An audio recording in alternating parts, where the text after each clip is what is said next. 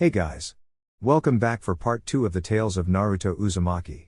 As always, I want to give a huge thanks to all of my Patreons. Making these videos would be impossible without you guys' support, especially given the limitations and restrictions YouTube imposes on my type of content.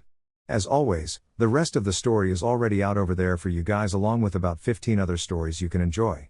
Also feel free to send me any messages over there if you have any questions or even if you just want to chat. Link to all of that will be in the description. Oh, and the next video I will be working on is the Instinctive Shinobi. Due to the contents of the following chapters, there are a few kinks and issues I need to sort and edit out before posting the next part on YouTube. Anyways, everyone, enjoy the video. Chapter 21, Naruto, Unleashed. Naruto charged at Gara and swiped his now claw-like hands, each fingernail being about 10 centimeters long across Gara's left shoulder, which caused the entire arm to fall off. It fell to the tree with a loud thud before Gara screamed.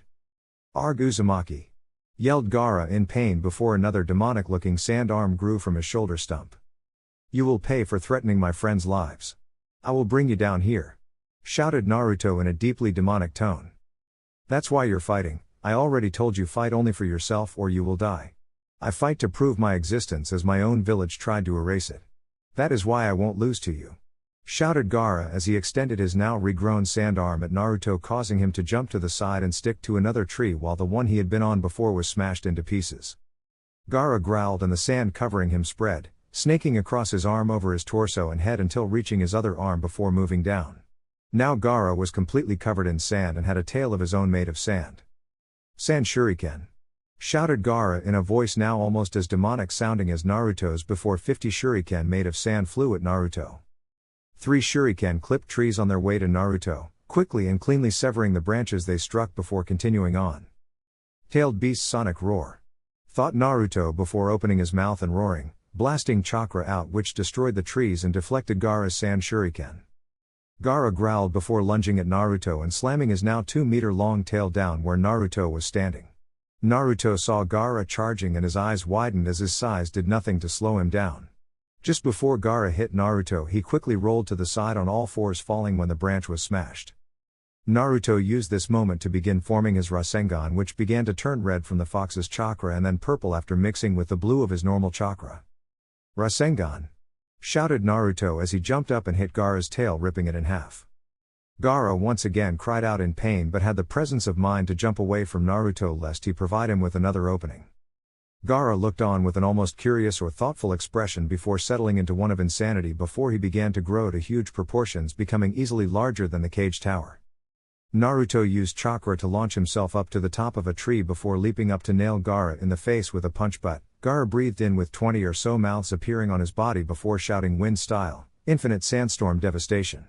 At which point all the mouths opened up and unleashed a chakra-coated sand cloud. Naruto was blown back, but the damage he took was almost instantly healed by the fox. Naruto then began to form 2 Rasengans in his hands assisted by the chakra shroud around him. He then used one of his tails to pull out a 3-pronged kunai which he threw behind Gara.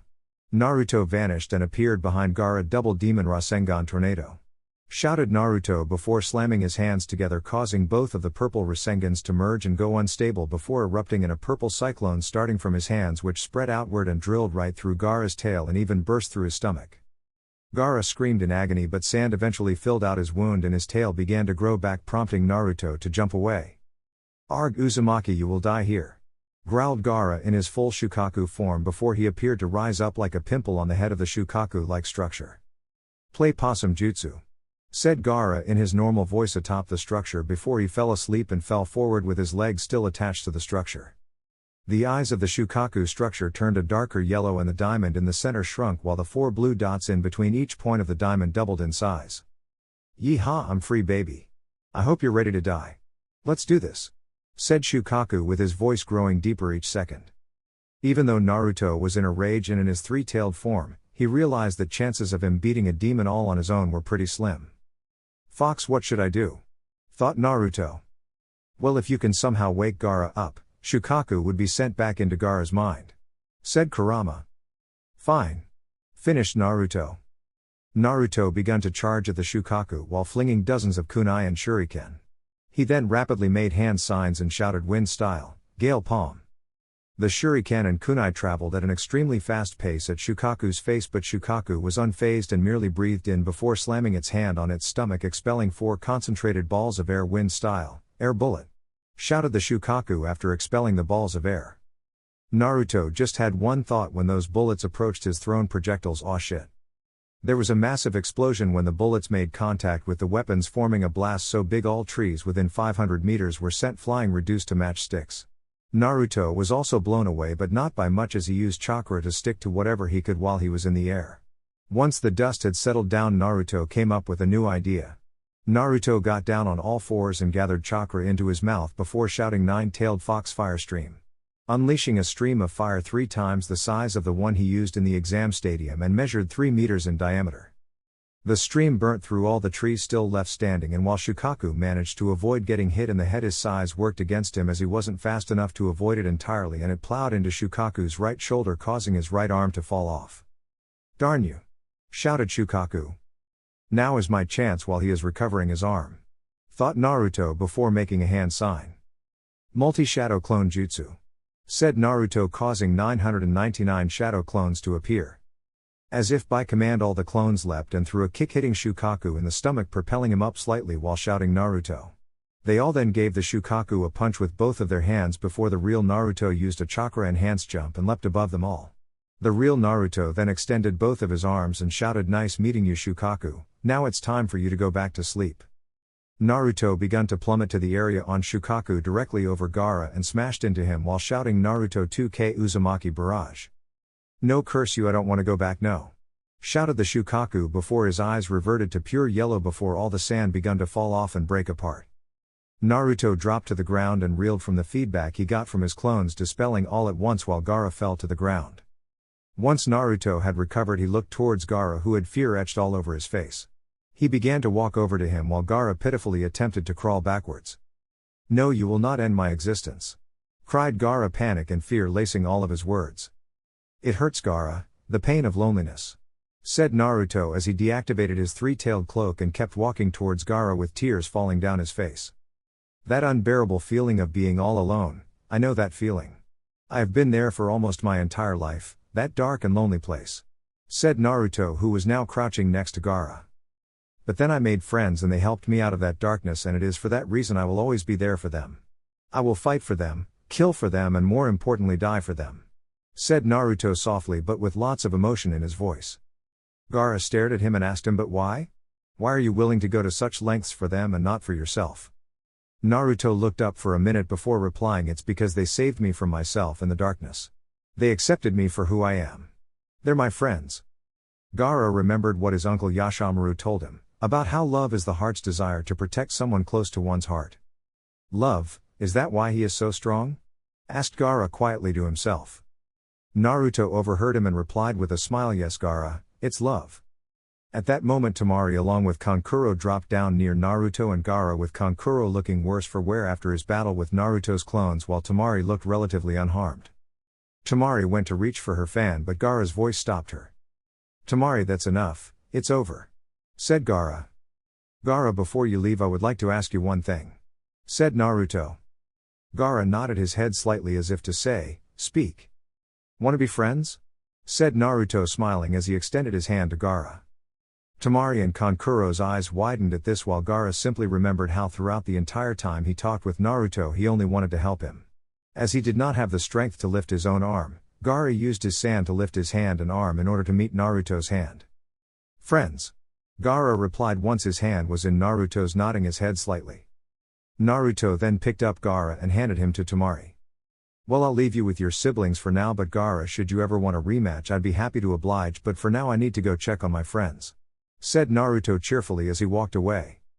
Gara gave a small, barely noticeable smile before he mumbled, "I'll keep that in mind," which caused Naruto, who had heard this, to grin, while Temari and Kankuro looked flabbergasted. Temari transferred Gara to Kankuro before they began to leap away. "Temari. Kankuro. I'm sorry," said Gara, stunning both of his siblings. It took a while, but Kankuro eventually replied, "It's okay, Gara," before they kept leaping away. Naruto meanwhile found Sasuke and Tenten, who were now waking up. "I hope you enjoyed your nap," said Naruto, grinning when they looked up to see him. Naruto, what happened? Asked Sasuke. Well, Gara got the drop on you guys and stuck you guys to the tree with sand which would slowly crush you guys until you died, which led me to proceed to beat the sand out of him, at which point he grew larger than the cage tower and caused massive explosions, destroying most of the trees remaining. Finally, after getting the drop on him after nailing him with an advanced form of the technique I used in the Chunin exams, I knocked him over the head and woke him up, at which point he conceded defeat, which caused you guys to be free of the sand and not be crushed to death on a tree. Said Naruto cheekily. Whatever, loser. Said Sasuke before he turned around. Thanks. Sasuke said before leaping back to the village. Naruto's jaw dropped at hearing Sasuke thank him and proceeded to pinch himself to make sure he wasn't dreaming, to the amusement of Tenten, before he shut his mouth and gave a huge grin. Naruto. Said Tenten, causing Naruto to turn towards here. Tenten quickly closed the distance and gave Naruto a peck on the cheek, which caused him to go red like a tomato. Tenten giggled at this reaction before she too began to leap off to the village. Naruto stayed there rooted in his spot for a minute, blushing like crazy before smiling an even bigger grin than when Sasuke thanked him and muttered, "You are welcome," before he too leapt off to the village. The next day, a mass funeral was held for everyone who died during the invasion, but the death that hit the hardest was that of the third Hokage, Hiruzen Sarutobi, who died fighting against Orochimaru, who had impersonated the fourth Kazekage. The whole village had halted its activities and proceeded to mourn the loss of their beloved Hokage and their close friends and family. Konohamaru was crying by the bucket load and clung to Iruka. One by one everyone walked up to the memorial and placed a white flower on it. After Naruto placed his flower, he returned near Iruka and Konohamaru and asked Iruka, "Why, Iruka-sensei? Why do they do it? Why do they risk their lives for other people?" Well, when someone passes away, it's the end. Their past and future, hopes and dreams all disappear with them, even if you die honorably in battle, as so many have, as Hayate did. Everything tying them to the living is severed, all but one, the most important one of all, people. Parents, siblings, friends, lovers, the people who are important to him, and these people, the ones left behind, are joined together through their memories of him. Those bonds only grow larger and stronger as time passes. It's hard to explain. Said Iruka. Naruto thought about what he heard before he spoke. "I get it, Iruka-sensei, and I," said Naruto as he looked around at all his friends and teachers before speaking again, would do the same thing. Naruto concluded. Eventually everyone left and went on with their activities for the day, unaware of what was coming next. On the boundaries of the village. "They survived, barely," said a cloaked figure wearing a conical straw hat with a bell attached to the right side of it. Another person, one about a head larger than the other, was standing next to the figure who had just spoken, who, in addition to wearing the same black cloak with red clouds on it, had a large bandaged mask strapped to his back, stood there and listened. "To think they were at the height of glory before and now they are reduced to this," said the first figure in a cool voice. "Don't tell me you still have feelings for your old village," said the second figure in an equally cool voice. The first looked up and revealed two fully matured Sharingan before replying. "No. None." Chapter 22, Itachi Uchiha. Naruto was at Ichiraku eating his fifth bowl of ramen while thinking over everything that had happened during the Chunin exams. "I wonder, if I told my friends I housed the Kyuubi, would they be afraid of me, or see me for what I am?" thought Naruto as he mechanically ate his meal. Ayame noticed Naruto was eating without his regular gusto and decided to mention something. "Naruto, what's wrong? You're not eating like you normally do?" asked Ayame. It took Naruto a while to respond as he was still deep in thought. "Oh, I was just thinking about some stuff," replied Naruto quietly. "Hey Ayame, if I told you I had a really big secret, one that would change the way you thought about me?" Naruto paused before continuing. "Well, do you think you would still see me as myself?" asked Naruto.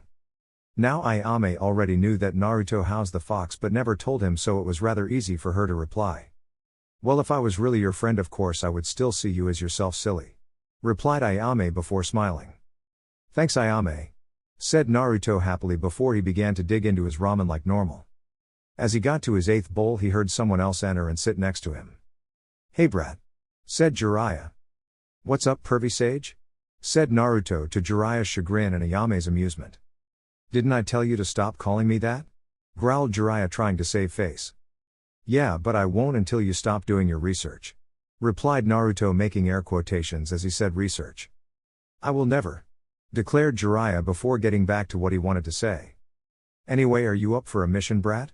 asked Jiraiya, already knowing the answer. "Sure. said Naruto before becoming pensive again. What's wrong, kid? asked Jiraiya. Oh, nothing, I'm just thinking about things, said Naruto apprehensive again. After a while Naruto spoke up. So what's this mission? Asked Naruto mildly curious. You and I are going to track down my old teammate, Tsunade, said Jiraiya. What, that's it? No, thanks, then I need to get stronger, said Naruto. What can I offer him? Darn, I should have held out on the Rasengan, thought Jiraiya. Well, I could teach you Fuin Jutsu, you know, the thing that the fourth used to seal the fox in you, said Jiraiya. At this Naruto shot up like a bullet. You can teach me that? Asked Naruto with stars in his eyes. Of course, after all I was his teacher, said Jiraiya puffing out his chest a little. Deal, pervy sage, said Naruto before finishing his ramen and bolting out of the shop heading home. Well, that was easy, thought Jiraiya. Kyuubi chuckled before handing a slip of paper to Jiraiya. Huh, what's this? Asked Jiraiya. The bill, replied Kyuubi before laughing. Jiraiya looked down and his eyes bulged and almost fell out of his sockets. Naruto oh, shouted Jiraiya. Later near the gate. All right, I'm ready, said Naruto with a small backpack containing what ramen, ink and sealing paper he had. Okay, let's head out then, said Jiraiya as they begun to walk away. In the village, Kakashi was standing outside a tea shop after his interest had been grabbed by two men in black cloaks with red clouds. Kakashi had just finished talking to Asuma and Kurenai, who he had been teasing, suggesting they were on a date. Hey Kakashi, you said you wanted to see me, said Sasuke as he walked up to Kakashi's position. The shorter of the men stiffened as he heard this, causing Kakashi to take notice and confirm his suspicion. Oh yes Sasuke, I have a new technique I wanted to show you, but something has come up at the moment. Don't worry, however, we can just do this later. Come to the usual training ground in 3 hours at noon, said Kakashi before he turned back to look at the men in the tea shop but noticed they were gone. Asuma and Kurenai disappeared while Kakashi gave Sasuke a small wave before vanishing with a body flicker. Near the outskirts of the village, Kakashi arrived to find Itachi Uchiha, the one person who murdered his entire clan in a night, leaving only Sasuke alive, standing behind Kurenai, who was squatting down holding her stomach, while Kisame Hoshigaki, ex-member of the Seven Swordsmen, was slashing at Asuma with his sword, shark skin partially covered by bandages with the tip of the blade free. Kisame made hand signs before calling water style, water shark bomb jutsu. A wave of water rose up and launched a glob of water at Asuma, but it was blocked by the exact same attack. Well, I told you guys to deal with them, but I guess you guys needed a little help, said Kakashi as he arrived behind Itachi while his clone stopped Kisame's attack. Itachi felt a kunai pressed against his chest before saying monotonously, shadow clone explosion. Chakra began to build up in the clone, causing Kakashi's eyes to widen before he quickly grabbed Kurenai and jumped to where his clone was. The real Itachi appeared next to Kisame. Why are you here? Asked Kakashi. Oh, just came by to visit, among other things, replied Itachi coolly. You are here for Naruto, aren't you? Said Kakashi, which caused Itachi to raise an eyebrow. Kakashi seems at ease. That must mean either Naruto isn't in the village or he believes he can beat me. Most likely the former, thought Itachi. Itachi quickly changed his eyes to turn into the Mangekyo Sharingan. Asuma, Kurenai, close your eyes now, commanded Kakashi. Whatever you do, don't look into his eyes, with them he can create powerful illusions which only the Sharingan can combat. Admirable Kakashi, trying to protect your fellow Jounin, however you appear to have overestimated your skills, Tsukuyomi, he called as he looked into Kakashi's Sharingan eye. The area seemed to morph and now featured a red moon which cast a red light throughout the illusion with a cloudy atmosphere, giving the background a blood-red appearance. Kakashi looked at himself and realized he was now depicted in an inverted gray scale. This is the world of Tsukuyomi, and here you are at my mercy, and it will remain that way, said Itachi, who upon finishing his sentence caused Kakashi to be tied to a 3-point crucifix. Itachi then stabbed Kakashi with his blade, going right through him. After this 5 more Itachi replicas appeared and did this again. We will be here for 3 days, said Itachi as the clones finished stabbing him. The scene reverted to the beginning and Itachi said only 71 hours 59 minutes and 59 seconds to go.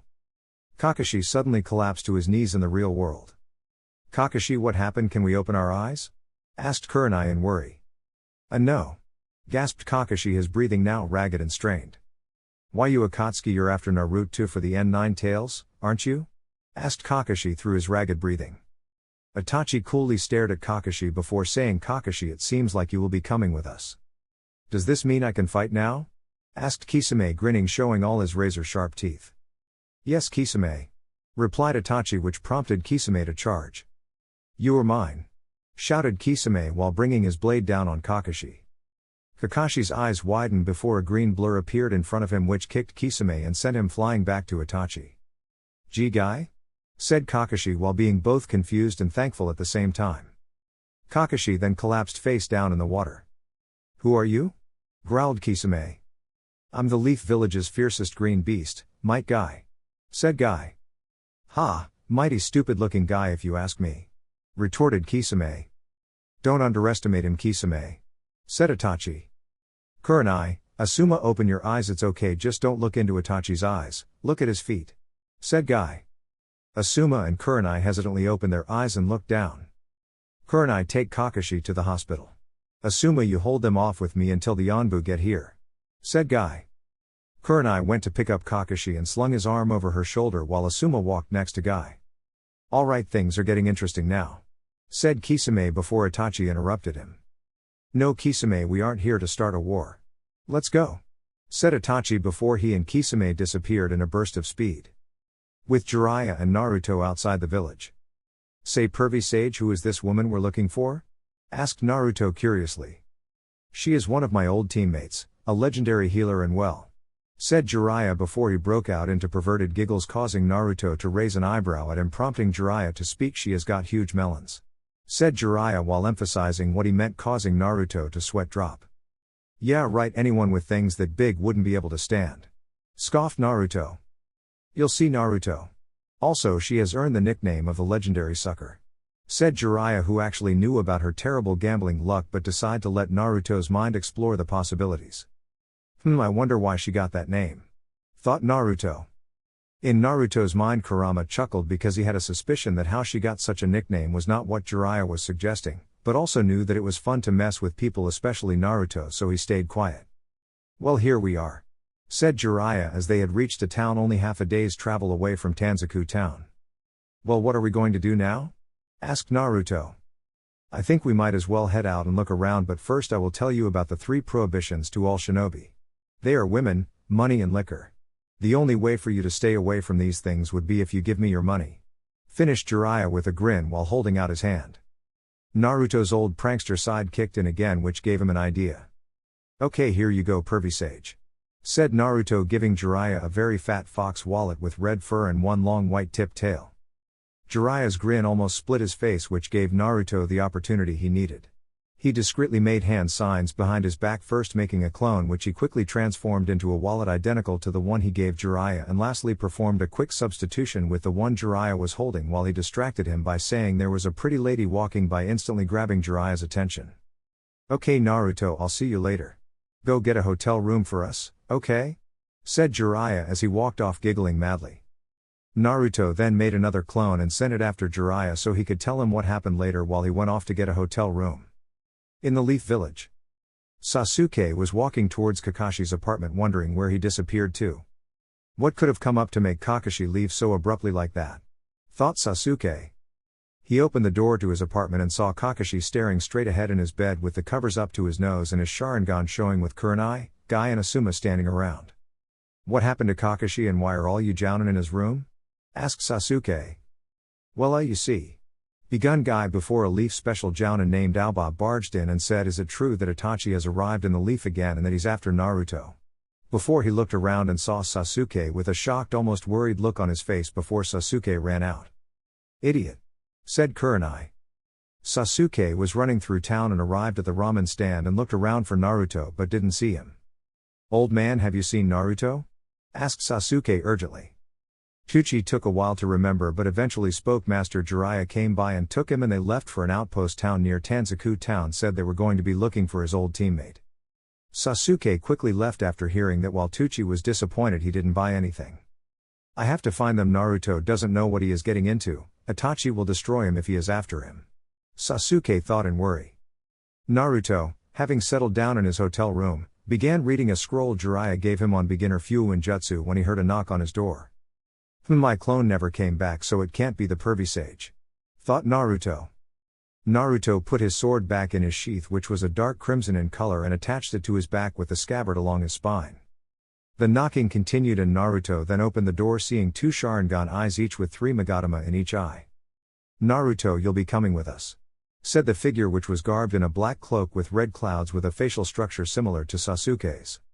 "Well, from what I heard from Sasuke, you don't look to be a mad killer at all. In fact, I hardly sense any emotion from you at all, although you appear to have regret buried deep inside you," said Naruto calmly, while Kisame widened his eyes slightly, whereas Itachi simply blinked.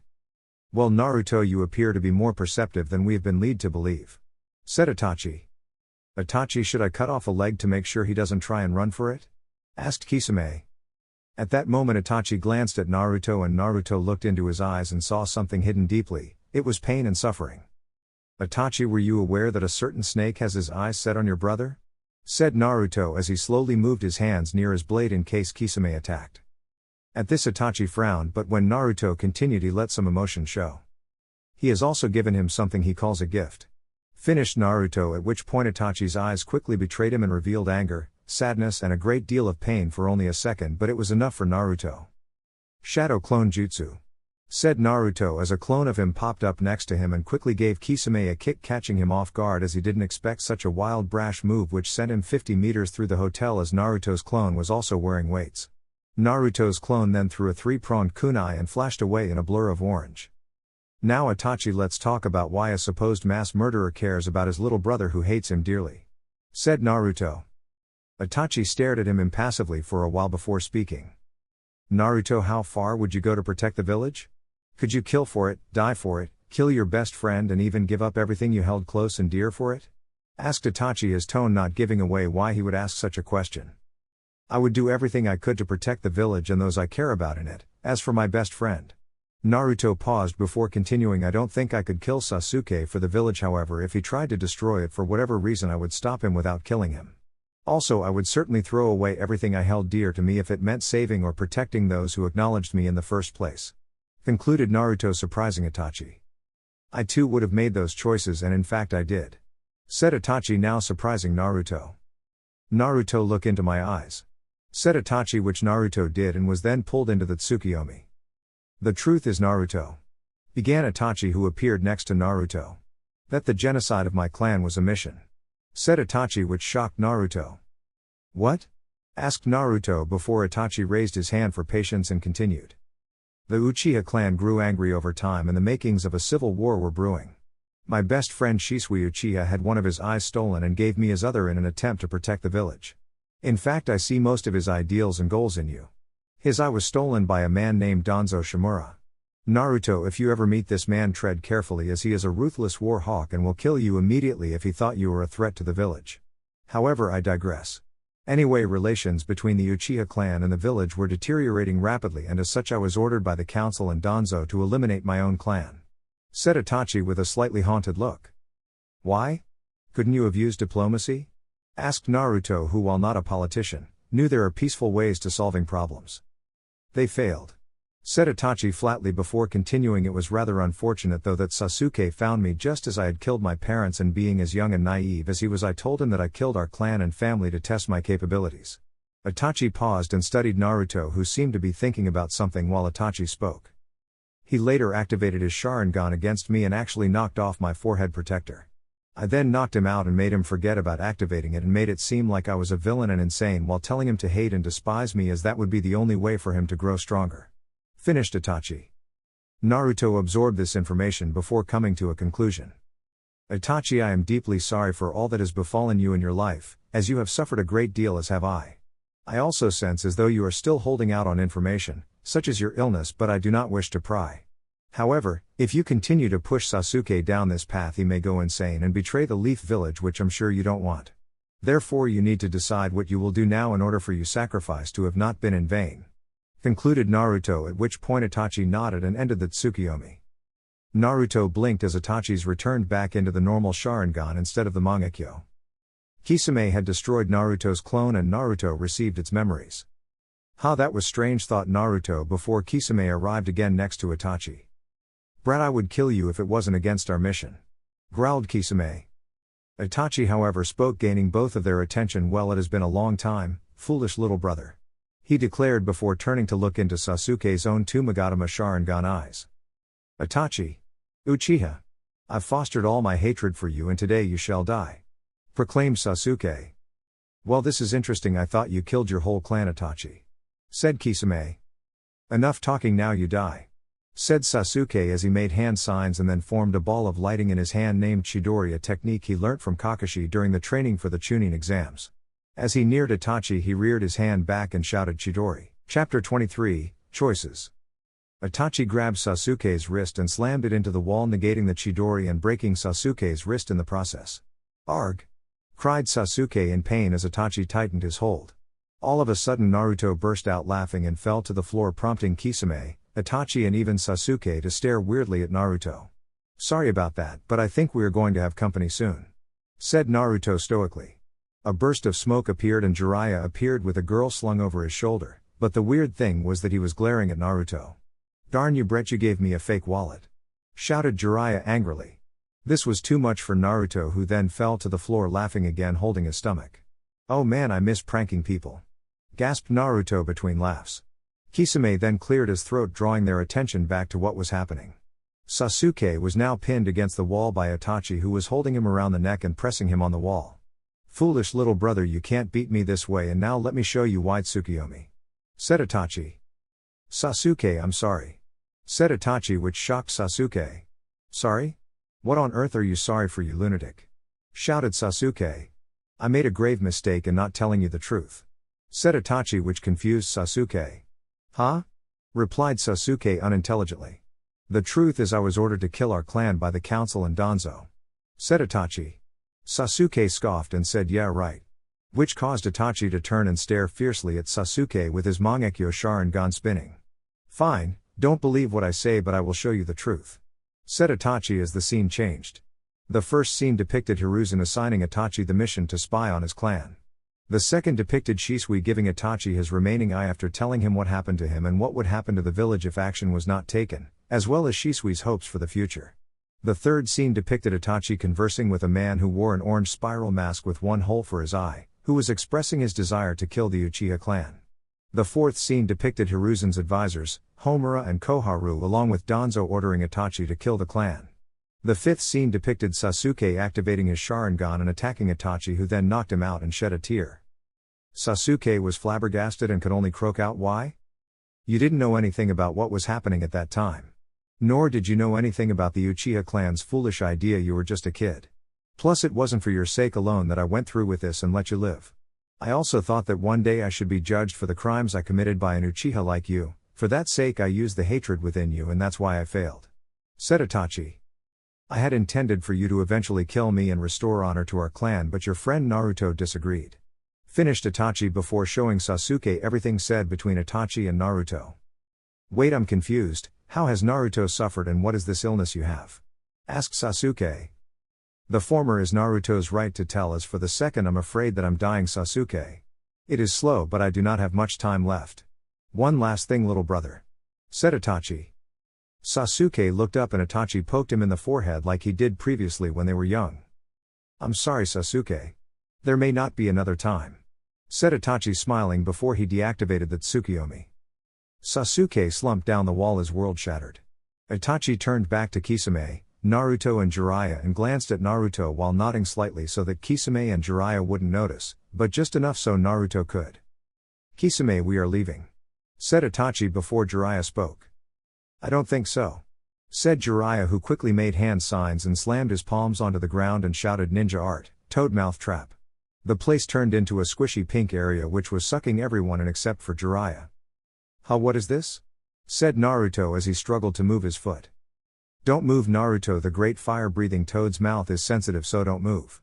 Said Jiraiya, who pressed his hands down deeper, which caused two tendrils of esophageal lining to charge at Kisame and Itachi. Itachi started running and Kisame slashed the two tendrils before following. Ha, you can't escape. Said Jiraiya, who sunk his hands in deeper, causing more tendrils to charge. Itachi and Kisame were approaching a window, but the tendrils were gaining on them. Itachi took a moment to focus and then opened his right eye. Amaterasu. Shouted Itachi, and black flames burnt through the esophageal lining and the window through which Kisame and Itachi escaped from. I don't believe it. said Jiraiya as he looked at the black flames. To be able to burn through the fire toad. This is no ordinary fire. Sasuke's body came back out of the esophageal tissue and plopped onto the ground. Jiraiya proceeded to seal up the fire while Naruto walked over to Sasuke. Sasuke, are you alright? Asked Naruto in a level tone. Sasuke stared off into space for a while before answering quietly in no Naruto.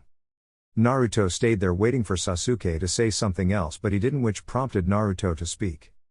Sasuke, believe me, I will find a way to help your brother, said Naruto. Sasuke's neck almost snapped at the speed he raised his head up to look at Naruto and saw only unwavering determination in his eyes. Thanks, Naruto, said Sasuke, show a rare smile. Naruto nodded before Jiraiya walked over. Well, Uchiha, this is a surprise. I expected you to be incapacitated after what Itachi put you through, said Jiraiya cheerfully. Sasuke glared at Jiraiya as he was, in a way, bad-mouthing his brother. Actually, pervy sage, begun Naruto before he filled Jiraiya in on what the situation was, with Sasuke also backing him up with what he was told. Stupid Danzo and arrogant Uchihas.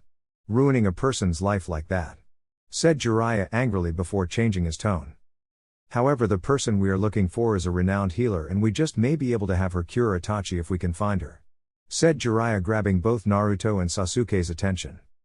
Are you sure your teammate can help Itachi, Jiraiya?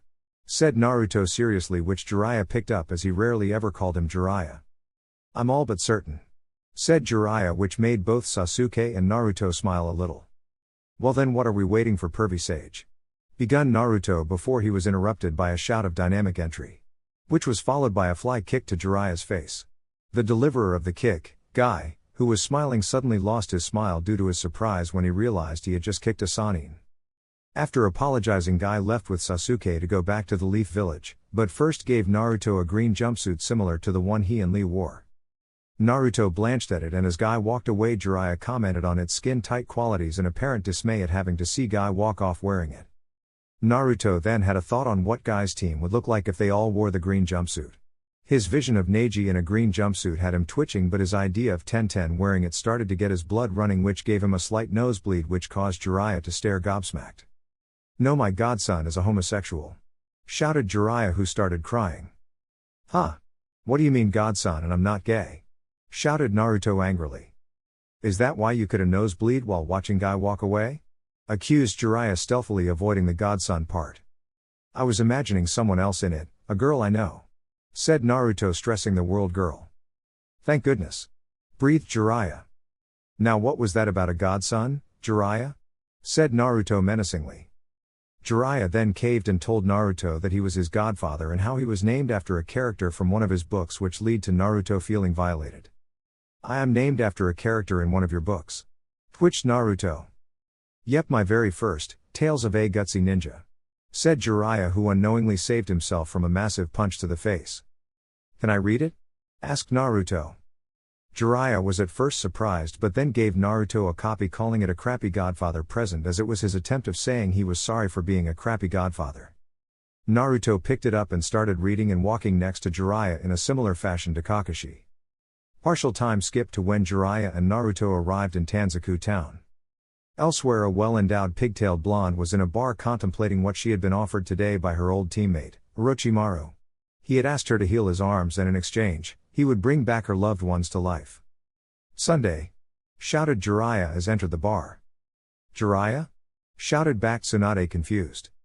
Finally, I've been looking all over for you, said Jiraiya as he slid into Tsunade's booth with Naruto following suit, never lifting his eyes from the book. Naruto promptly ignored the conversation between Tsunade and Jiraiya as he was immersed in his book, but something that was said brought him out of it. Hokage is a fool's job and only an idiot would want to be one, said Tsunade. Jiraiya looked over and saw Naruto had closed his book for the first time since he got it, and his bangs were now overshadowing his eyes, making Jiraiya feel uneasy. Hey lady, mind repeating what you just said? Asked Naruto in an eerily quiet and calm tone. Tsunade, as if noticing the boy for the first time, turned to look at him. The Nine-Tails brat? Thought Tsunade, puzzled. Hey Jiraiya, who is this pipsqueak? He is nothing like your old apprentice, said Tsunade. Naruto stood up, his bangs still overshadowing his eyes, and slammed his fist through the table and left a fist-sized hole when he pulled his hand out of it. Answer the question, lady, shouted Naruto as he glared at Tsunade with rage in his eyes. Tsunade remained calm and spoke. I said the Hokage is a fool's job, and so were all of them, especially Sensei and the fourth.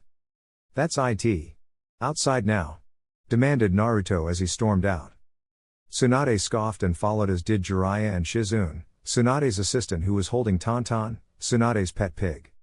Outside. Hey brat, why are you so touchy about the Hokage anyway? Asked Tsunade. It's because unlike you my dream is to become the Hokage so I can protect all those who are precious to me as well as the village. Said Naruto. Tsunade saw the spirit and dreams of her brother and lover in Naruto and became upset before becoming angry. Hey, a brat like you will never become Hokage, in fact I will only need this one finger to beat you into the ground. Said Tsunade cockily. Tsunade, a word of warning, don't underestimate him. Said Jiraiya seriously. Hey Jiraiya, I didn't know you were becoming weak in your old age. Replied Tsunade. Fine, if you're done talking grandma, let's do this. Said Naruto as he settled into his stance. Tsunade grew a tick mark at the grandma crack but was surprised he settled into a stance as she had pegged him as the charge and blindly type. Grr you brat. Growled Tsunade as she charged at Naruto. She poked Naruto but he merely vanished into a puff of smoke. When did he make a clone and how can he make shadow clones? Pondered Tsunade. Hey, you are pathetic, even pervy sage wouldn't have fallen for that. I guess your special transformation doesn't help you retain your skills, granny. Said Naruto as he jumped down from a building near where Tsunade was before her charge. Now let me show you what a brat can really do. Said Naruto as he formed twin Rasengans. Tsunade was shocked at seeing this brat using two Rasengans and quickly slammed her finger into the ground, splitting it, causing the Naruto to dispel. Brat, why don't you fight me? Are these clones a way of you showing your cowardice? Mocked Tsunade but shivered after saying it. Naruto had a three-pronged kunai to the front of her throat. Actually, it's because you are stupidly underestimating me, which in the real world would have just got you killed. Said Naruto in a dead cold tone, which made Tsunade shiver again. Also keep in mind that I only used 3 techniques against you and didn't even have to use my tenant's chakra, so remember, don't you dare badmouth the Hokage in front of me or next time you will pay. Whispered Naruto into her ear, frightening her even if he was only around 15 years old. Naruto took his kunai off her throat and begun to walk back to Jiraiya when Tsunade spoke. What was the third technique you used? Asked Tsunade, only remembering 2, namely Rasengan and Shadow Clone Jutsu. This. Said Naruto as he threw the 3-pronged kunai he was holding near Jiraiya before he flashed to the very spot in a blur of orange. Tsunade and Shizune were gobsmacked while Jiraiya merely chuckled. Tsunade began to get annoyed that she was beaten so easily, so she tried to turn things into her favor. Hey kid. Said Tsunade, which caused Naruto to turn his neck a little to look at her. I heard that the Rasengan is an incomplete jutsu and that you're learning sealing techniques from Jiraiya. Said Tsunade, at which Naruto nodded. Well, how about a bet? If you can create one original sealing technique and finish the Rasengan by the end of the week, I will come back with you and heal you, sensei and friend, and even become Hokage. Why not? I'll also throw in my necklace. However, if you lose, I get all of the money and Foxy on your belt over there. Said Tsunade, pointing to his fox wallet. Deal, lady. Said Naruto before he threw a 3-pronged kunai near a deserted field surrounded by trees and disappeared in the signature orange flash. Tsunade, that was a terrible bet, but at least now I don't have to worry because you will be coming back to the village for sure. Chuckled Jiraiya. Why is that? Asked Tsunade with narrowed eyes. Well, he learnt Rasengan in 4 days and said he would have it completed 10 days after the Chunin exams. This is day 7. Also, he is a natural at the sealing techniques I've showed him so far. After all, it's practically in his blood. So like I said, you will be coming back for sure. Finished Jiraiya before walking back into the bar. 5 days later. Naruto had just woken up, having passed out the day before due to the seal he created as using it the first time unexpectedly drained him of his chakra. Naruto walked back to the hotel he and Jiraiya were supposed to be staying at, but instead of Jiraiya, he saw Shizune passed out on the floor. Shizune, it's time to wake up. Said Naruto, nudging Shizune. Shizune blinked before shooting up and grabbed Naruto's arms. What time is it? What day is it? Shouted Shizune frantically. It's Friday morning. Said Naruto, quite surprised at Shizune's attitude. Oh no, we have to hurry. Began Shizune before opening the window and sticking her head out before quickly pulling it back in to avoid a kunai. Huff Shizune, huff, where is Tsunade? Croaked out an exhausted-looking Jiraiya. Jiraiya then filled Naruto and Shizune in on Tsunade drugging him and Shizune explaining about the deal with Orochimaru. Grrr, she better decline or she will wish I had killed her 5 days ago. Growled Naruto with his eyes turning into red slits. Naruto, Jiraiya and Shizune arrived at the meeting point to see it smashed to pieces. Good choice, Granny. Thought Naruto, who now allowed his eyes to turn blue again. A loud explosion was heard in the distance. Come on, the fight must be still going on. Shouted Jiraiya as he leapt away with Shizune and Naruto following behind. With Tsunade. I previously had the utmost respect for you, with you being a medical ninja like me, but now I can see you are only a shell of what you once were and are now, nothing but a weak, defenseless woman. Die! Shouted Kabuto as he aimed a chakra scalpel at Tsunade's neck but jumped back when a cloud of smoke appeared in front of him. Well, Kabuto, it looks like my suspicion was correct, you are a spy. Said Naruto. Well, Naruto, I didn't expect to see you here. Said Kabuto. Tell me, were you the one who beat up the old lady back here? Said Naruto, inclining his head back to indicate Tsunade. Yes. Said Kabuto happily. How dare you? Only I can do that. Said Naruto, causing everyone, even Orochimaru, to sweat drop. I'm okay. Said Kabuto, clearly confused. As for you, Orochimaru. Shouted Naruto as his first tail emerged. You will die. The abrupt and intense killing intent and bloodlust Naruto created shocked Tsunade out of her blood-induced fear and caused her to look up. What is going on? Asked Tsunade. Well, I'm guessing Lord Orochimaru's murder of the third had quite an effect on Naruto. Although I guess that is understandable when one of the only 3 people who cared about you for 13 years of your life dies. Said Kabuto as he pushed his glasses up. Die! Shouted Naruto as he lunged at Orochimaru. Orochimaru dodged the claw swipe and kicked Naruto in the side, pushing him off the snake Orochimaru was standing on. Naruto's anger was rising and the second tail emerged. Curse you, Orochimaru! Shouted Naruto as he drew his sword and channeled fire and wind chakra into his sword. Naruto then jumped and aimed his sword above Orochimaru and came down with a downward thrust in an attempt to bisect him, but Orochimaru jumped off the snake, which promptly collapsed as Naruto came down and stabbed it in the head, splitting it in half and partially cooking it. Rare, just die! Shouted Naruto as the third tail appeared. Naruto then began to form 2 Rasengans in his hands, assisted by the chakra shroud around him. He then used one of his tails to pull out a 3-pronged kunai which he threw near Orochimaru. Naruto vanished and appeared in front of Orochimaru with murder in his eyes. Double Demon Rasengan Tornado! Shouted Naruto before slamming his hands together, causing both of the purple Rasengans to merge and go unstable before erupting in a purple cyclone starting from his hands, which spread outward and drilled right through Orochimaru. Naruto then released all of his demonic chakra, thinking he killed Orochimaru. Very impressive, Naruto, but I'm afraid your mindless behavior will get Tsunade killed. Said Orochimaru, who emerged from a dust cloud untouched by Naruto's attack. Naruto then threw 5 kunai and shouted wind style, Gale Palm, which sped up the kunai which ripped through Orochimaru. Like I said. Said Orochimaru as he dissolved into mud. No, Granny. Thought Naruto, who quickly looked around for Tsunade. Shizune was fighting Kabuto while Tsunade was healing Jiraiya to get rid of the drug she gave him the night before, which restricted his chakra. Orochimaru then appeared behind Tsunade with his grass-long sword sticking out of his tongue, which he then swung directly behind Tsunade in an attempt to behead her. There was a huge spatter of blood. Tsunade screamed. Naruto was bleeding with a deep gash across his chest. Well, I thought you were going to kill me, however it seems as though the reverse has happened, wouldn't you say, Naruto? Said Orochimaru mockingly. We'll see. Also, Granny, prepare to pay up on our bet. Said Naruto before he kicked Orochimaru onto a seal array 10 meters in diameter, which his clones had been making ever since the start of the battle. Sealing Jutsu, complete chakra nullification seal. Said Naruto as he slammed both his hands with his wrists together, both palms facing downwards onto the outside of the seal.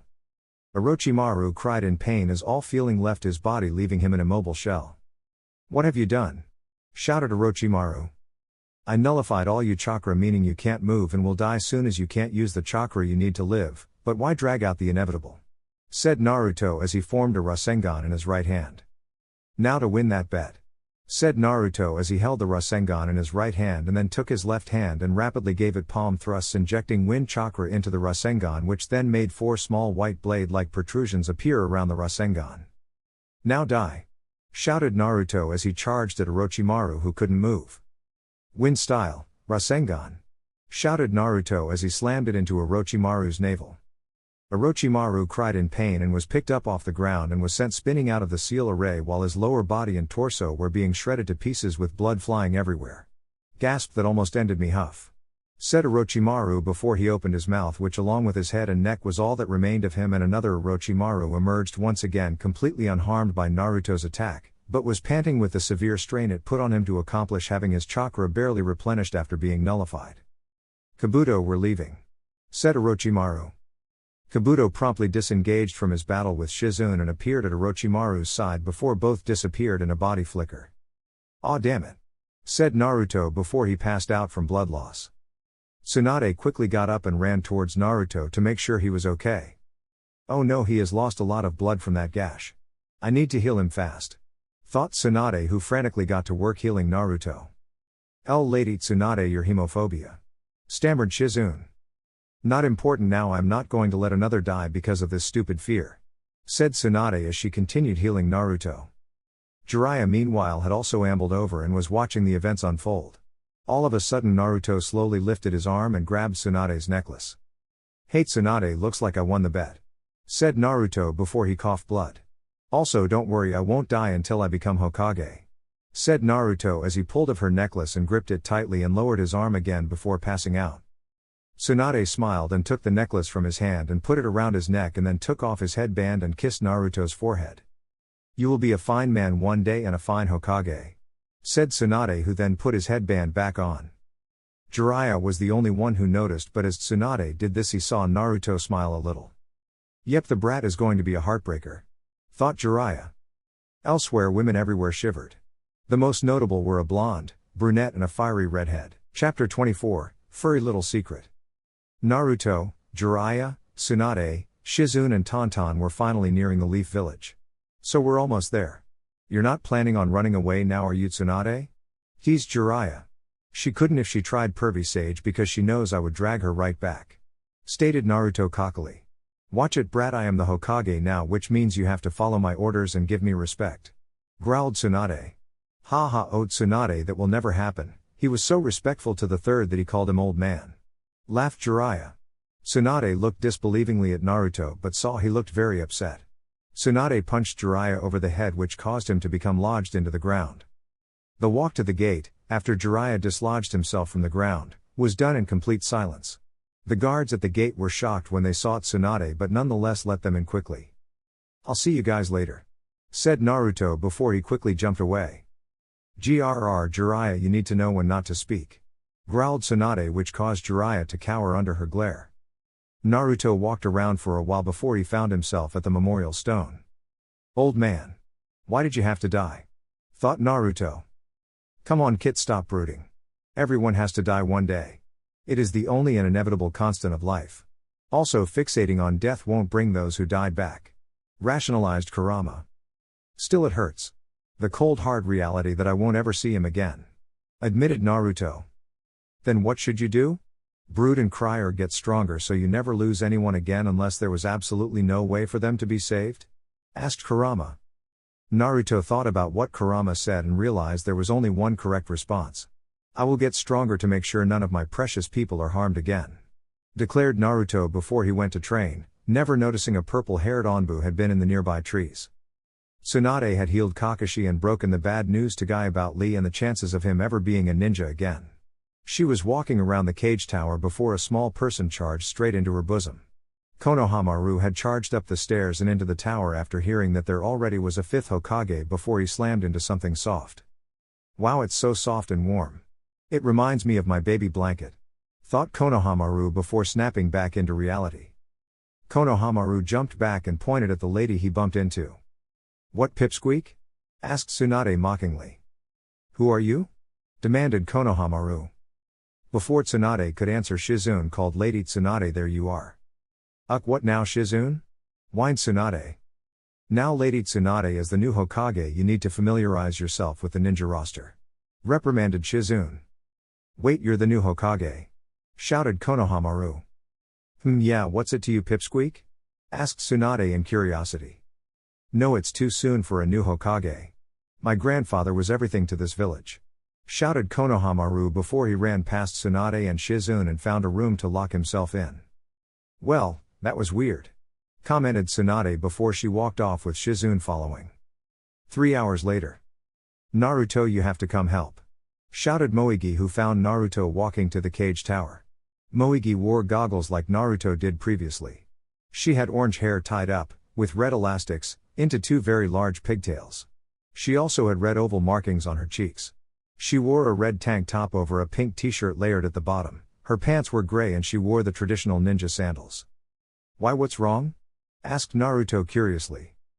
Konohamaru has locked himself inside the cage tower, said Moegi. Don't worry, leave it to me, said Naruto. With Konohamaru.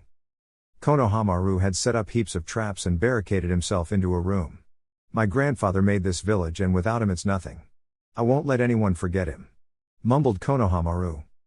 Hey Konohamaru, open up in there, shouted Naruto. Go away, shouted Konohamaru. Sigh, I guess if you won't come out I'll just have to come in, said Naruto. Just try it.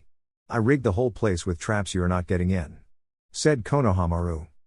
Sai transform, said Naruto lazily as he turned into a tiny white mouse. Mouse Naruto crawled under the gap in the door and warily looked around. He noticed a lot of ninja wire and a few explosive tags. Was he trying to kill himself? Wondered Naruto.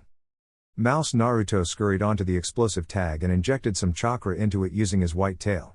He then jumped onto a wire and unhooked it from where it was tied without breaking it, so all the stuff that would have fallen remained where it was while the trap was deactivated. Lastly, he jumped onto another wire nearby which had kunai attached to it. He quickly bit the wire, causing all the kunai to fall. Konohamaru was startled by the kunai falling and then by the puff of smoke. Game over, Konohamaru, said Naruto as he released the transformation. Man, mice have it hard, thought Naruto.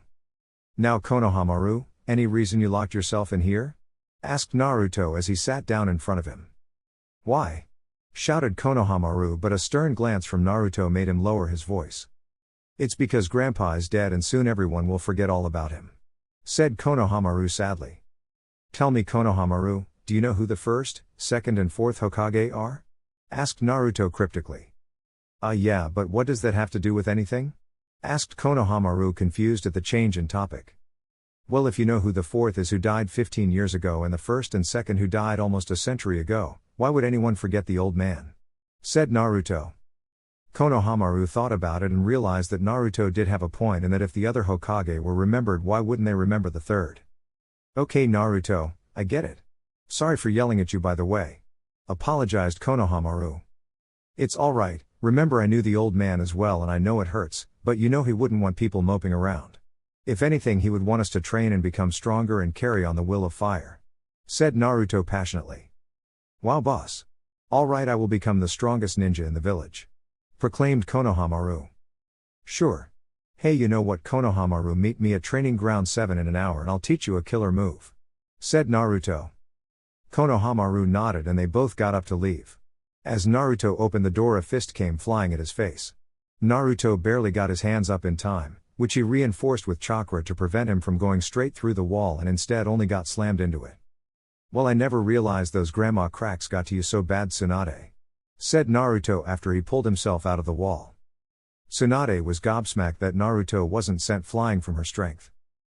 How did you survive that? Asked Tsunade. Ah, you wound me, grandma, didn't I say underestimating me would get you killed one day? Mocked Naruto. Tsunade growled and ran straight at Naruto with her fist raised before abruptly stopping, grabbing a medical book to her right and leaving, which shocked Naruto. Damn, she tricked me, shouted Naruto, which prompted Tsunade, who was still in the hallway and within hearing distance, to laugh. Naruto, after starting Konohamaru on the first stage of the Rasengan, was now going around trying to find the hidden leaf 12 as he decided to tell them that he housed the Kyuubi. Are you sure they will be able to handle it, Kit? Asked Kurama. Well, I've been surprised before by people, and these guys are my friends and teammates, so I guess they should be able to handle it. I hope, thought Naruto uncertainly. Naruto had tracked down all of them and asked them to meet him at training ground 7. They all arrived after a while and looked around confused at seeing each other before Naruto dropped down from a tree. Hey guys, thanks for coming, started Naruto uncertainly. Hey, what are we doing here, Naruto? After you asked me to come to a training ground, I thought you wanted a spar. I guess that isn't the case, said Kiba. Well, yeah, it's not for a spar. said Naruto, which prompted Lee to groan as he had similar thoughts to Kiba. Okay, but first, before I tell you guys what I want to say, I have something to show you, said Naruto as he pulled out a kunai and a sealing scroll. What am I holding? asked Naruto, which caused everyone to stare at him. After a while of confused staring, Lee responded, you are holding a kunai and a scroll. True, now if I do this, said Naruto as he sealed the kunai into the scroll, which he then picked up again. What is it now? It is a scroll with a kunai inside, responded Tenten, unsure of what he was getting at. Has the scroll become the kunai? asked Naruto. Troublesome, said Shikamaru as he had an idea of what Naruto was going to tell them. We're not stupid, Naruto, we know it's still just a scroll, replied Ino, getting annoyed. Naruto chuckled to himself and thought if only the rest of the village realized that. Okay then. Now that you all got that, I will move on to why I called you here, said Naruto. Shikamaru yawned and decided to sit down against a tree and close his eyes. Wake up, Shikamaru, shouted Ino. Sighed troublesome blonde woman, I already know what he is going to say, said Shikamaru, prompting raised eyebrows from the Jinan and an understanding glance from Naruto. Well? Prompted Naruto. You are still Naruto, said Shikamaru, which caused Naruto to smile. Huh? Said Sakura, who had no idea what was going on. Neji, do you remember what you saw in the forest? Specifically when the sound team attacked us? Asked Naruto, ignoring Sakura's unintelligent response. Yes, Uchiha had demonic purple wisps of chakra while you had demonic red wisps, said Neji. Very astute, replied Naruto, which caused many to gape in disbelief at his using of the word astute. Lastly, do you all know the story of the nine-tailed fox?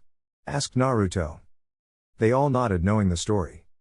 Sure, the fourth used a jutsu which he used to kill the nine-tailed fox in exchange for his life, said Choji, which prompted many to nod, but Naruto didn't. Well, not exactly, said Naruto. Huh?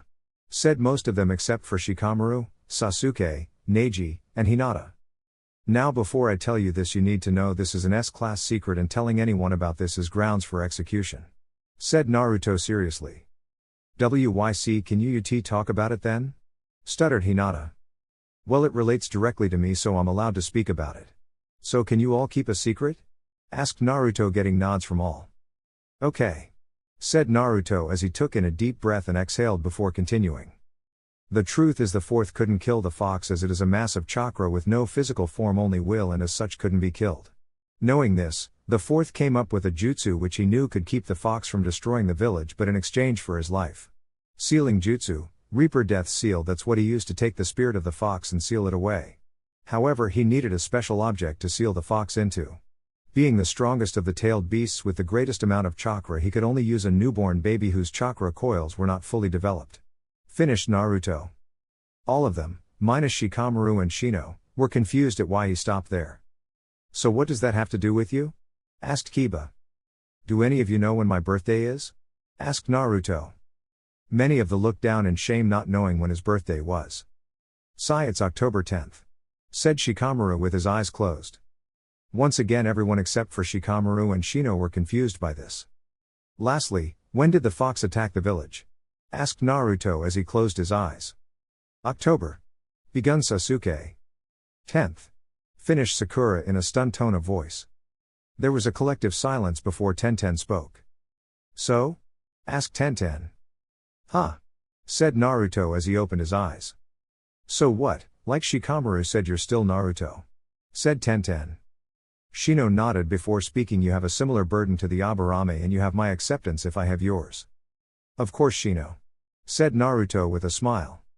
You were cursed with a seal like me and didn't let it define you. You truly are the greater man, Naruto. Said Neji. I guess this explains why you are so strong. Said Sasuke. Well, actually the fox doesn't help me with. Begun Naruto before Sasuke cut him off. No, I meant mentally. You had the worst odds from the very beginning and never let it consume you. You stayed sane and didn't embrace the darkness even though you were thrown into it. Instead you conquered it and became stronger. Explained Sasuke. Thanks, Sasuke. Said Naruto with a heartfelt smile. So none of you have a problem with this? Asked Naruto. No, Naruto, it would be most unyouthful to blame someone for something they had no control over.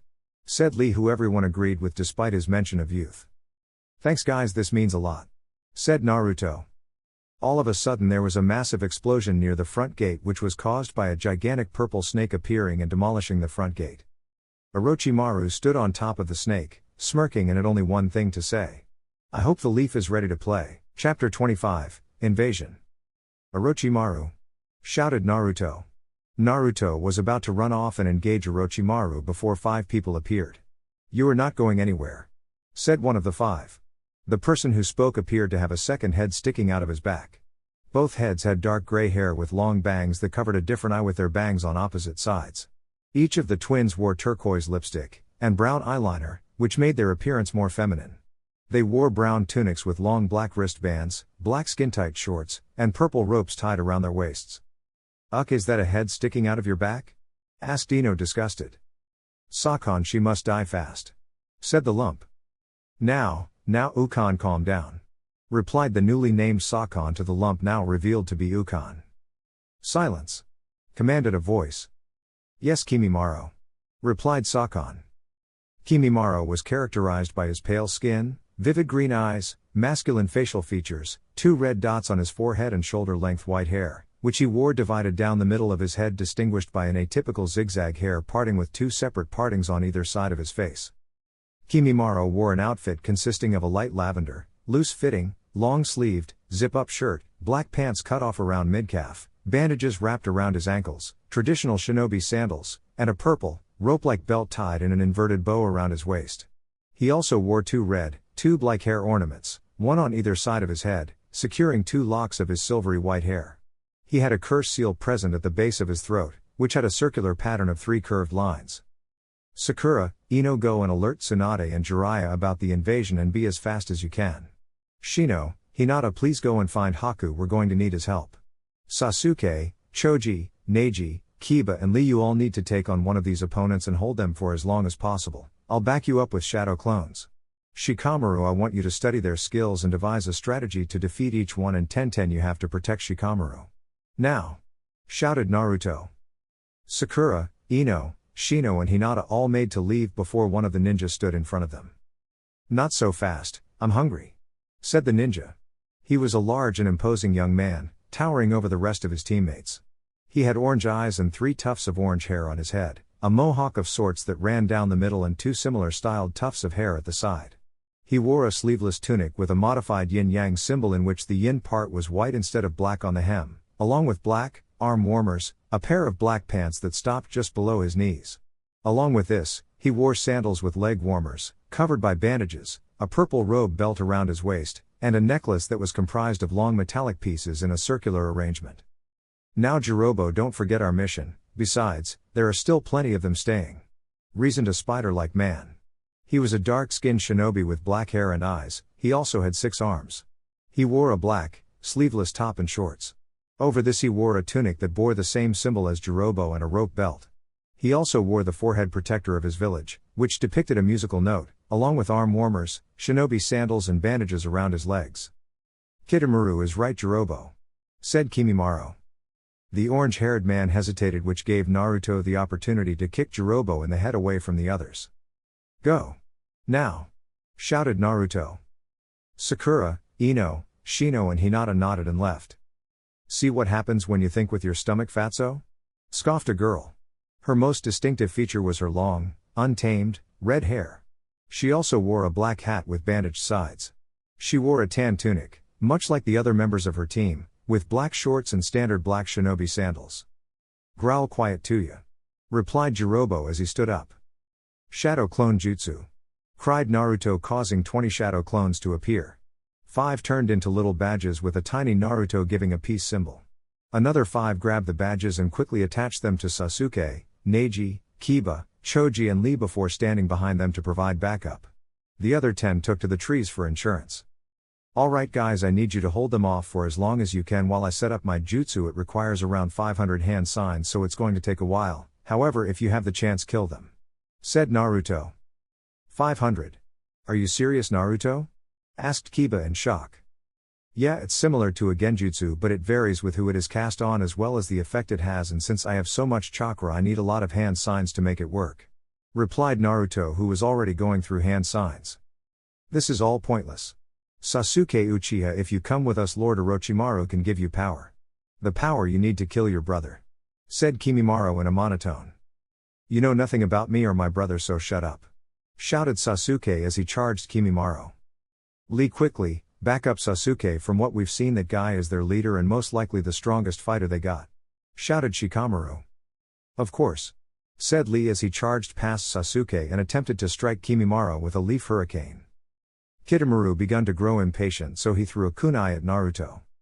Damn it, I can't stop now. Thought Naruto. Rotation. Said Neji, which deflected the kunai aimed at Naruto. Neji, take the spider freak, he seems to be someone you can take down with relative ease. Said Shikamaru. Right. Said Neji as he charged Kitamura with a palm strike. Kiba, Choji, you guys take on the big guy. It stands to reason he is a chakra powerhouse. Tenten, you're with me. The girl looks like a genjutsu type and your constant weapon barrage will stop her from casting one on us, which will hopefully give me time to ensnare her. Finished Shikamaru before standing up. Haku. Said Hinata, who had just located Haku near the market district. Haku noticed a hint of urgency in her voice and quickly ran over to her. Hello Hinata, Shino, is there something you need? Asked Haku. We have been invaded, as I'm sure you must have noticed with the destruction of the front gate. Naruto has requested your aid at Training Ground 7. It would be prudent if you hurry. Said Shino. Right. Said Haku before he ran in the direction of the training grounds. Now die. Shouted Kimimaro as he came down with a bone blade poised to split Lee's skull in two. Second tail, tail of suffering. Shouted one of the 10 shadow clones who was in a two-tailed state, jumped out of the tree and quickly slashed Kimimaro with his sword, encased in Kyuubi's chakra, through his calves, thighs and shoulders before kicking him to the side. Kimimaro stood up much to the clone's shock and quickly shot the bones of his fingertips at the clone, which struck him and caused him to dispel. Well, you are quite lucky it seems. Commented Kimimaro. Fang over fang. Shouted Kiba, who had just been thrown with Akamaru by Choji in his expanded form. How pathetic. Said Jirobo before he stuck his hand into the ground and pulled out a slab of rock. That's what you think. Said Kiba before he and Akamaru bounced off each other, allowing them to move around the slab of earth and attack Jirobo. Gotcha. Said Jirobo as he grabbed both Akamaru and Kiba. No you don't. Said two clones that jumped down and kicked Jirobo in the face and stomach. Thanks Naruto, that guy was draining our chakra. Panted Kiba. Human boulder. Shouted Choji, who charged Jirobo, who was getting to his feet. Pathetic trash. Said Jirobo as he sent a fist at the human boulder, which was promptly sent back. Watch out. Shouted both the clones before they pushed Kiba and Akamaru to prevent them from getting crushed, but were taken out themselves in the process. Neji charged Kitamura with 4 Naruto clones as backup. 8 trigrams 64 palms. Shouted Neji, who proceeded to unleash a massive onslaught on Kitamura. Every strike met its mark and Kitamura was sent flying back from the last hit. Ha ha, such interesting prey. Said Kitamura as he stood back up with what appeared to be gold plating falling off his face. But how? Asked Neji in disbelief. I am able to create a strong layer of protection from my sweat glands which blocks anything from getting through. Said Kitamura as his golden-like face mask fell off. Kitamura then opened his mouth, from which he pulled 5 golden hooked kunai which he flung at Neji and the 4 clones. Neji avoided serious injury and only suffered a small gash on his shoulder, but all the clones were dispelled. Not good. Thought Neji. Time for pain. Said Kitamura before he punched Neji in the ribs and kicked him in the face and sent him away with a strong left roundhouse. Sakon and Ukon realized that there was no one stopping them from attacking Naruto. Let's get that annoying blonde. Said Sakon. Naruto had his first tail out as he needed Kyuubi's chakra for the jutsu. Hey guys, I need a little help here. Said Naruto, who was only up to his 200th hand sign. Chidori. Shouted Sasuke, who struck Sakon and Ukon in the center. Nice try. Said Sakon, who instead of bleeding simply split off from Ukon and formed his own gray, demonic-looking left leg and arm. ARGH clones, go help Lee. Commanded Naruto. The last 8 clones which remained all nodded and swarmed Kimimaro. Damn it, we need help. Thought Naruto after seeing 4 clones easily cut down by Kimimaro's camellia dance. Just then, however, 20 Senbone shot straight for Kimimaro and struck his arms but had no effect. Well, it seems as though I made it. Said Haku, who frowned as he saw his attack had no effect. Tenten had been keeping Tuya on her toes by constantly launching kunai all over the place, which Tuya dodged by hiding behind the trees, However, this didn't last for long as Shikamaru used the shadows of the trees to try and bind her, which forced her back into the open. Damn it all. You Leaf Shinon are going to get it sideways now. Growled Tuya before she made hand signs and summoned 3 ogre-like demons. Each demon was different in appearance and each wielded a different weapon. One wore a dark green full-body suit and its hair covered its entire head and face. It wielded a giant metal club. The other was shirtless and wore dark pants. It was bald and had scars on its head, similar to a Vicky Morino, and it wore a blindfold. It had a thorn-like weapon tied to each of its arms. The other had its upper body covered in bandages and wore brown pants. Its head was in an awkward position and had several needles pinned on it. It didn't have arms and thus it didn't wield any weapon. Each demon had a purple, rope-like belt tied in an inverted bow around its waist, like Tuya. Now you will die, stated Tuya as she pulled out an immaculately maintained silver flute and begun to play it, which caused the demons to charge and attack Tenten and Shikamaru. Sigh, what a drag, commented Shikamaru hastily as he dodged a massive club blow which shook the ground. Almost there, thought Naruto as he was up to his 400th hand sign. Kit, you're running out of time. Those ninja all have cursed seals and if they all activate them, your friends may not survive, said Kurama. No, they will make it, trust me, they are strong, said Naruto, who only had 40 hand signs left to go. I have to hurry. One of them already went level 2 when Sasuke attacked him and the others have gone to level 1. Not good. Guess it's time to tell the clones what to do, thought Naruto. Clones initiate Plan Delta, shouted Naruto. The 5 badges turned back into clones and quickly told the Leaf Shinon to get away while they held off the Sound Ninja while slowly leading them closer and closer to each other. Naruto finished off his last hand sign before putting his left hand on his heart with his other hand on his head. He focused and slammed both his hands together and then separated them with about a meter space between them with his palms facing forward. Ninja art, retribution, said Naruto. The 5 Sound Ninja all froze. After a while Shikamaru spoke up. Naruto, what did you do? Asked Shikamaru. Well, it's quite simple really. Recently I've been able to sense malicious intent or negative feelings.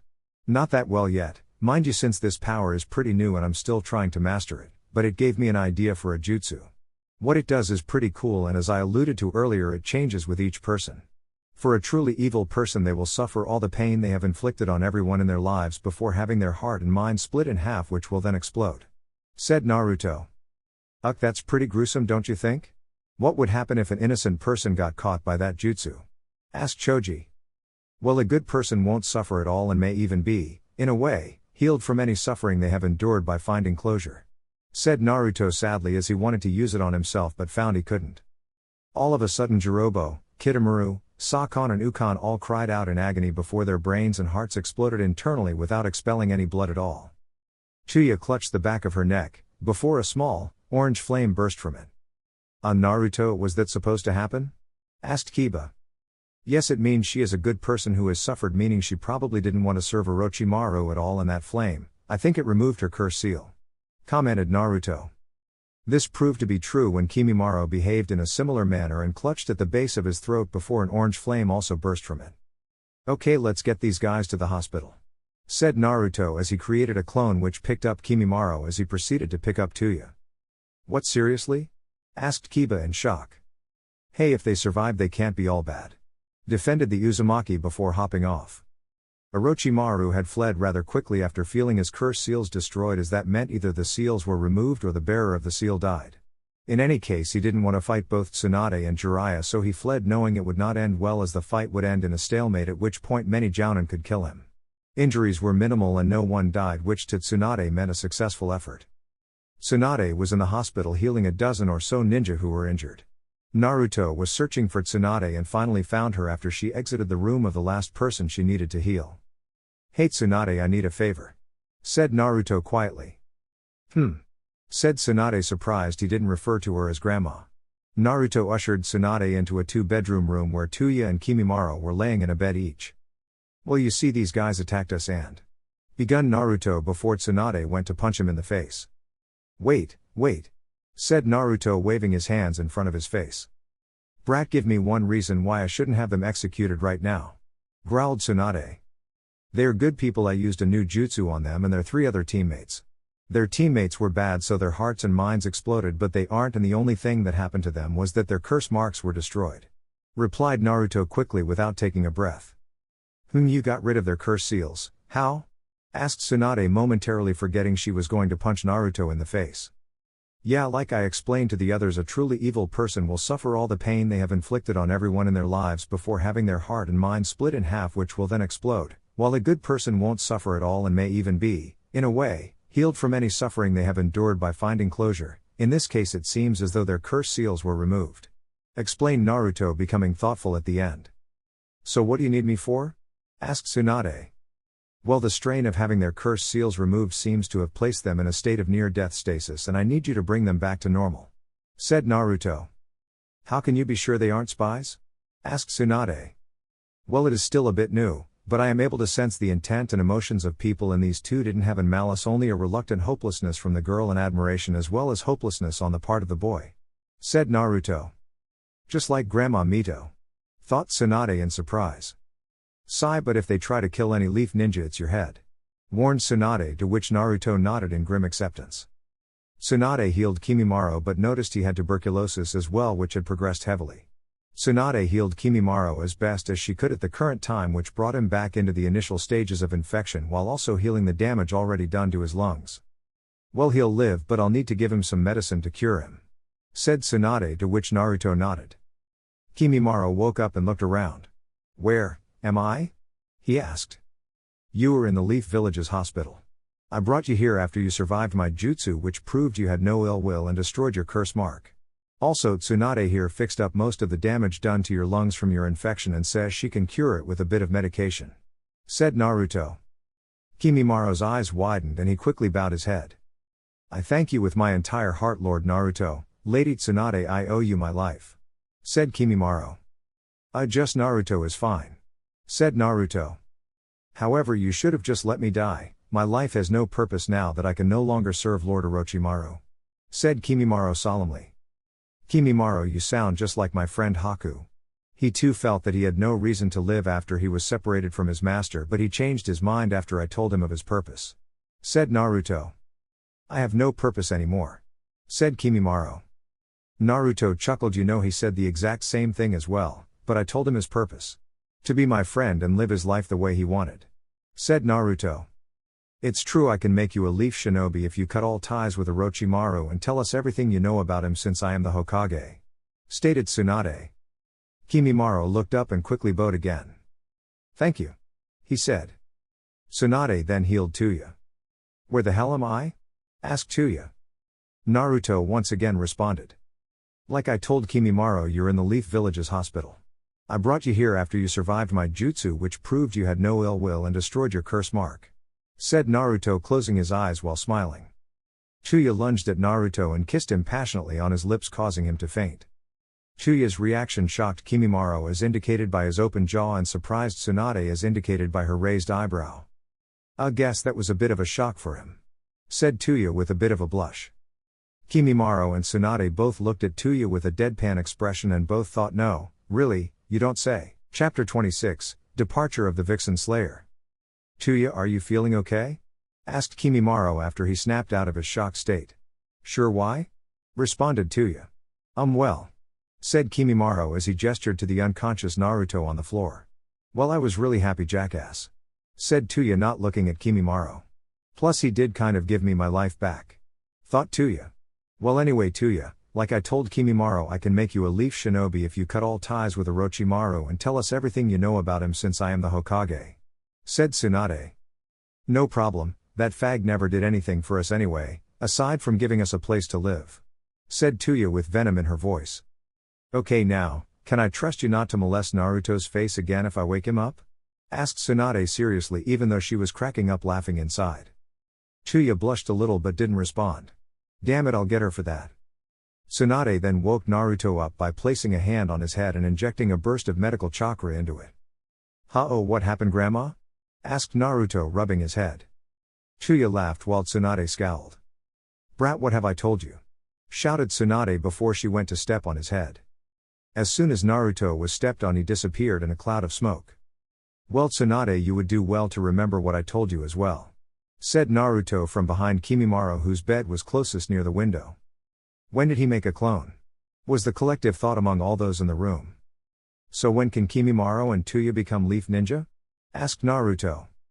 Well, a quick trip to Ibiki and Anko should sort everything out.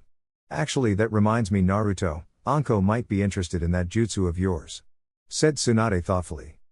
At this, Kimimaro and Tuya paid close attention to the conversation.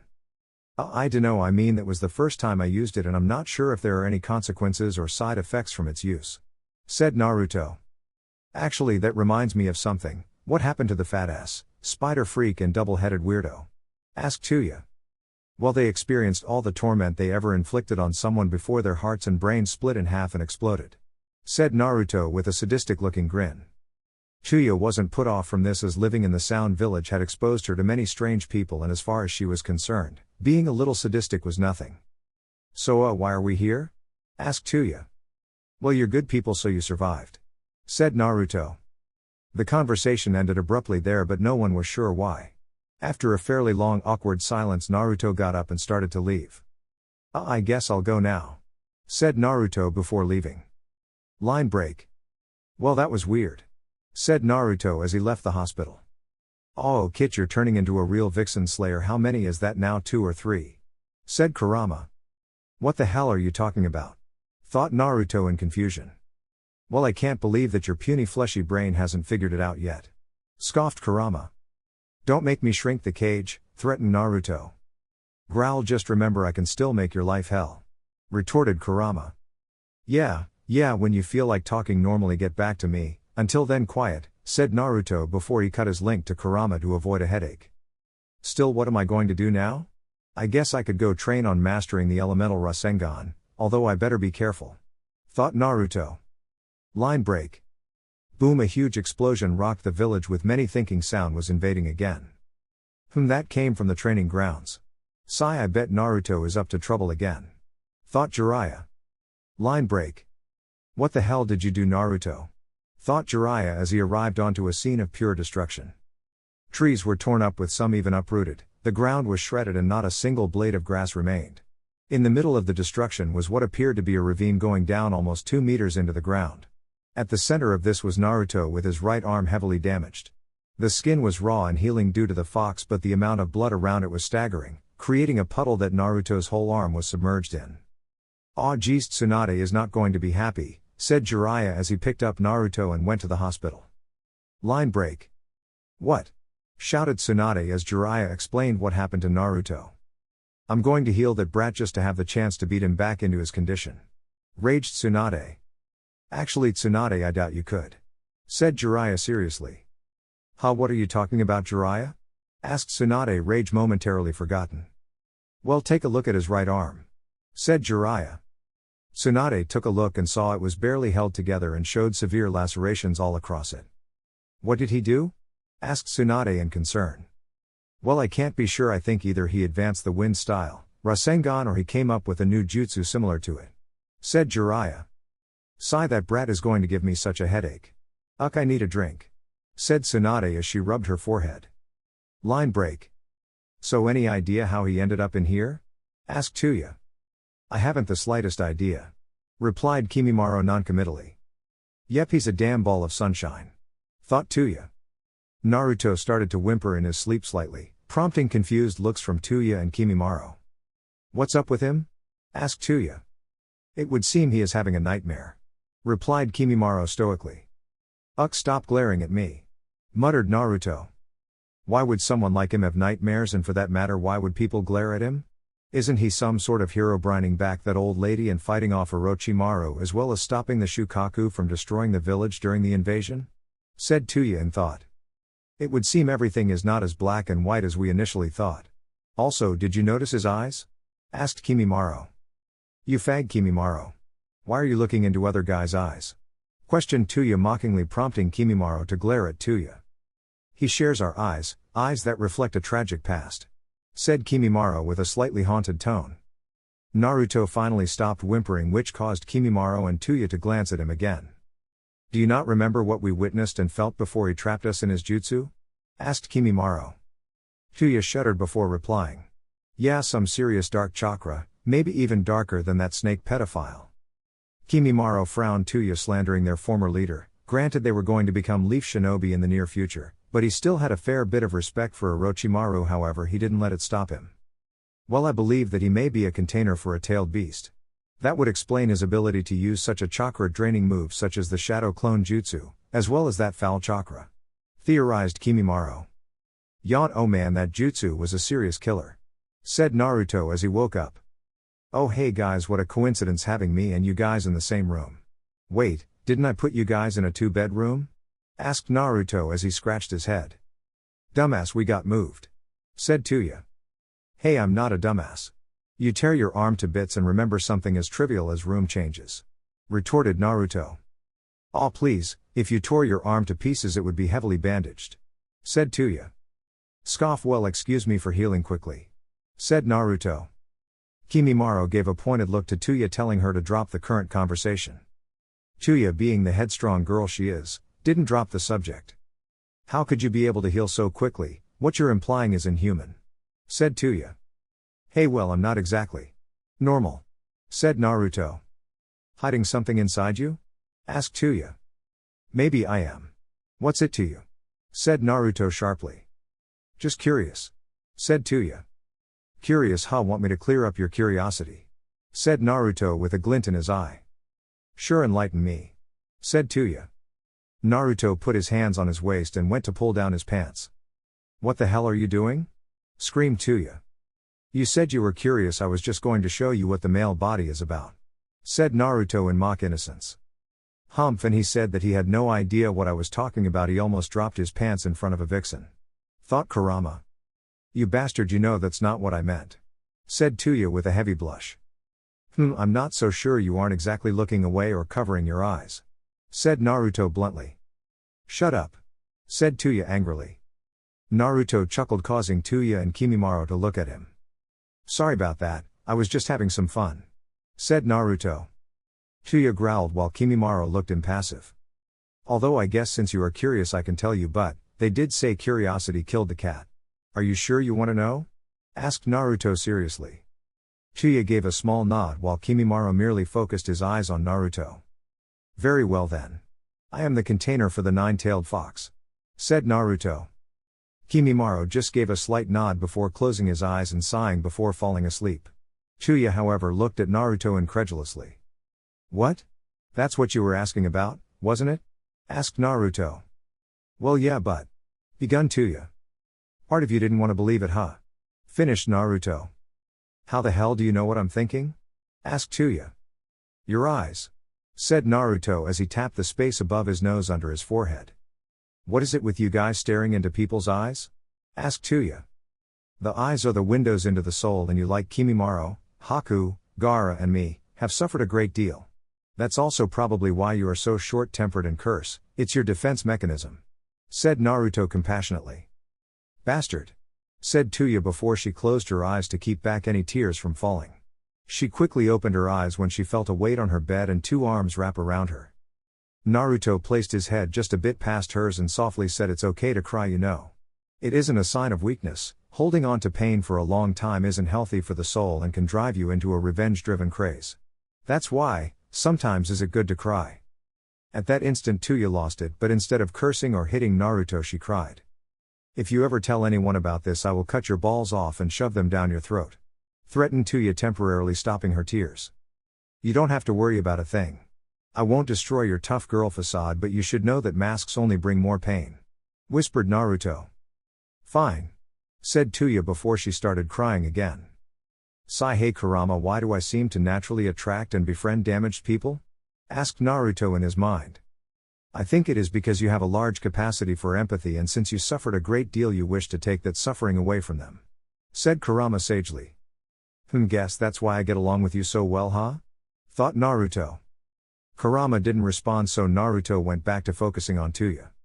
Well, I guess it could be worse, besides I always wanted someone to help me. Guess I might as well help others if I can. Thought Naruto. Line break. At some stage Tuya had fallen asleep on Naruto's shoulder. Being afraid of waking her, Naruto remained in that position and after a while fell asleep as well. After some time Tuya and Naruto woke up to the sound of giggling. Huh, who's that? Mumbled Tuya sleepily. Don't tell me, pervy sage, stop giggling. Groaned Naruto as he woke up. Sorry kid, but I just found it interesting, you work fast it seems. Said Jiraiya with one last perverse giggle before clearing his throat. Go back to sleep Tuya, it's just an old pervert. Said Naruto. Tuya, who was still mostly asleep, gave a nod before falling back on her bed. Naruto pulled the covers over her and mentally chuckled. He then walked over to Jiraiya, who was near the windowsill. So what's up pervy sage? Asked Naruto. Well, first let me say I'm proud of you boy. You're living my dream, not only one beautiful girl but two. You're turning into a real lady killer. Said Jiraiya. Lady killer, Vixen Slayer, what are you all talking about, can't you make sense? Groaned Naruto. Vixen Slayer, eh? Haven't heard that before. Commented Jiraiya. In any case, what did you do to your arm? Asked Jiraiya. Well, I made a new jutsu. It's derived from the Rasengan. Unfortunately it nearly tore my arm to pieces.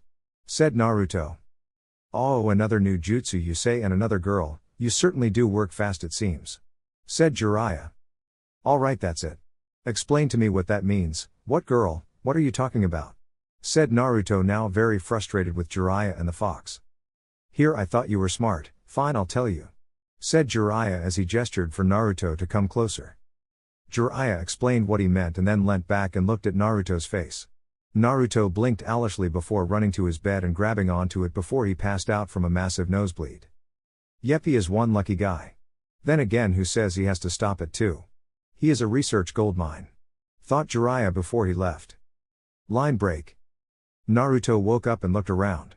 Kimimaro and Tuya were still sleeping. Naruto quietly got up and left the hospital.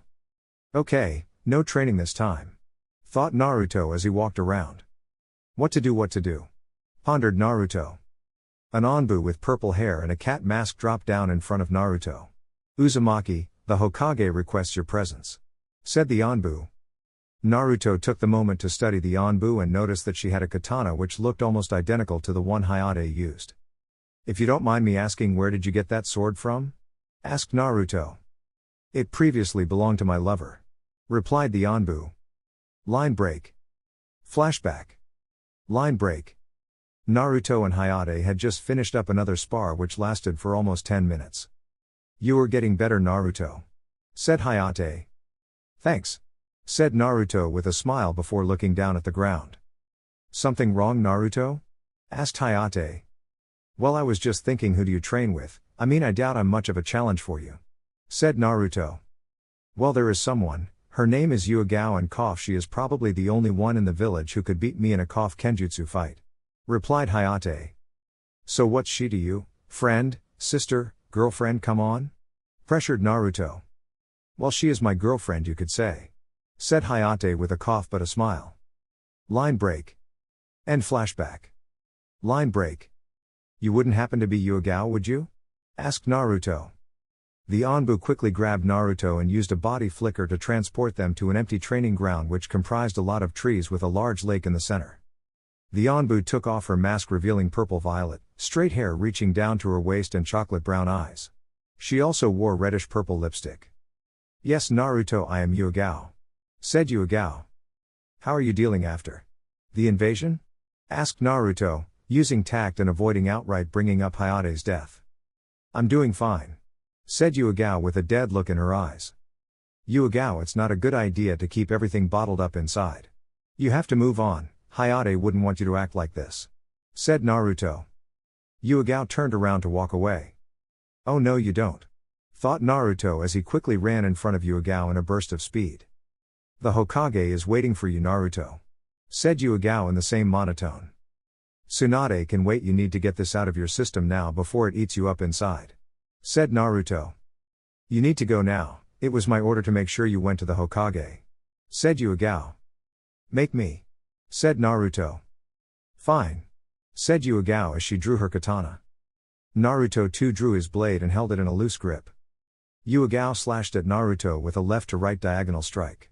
Naruto raised his blade and pushed back Yugao's katana. Naruto then jumped and brought his blade down on her head. Yugao dodged to the side and tried to stab Naruto in the stomach. Naruto batted the stab away and tried to sweep her legs. Yugao backflipped to avoid the sweep and tried to slash Naruto along his right shoulder.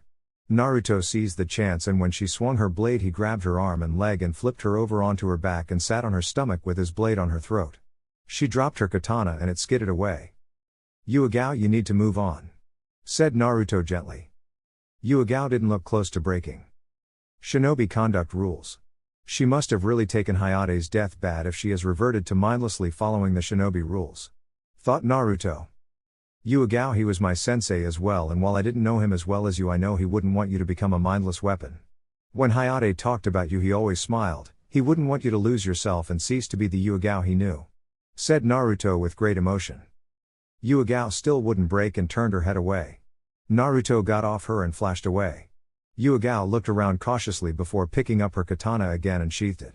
She went to walk away before she felt two arms wrap around her shoulders. She tensed up before she heard Naruto's voice. You have to let it go, for Hayate, he said softly. That broke the dam, and Yuigao turned around and started crying into Naruto's shoulder. Fox, explain to me again how I keep getting into these situations, thought Naruto. You were a glutton for helping people, that's how, said Kurama. Sayo, well, it's not that bad, I guess. Although this is getting really repetitive, thought Naruto. Line break. After Yuigao stopped crying, she thanked Naruto and told him that if he ever needed a sparring partner for Kenjutsu, she was available, before putting her mask back on and leaving. Well, guess I should go, said Naruto aloud before flashing away to the Hokage's office. Brat, what the hell took you so long? Said Tsunade angrily. I was dealing with some stuff, lied Naruto poorly. Tsunade narrowed her eyes at the bad lie but decided to let it slide for now. Anyway, you've got a mission now, said Tsunade. What type of mission? Asked Naruto. A training mission, said Jiraiya, appearing out of nowhere. You are getting better at hiding from me, Jiraiya, said Naruto with a nod, as he hadn't sensed Jiraiya. Jiraiya proudly pushed out his chest at that, getting an eye roll from Tsunade. So, training mission, prompted Naruto, trying to start the conversation up again. Ah yes. Well, I'm going to take you on a 3-year training trip.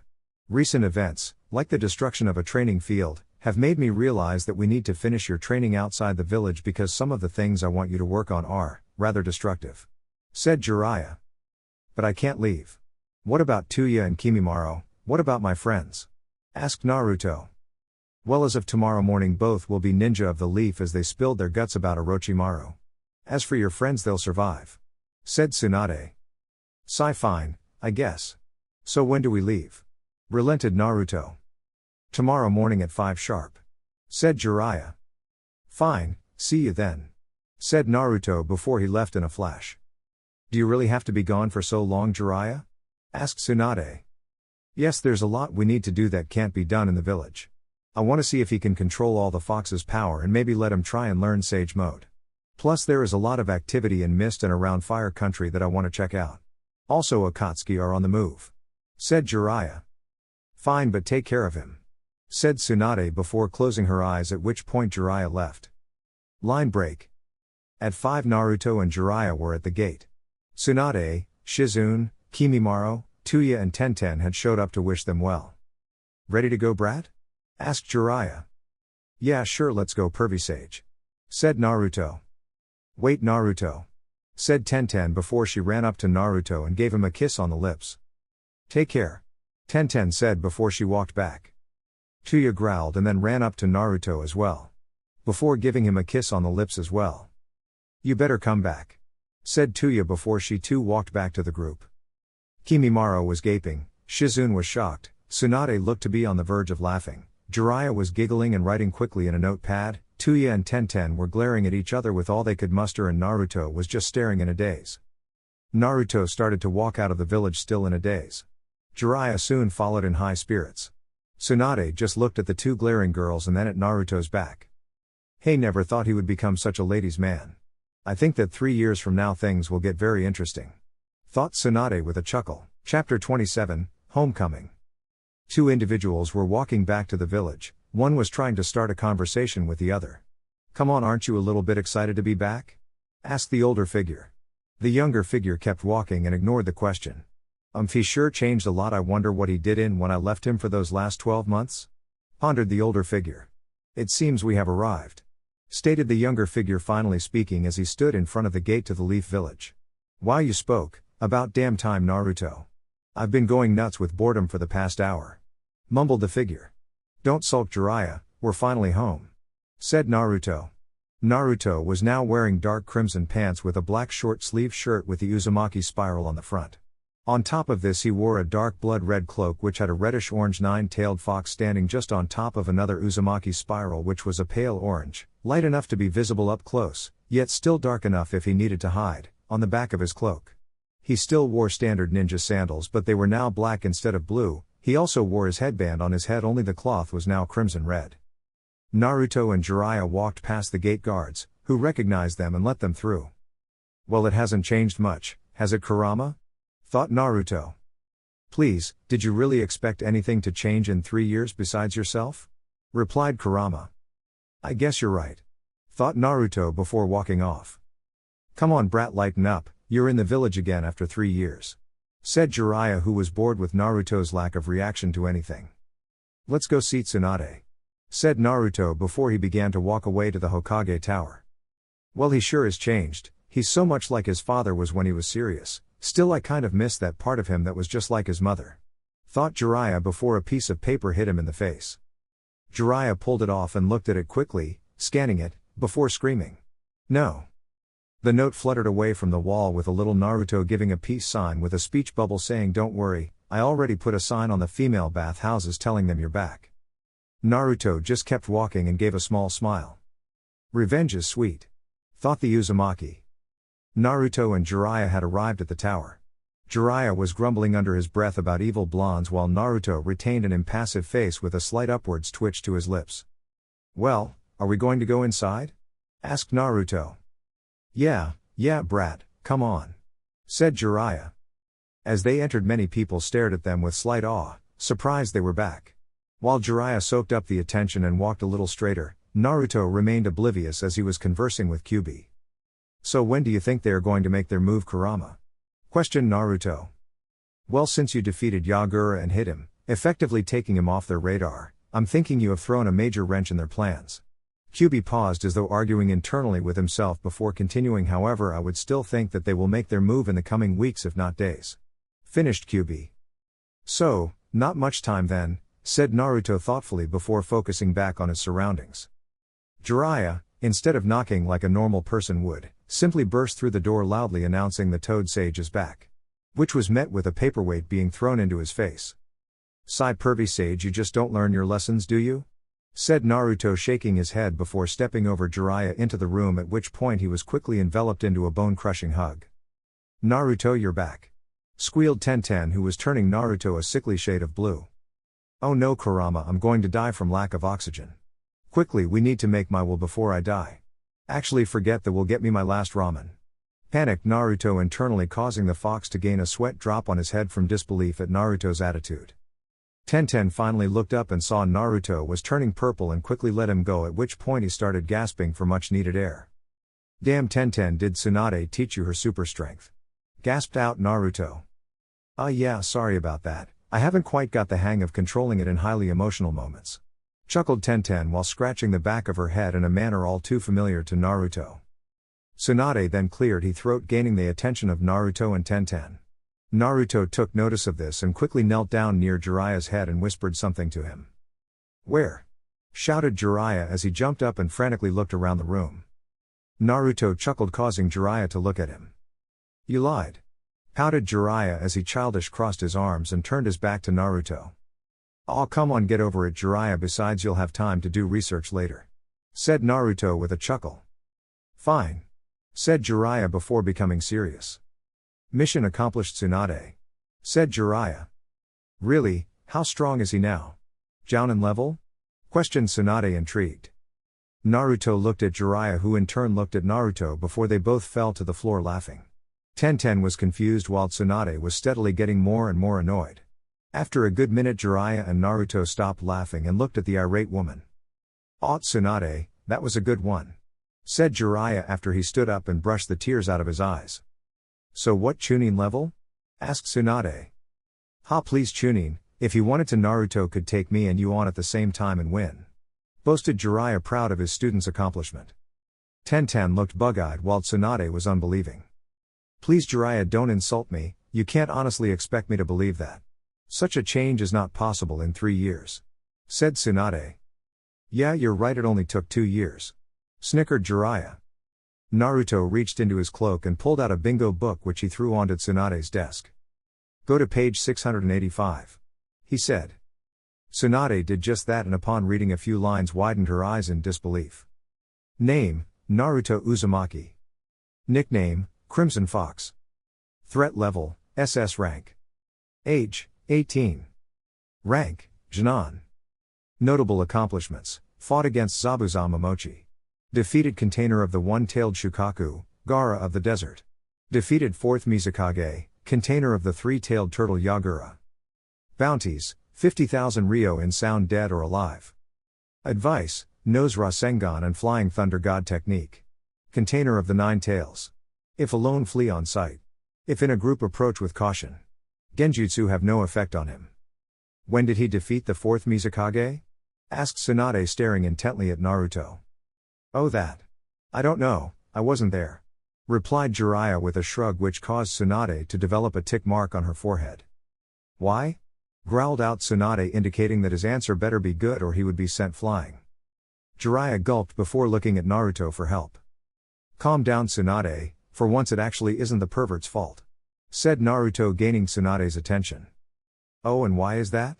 Asked Tsunade, now curious. Well, he had to go follow up a lead around the Rain Village and I wanted to do something alone in the last year. Said Naruto. Alone? You have S-rank criminals after you and you wanted to explore alone. Shouted Tsunade. Yes, I had some business to take care of that I would prefer remain away from prying eyes. After all, anything Jiraiya knows, the Leaf knows, and well, I don't trust everyone in the Leaf after Kabuto was able to get confidential information on me during the Chunin exams. As for the S-rank criminals, you clearly saw that I am now listed as an SS-rank ninja, meaning I'm better than Kakashi, Jiraiya and even yourself. Well, in certain things, after all, I still can't use medical ninjutsu, nor do I have a jutsu repertoire as great as Kakashi's. Finished Naruto. Hey, what about me? Huffed Jiraiya indignantly. Well, I can't do research as well as you, I guess. Snickered Naruto. All of a sudden Jiraiya and Naruto felt a deep sense of foreboding wash over them. Oh, Jiraiya, you didn't happen to make Naruto a pervert like you, did you? Asked Tsunade in a sickly sweet voice. No, I swear. Gushed Jiraiya to avoid the impending beating, with Naruto shaking his head vigorously next to him. Good. Said Tsunade, while both Jiraiya and Naruto breathed a sigh of relief. Ha ha ha, oh, if only they knew what you did when they weren't around. Said Kurama. Not now, Kurama. Whined Naruto. Fine, but remember I'm keeping score. Said Kyuubi as he pointed towards a wall which had 3.5 marks gouged into it. Half a mark? Said Naruto curiously. I have a hunch is all. Replied Kyuubi cryptically. Naruto. Said Tsunade, bringing Naruto back to the conversation in the room. How you say something? Said Naruto, prompting a cry of damn you and your hip and cool attitude, Kakashi. Was it something I said? Asked Naruto. Brat, pay attention. Said Jiraiya and Tsunade. Fine, what is it? Asked Naruto as he waved them off. How is it that you are immune to genjutsu? Asked Tsunade. Oh, that, simple. I let Kyuubi out of the cage. Said Naruto before he had to dodge a chakra-infused uppercut from Tsunade. Whoa, calm down, Tsunade. Said Jiraiya as he stepped between them. Calm down. He released the 9 tails. Shouted Tsunade, almost shattering the windows. Man, I am so glad I placed a silencing seal just before I told her that, or everyone would have freaked out, said Naruto with a sweat drop as he saw Tsunade trying to strangle Jiraiya. After some time Naruto grew annoyed with Tsunade's frantic attempts and shouted, Hey grandma, listen up. Tsunade stopped trying to get past Jiraiya and growled. Listen, Kyuubi is still inside me, just no longer restricted to the cage. Said Naruto. So can it escape? Asked Tsunade. Sure, but let me explain what happened. Said Naruto. Flashback. Naruto was walking back from the land of water to the land of fire to meet up with Jiraiya. The path was still shrouded in mist and the only thing visible was willow trees scattered around the path. Hey Kurama, is there any way to be immune from genjutsu? You know, like Yagura thought he was? Thought Naruto. In theory yes, although it would require you to break the seal. Replied Kurama. Wouldn't that release you? Wondered Naruto. No, all it would do would be giving me greater access to your mind as well as your chakra. Theoretically though, If my will was stronger than yours and I wanted to, I could escape. Replied Kurama honestly. Alright, let's do this. Thought Naruto before sitting against a tree and meditating until he entered his mindscape. Well, that was quick. Said Naruto upon entering his mindscape, finding himself just outside the cage. Naruto walked up to the cage and begun to pull off the seal before his hand was grabbed. Naruto turned and saw his idol the fourth Hokage staring at him with a stern expression. The fourth was a fairly tall, fair-skinned man who had bright blue eyes and spiky blonde hair. He had jaw-length bangs framing either side of his face. His attire consisted of a standard leaf ninja uniform with 2 bands each on both of his sleeves, a flak jacket and a forehead protector and sandals. He also wore a short-sleeved long white coat over his attire, decorated by flames-like motifs on the edges, with the kanji for fourth Hokage written vertically down the back, and closed on the front by a thin orange rope. Not that I'm not thrilled to see you or anything, but can you let go of my hand and all I need to break the seal? Said Naruto, which caused the fourth to frown. Oh, and why is that, son? Asked the fourth. Naruto was about to speak before the fourth's last word echoed in his mind. What did you call me? Asked Naruto quietly. I called you my son. He replied with a gentle expression. Naruto's thoughts were racing. How could he be the son of the fourth? Was that why I was picked to hold the fox? Who is my mother? Naruto grew confused, angry and then sad. The fourth for his part just waited for Naruto to speak while keeping a firm grip on his hand which was still holding the seal. I have some questions for you, but first please unhand me. Said Naruto. The fourth obliged but remained cautious. Now firstly, why are you here? Asked Naruto. Well, before I sealed the fox into you I implanted part of my soul into you to prevent you from releasing the seal and fixing it if need be. Replied the fourth curtly. Why did you seal the fox into me? Asked Naruto quietly. The fourth sighed before explaining his various reasons. He told him about the night the fox attacked and in doing so told him about his mother and the day of his birth. He also explained about the masked man who believed to be Madara Uchiha and how he sealed the fox into him so he would have a way to fight against the masked man. Can you access the part of the seal that contains Kushina, as I won't need her to help me against the 9 tails? Asked Naruto. The fourth nodded while frowning, but Naruto's look told him that he would explain soon. The fourth walked up to the seal before quickly making some hand signs and slamming his left hand on the seal, which resulted in a cloud of smoke appearing. Cough, what cough was that? It was so uncomfortable, you know? Said a feminine voice. When the smoke cleared, a woman was revealed. She had a slender, but feminine build, fair skin, blue eyes, long bright red hair with strands that framed both sides of her face and a black clip that parted her hair to the left. She wore a high-collared, sleeveless blouse under a long, loose-fitting dress. The blouse was white while the dress was green. She also wore a dark blue band on her left wrist and pale purple standard shinobi sandals. Hello, Kushina. Said the fourth tenderly. Kushina stopped coughing and looked around and saw the fourth and someone who looked almost like a clone of him but had a more rounded face and 3 whisker marks on his cheeks. And Naruto, is that you? Asked Kushina. Naruto nodded with a few tears in his eyes before tackling Kushina in a hug. Hi mum. Said Naruto softly, which caused tears of happiness to come to Kushina's eyes. I like your hair, wish I got that color instead of bright blonde. Said Naruto in envy. Thank you, Naruto. Replied Kushina with a smile. I've only ever said this to one other person who said they liked my hair. I love you. Who was the other person? Asked Naruto. Your dad Minato, of course. Said Kushina. Hey, why didn't I get a hug? Minato mock whined. Well, you were more interested in the fox and the moment wasn't right. Replied Naruto with a chuckle. Okay, now Naruto, what is going on? Asked Minato. Naruto stopped hugging Kushina, which caused her to pout. Thanks for ruining my first time with my son Minato. Said Kushina. Now here is the situation, I'm going to release Kyuubi from the cage. Begun Naruto before Kushina tried to give him a roundhouse to the head, which he quickly ducked under before jumping back. Relax Kushina, I think he has a good reason. Said Minato with a sweat drop. Relax. Him releasing the fox is dangerous, you know. Said Kushina once again, showing her verbal tick. No, it isn't. Said Naruto firmly, as he was getting annoyed with everyone have preconceived ideas about Kurama without knowing anything about him. Kushina and Minato stared at Naruto as though he was growing a second head right before their eyes. Naruto sighed before explaining the partnership he and Kyuubi developed and why he was planning on releasing him from the cage but not his mind. Kyuubi will help break any genjutsu that affects me instantly and I in turn will free him from the cage, allowing him access to my mind. Said Naruto. How can you be sure it won't try to overpower your mind? Asked Minato. He won't try to overpower my mind because we are partners and we stick together. Said Naruto fiercely before he explained how his life had been so far. Minato and Kushina were happy for him and proud that he was so strong, while also being disappointed and slightly angry with the village. Naruto then walked over to the cage and ripped of the seal and pushed open the cage. He then closed his eyes and willed the place to change. As he did this, the sewer was replaced with the inside of a mansion which was Spartan, aside from a couch in the center of the room and a bed in the corner. It also featured 9 fox kits running around with Kyuubi, having now shrunk to only 2 meters in height, standing in the middle of them. Kurama looked at Naruto with deep gratitude in his red-slit eyes.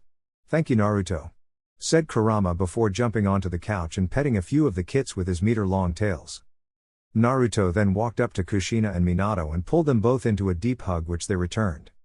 I know you may feel as though you have let me down as parents, but know that even as a boy I knew you both loved me regardless of what anyone else said. Said Naruto. Minato and Kushina stepped back from the hug. Son, during my life I endeavored to find the secret to that which Jiraiya sought the most, true peace. I now entrust this goal to you, my son, as I know you can do it. Said Minato. Also know that no matter what we will always love you with all our hearts. Said Kushina. As they started to fade away, Naruto told them one last piece of information. Also, if you are worried about having grandchildren, you'll be happy to know that the Mizukage and I are on quite friendly terms, and I also have 2 lovely ladies in the leaf who are also quite smitten with me, as am I with them. Said Naruto. Minato chuckled and said he was living Jiraiya's dream, while Kushina was happy that through her son the Uzumaki clan would be revived. She also told him to love them with all his heart and threatened him that if he became a pervert she would come back from the grave and beat Jiraiya to a bloody pulp. With that they faded away and Naruto left his mindscape. Naruto woke up and decided to head into a small town near the outskirts of the Land of Fire as it was starting to rain. He quickly found a hotel he could stay in for the night and went down to a local restaurant. It was a simple restaurant which looked like a log cabin, but the wood was covered by a thin see-through titanium covering. Upon entering he saw a largely empty area with only 10 or so people, which caused Naruto to raise an eyebrow. Odd, it's pouring rain outside but there is no one around. Thought Naruto. Naruto sat at the bar and asked for some water while looking around the bar. There was only one woman there. She was a fairly tall, voluptuous woman who dressed in provocative attire. Her clothing consisted of a dark pink and shoulderless gi-like shirt with loose arm warmers reaching her upper arms and light purple spandex shorts. She also wore black low-heeled boots with an olive green tipping. She had 2 simple earrings covered by her long red wavy maroon hair, which stretched down to her waist. She had blue eyes, a beauty mark under the left side of her lip. The other patrons of the bar were leering at her, all except one who seemed to command authority. He slammed his fist on his table, gaining the attention of the other 8 men. Stop staring at that filthy red-haired woman. They are scum and should all be crushed. Shouted the man.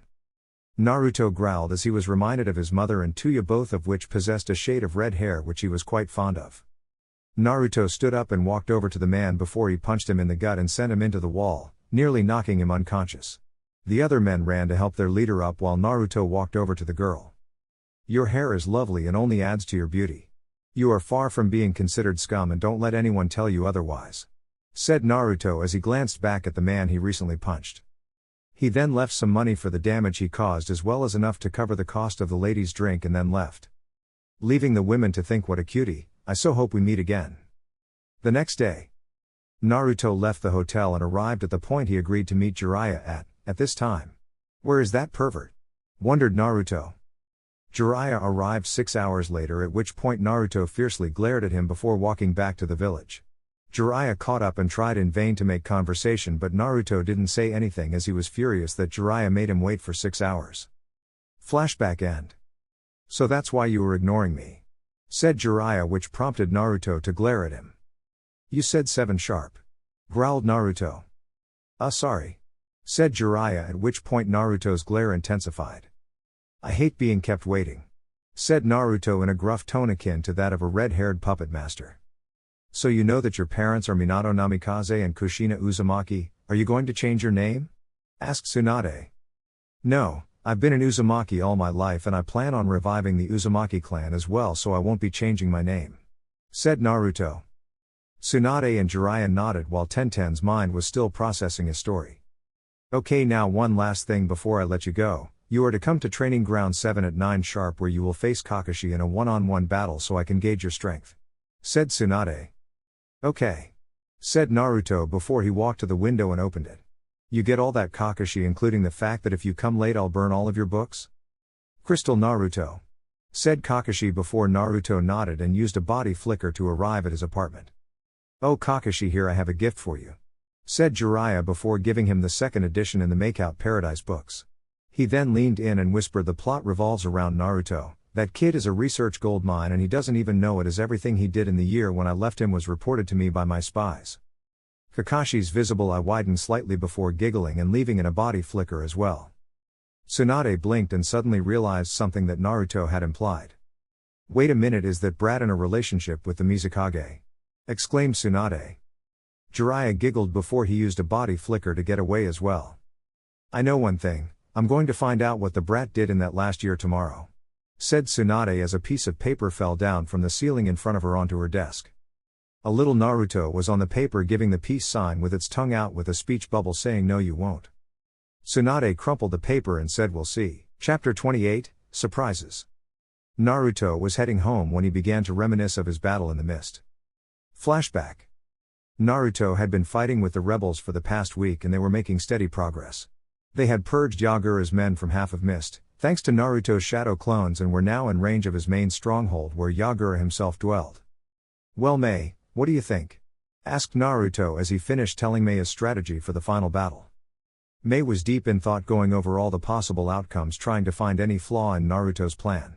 Mei was a slender, busty woman. She had green eyes and ankle length, auburn hair styled into a herringbone pattern at the back, a top knot tied with a dark blue band, and with 4 bangs at the front. 2 bangs are short, with one covering her right eye, and 2 are long, crossing each other on her bust, just below her chin. She wore a long-sleeved, dark blue dress that falls just below her knees. It seemed to be closed at the front with a zip, and was kept open on the front right side from the waist down. The dress only covered up to the upper part of her arms and the underside of her breasts. Underneath, she wore a mesh shirt that covered more of her upper body than her dress, but stops short of covering her shoulders and still leaves a sizable amount of cleavage. She also wore a skirt in the same color as her dress, and underneath those, mesh leggings reaching down over her knees. Around her waist, she wore a belt with a pouch attached to the back on the left, along with high-heeled sandals and shin guards reaching up over her knees, dark blue polish on her fingers and toes, with dark blue lipstick. It seems effective, but are you sure you can fulfill the role you have set for yourself? Asked Mei in worry as she bit her left thumb going over the map of Naruto's strategy. Naruto gave a small chuckle, causing Mei to angrily glare at Naruto. What are you laughing at? This is a serious matter. Shouted Mei as she slammed her hands on the table, making most of the generals back away from her except for Ao. The lives of thousands of people are on the line and you are laughing. Continued Mei before she abruptly stopped her tirade due to the cold glare Naruto had fixed her with, his ice blue eye almost glowing with seriousness as he held her gaze. I am well aware of what is on the line here. It is for that reason that you should not doubt me right now.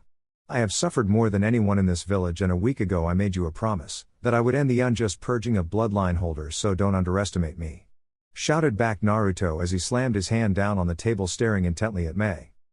It's moments like this that I forget he is still a child. Back in my day no one had the kind of resolve that this boy has. Thought Ao with a ghost of a smile on his face. You do realize you have planned this out so that you will take a quarter of Yagura's forces all on your own, as well as Yagura himself. Needless to say, if you fail, we are going to be in serious trouble and may never get a chance like this again. Said Mei in a tone which, although angry, was obviously much more subdued after Naruto's words. I give you my word, I will not fail. Said Naruto with such conviction Mei could only sigh and drop the issue. Alert everyone, we move tomorrow at 7 sharp in the morning. Said Mei. Ready? Mei questioned Naruto gently. Yes, it may be my first time, but I'm a quick learner. In fact, after a while you will have to try and keep up with me. Said Naruto back quietly with a wink. I'll have you know that I have much more experience than you. Said Mei in an agitated tone. Now Mei, don't be like that, it'll be over soon and then you'll see experience is nothing in comparison to enthusiasm. Said Naruto with his signature foxy grin. Alright, let's do this. Said Mei, earning a nod from Naruto. Charge. shouted Mei, prompting hordes of mist ninja to charge into battle and engage Yagura's soldiers who were only a couple hundred meters away from the main camp of the rebels. Naruto made a clone quickly and had it use all its chakra to throw Naruto into the area above the fighting. While floating in midair, Naruto pulled out a three-pronged kunai and threw it at the very back of Yagura's forces. The kunai landed in the middle of a group of 25 people. One of the ninja made to reach for the odd kunai before he found his arm severed at the shoulder joint. Before he could cry out in pain, his throat was quickly slit. Naruto, having appeared in a flash, proceeded to slay all of the remaining 24 men, before charging into the ranks of the loyalists, slaying all in his way as he headed straight for Yagura. Mei was cleaving through Yagura's frontline, proving that her lava release was nothing to be laughed at. Growing bored with the lack of progress, Mei dived in deeper until she was surrounded all around. "Hey boys, I think we should capture this one for some fun," said a particularly ugly-looking ninja who had a very disfigured face looking almost like a Viki's skull.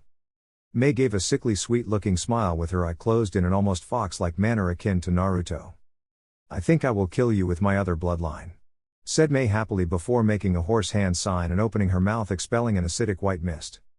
"Ha, that's your attack, that's path, ah," shouted the disfigured ninja in agony as his flesh and soon his bones melted away. "Let that be a lesson to all of you, shut up or I'll kill you," said Mei with a dazzling smile which caused the ninja around her to all audibly gulp in fear. Having cleaved his way through Yagura's forces, Naruto now found himself staring down Yagura. Yagura had a childlike face and body structure, a head of messy, light gray hair, pink eyes and what seemed to be a stitch-like scar running from under his left eye, all the way down his cheek.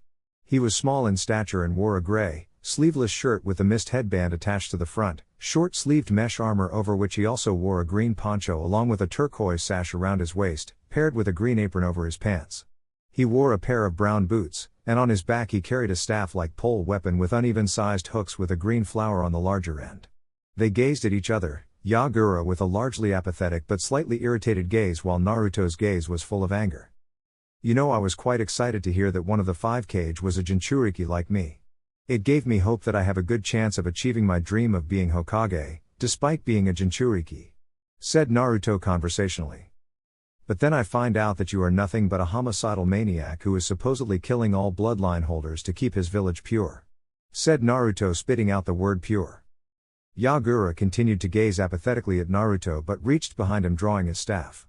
Naruto drew his sword and pushed some of Kurama's chakra into his sword, knowing he would have to go all out from the start. Naruto lunged at Yagura with a potentially decapitating blow which was blocked by Yagura's staff. Yagura then pushed away Naruto's sword and used the larger hook to try and grab Naruto by his leg. Naruto jumped over the hook and leveled an axe kick at Yagura's right shoulder with his left leg. Yagura made a platform with both his hands and blocked Naruto's foot. He then pushed the foot up and started to make hand signs. Naruto followed through with the throw and flipped around before quickly making his own hand signs. "Water style, water shark bomb jutsu," said Yagura as he launched his hand forward, causing a 2-meter-long shark to lunge at Naruto. "Lightning style, false darkness," said Naruto, launching a bolt of lightning from his fingertip which shot through the shark bomb and headed straight for Yagura. However, Yagura was not a cage for nothing and quickly dodged to the side before making 8 water clones. Naruto actually laughed before making 8 shadow clones. "Yagura, if it is a clone battle you want, it's a clone battle you shall lose," said Naruto before his clones charged Yagura's clones and quickly dispelled them. "Water style, water dragon jutsu," said Naruto using the water left over from Yagura's water clones. Yagura didn't attempt to dodge and merely took the attack, creating a cloud of dust. End flashback. "Hey Naruto," said a voice, breaking Naruto out of his reminiscing. "Oh hi Konohamaru, how's it going?" said Naruto. "Great boss, I finally got that jutsu down," said Konohamaru, brimming with excitement. Naruto actually widened his eyes at that. "Wow, really Konohamaru, that's awesome," said Naruto enthusiastically. "Naruto?" said a new voice. Naruto turned in the direction of the new voice and after seeing who it was, had to suppress a sigh. He saw Sakura. Sakura had been showing signs of improvement before he left on his journey, but it seemed to him that being only around Sasuke for so long caused her to revert. Her hair was once again waist length and he could clearly see blush and eyeliner on her. "Aw crap. She is a fangirl again," thought Naruto as he resisted the urge to face palm. Konohamaru glanced at Naruto and mistook his exasperation for attraction. "What's the matter boss, miss your friend?" said Konohamaru winking as he said friend. Sakura growled and looked dangerously at Naruto, while he just sighed in exasperation again. Does she honestly think she can beat me? I'm in the bingo book as a double S-class ninja, thought Naruto. No Konohamaru, I was just thinking about the tale of the three miners, said Naruto, prompting a confused stare from Konohamaru and a strange look from Sakura. Here, I'll tell you the story. There were 3 coal miners who grew bored with mining coal for money and decided to mine for gold instead. The first miner dug for 3 weeks and found nothing, and because of the lack of progress left and tried to find something else to mine to earn money.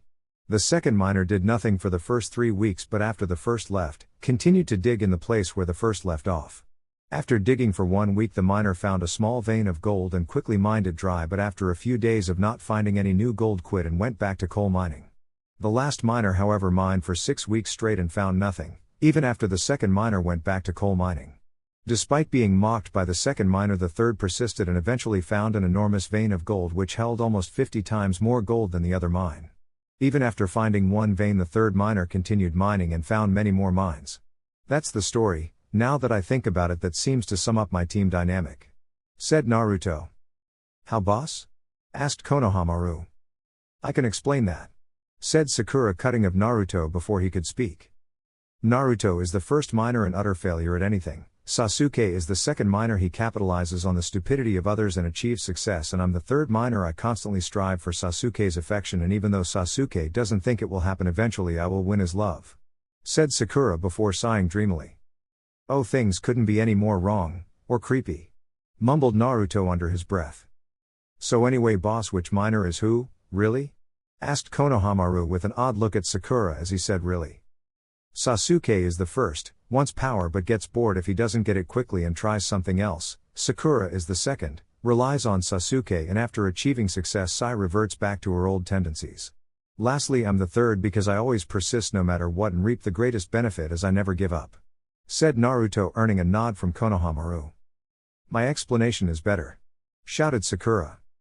Naruto could not stop himself and face-palmed while shaking his head. Naruto, not wanting to stay near Sakura, grabbed Konohamaru and used a body flicker to leave the vicinity, and they disappeared in a blaze of crimson flames. So Konohamaru, want to hear about my travels? asked Naruto as they appeared in Training Ground 7 and sat on the logs. You bet, boss, said Konohamaru as Naruto proceeded to regale Konohamaru with toned-down versions of his travels. Naruto walked home after leaving Konohamaru to continue working on his Rasengan and took in the sights of the village.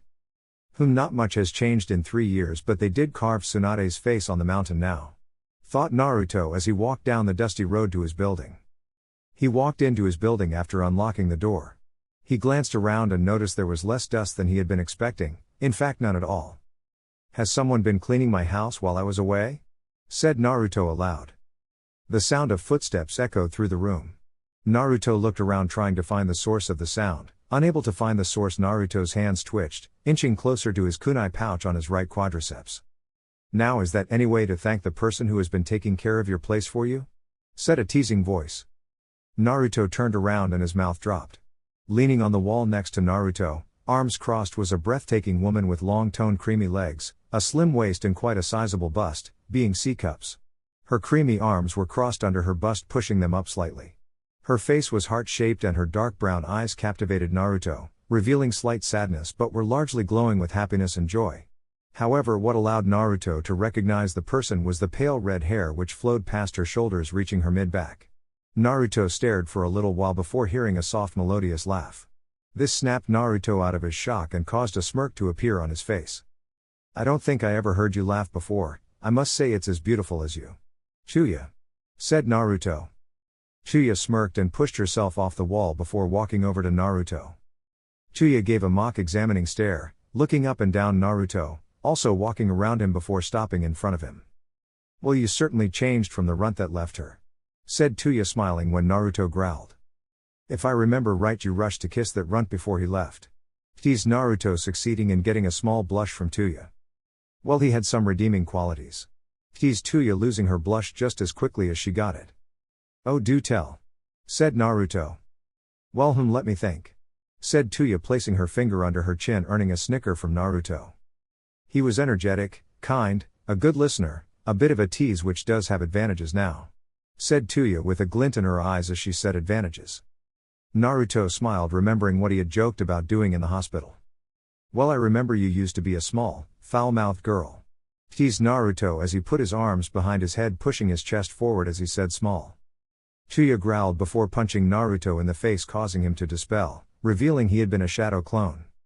There was also that temper, but that too has advantages. Said a voice behind Tuya, close to her ear, making her shiver. So, anything interesting happen while I was gone? Asked Naruto as he threw himself on his worn orange couch. Not much, got some special training from a red-eyed lady, watched your teammate revert into her old useless self, or at least based on what you told me. Also discovered something interesting about our clan. Said Tuya after throwing herself on top of Naruto. Naruto went rigid at the proximity, but after hearing the last thing Tuya said he snapped out of it. Our clan? Asked Naruto in confusion. Yep, Tuya Uzumaki, well at least a quarter Uzumaki. Said Tuya. Quarter? Said Naruto as if thinking it over. Yep, that's why my hair is a paler red than the signature blood red, in addition to why I survived Orochimaru's blasted curse seal, despite not being particularly unique like the others. Said Tuya, frowning slightly as she remembered Orochimaru's seal and the pain he inflicted with it. So does that mean most redheads are likely to be Uzumakis? Said Naruto before yelping due to Tuya slapping his forehead. That's stupid, just having red hair doesn't make you an Uzumaki. If that were the case, almost every fifth person in the world would be an Uzumaki. No red hair may suggest you have the chance of possibly being an Uzumaki. Said Tuya. Alright, relax. Said Naruto before grabbing Tuya's waist. So any reason why you've been throwing yourself at me ever since I came back? Asked Naruto, raising an eyebrow. Tuya mumbled something which Naruto didn't quite hear. What did you say? Asked Naruto. I missed you. Mumbled Tuya just loud enough for Naruto to hear. Naruto raised Tuya's face with a finger and thumb under her cheek before looking her straight in the eye and giving her a kiss. Tuya closed her eyes, losing herself in the kiss, before opening them as Naruto had stopped this kiss and grinned. Missed you too. Said Naruto. So what were you saying about our clan again? Asked Naruto. Well, whether you noticed or not. Said Tuya with a scowl. You seem to somehow, despite your stupidity, attract women. Said Tuya, gaining a raised eyebrow from Naruto. While that would be a problem, it would seem most clans which have reduced numbers usually having an accelerated breeding program, to raise the numbers of clan members. In other words, males are able to take multiple wives. Said Tuya, earning a confused look from Naruto. Your point? Asked Naruto. It means, idiot, that since the Uzumaki clan is all but extinct, you can take multiple partners, as I am aware there are others who are interested in you. Said Tuya as she trailed off. Naruto frowned before speaking. What makes you think I would want to take multiple wives? Who do you think I am, Jiraiya? For that matter, even if I can take multiple wives, do you think I would just go out there and breed with every female I see like an animal in heat? Asked Naruto rhetorically, almost spitting out the word breed. Truth be told, Tuya was not sure what she expected to hear from Naruto, as she had been under the impression that, like most men, he would jump at the chance to take multiple wives, which was further support by how he teased her in the hospital 3 years ago. Tuya looked away with a small smile, realizing she had misjudged Naruto. Naruto sighed before running a hand through his hair. I am well aware that being one of the last few of a clan means I may have to do certain things, and I'll admit I always did want a big family, but I will not take any wife who doesn't love me and eye them. Said Naruto quietly. Well, I'm pretty sure there are at least 2 people who fit those criteria. Said Tuya. Naruto nodded, remembering his eventful send-off 3 years ago. Does Tenten know about what you told me as well?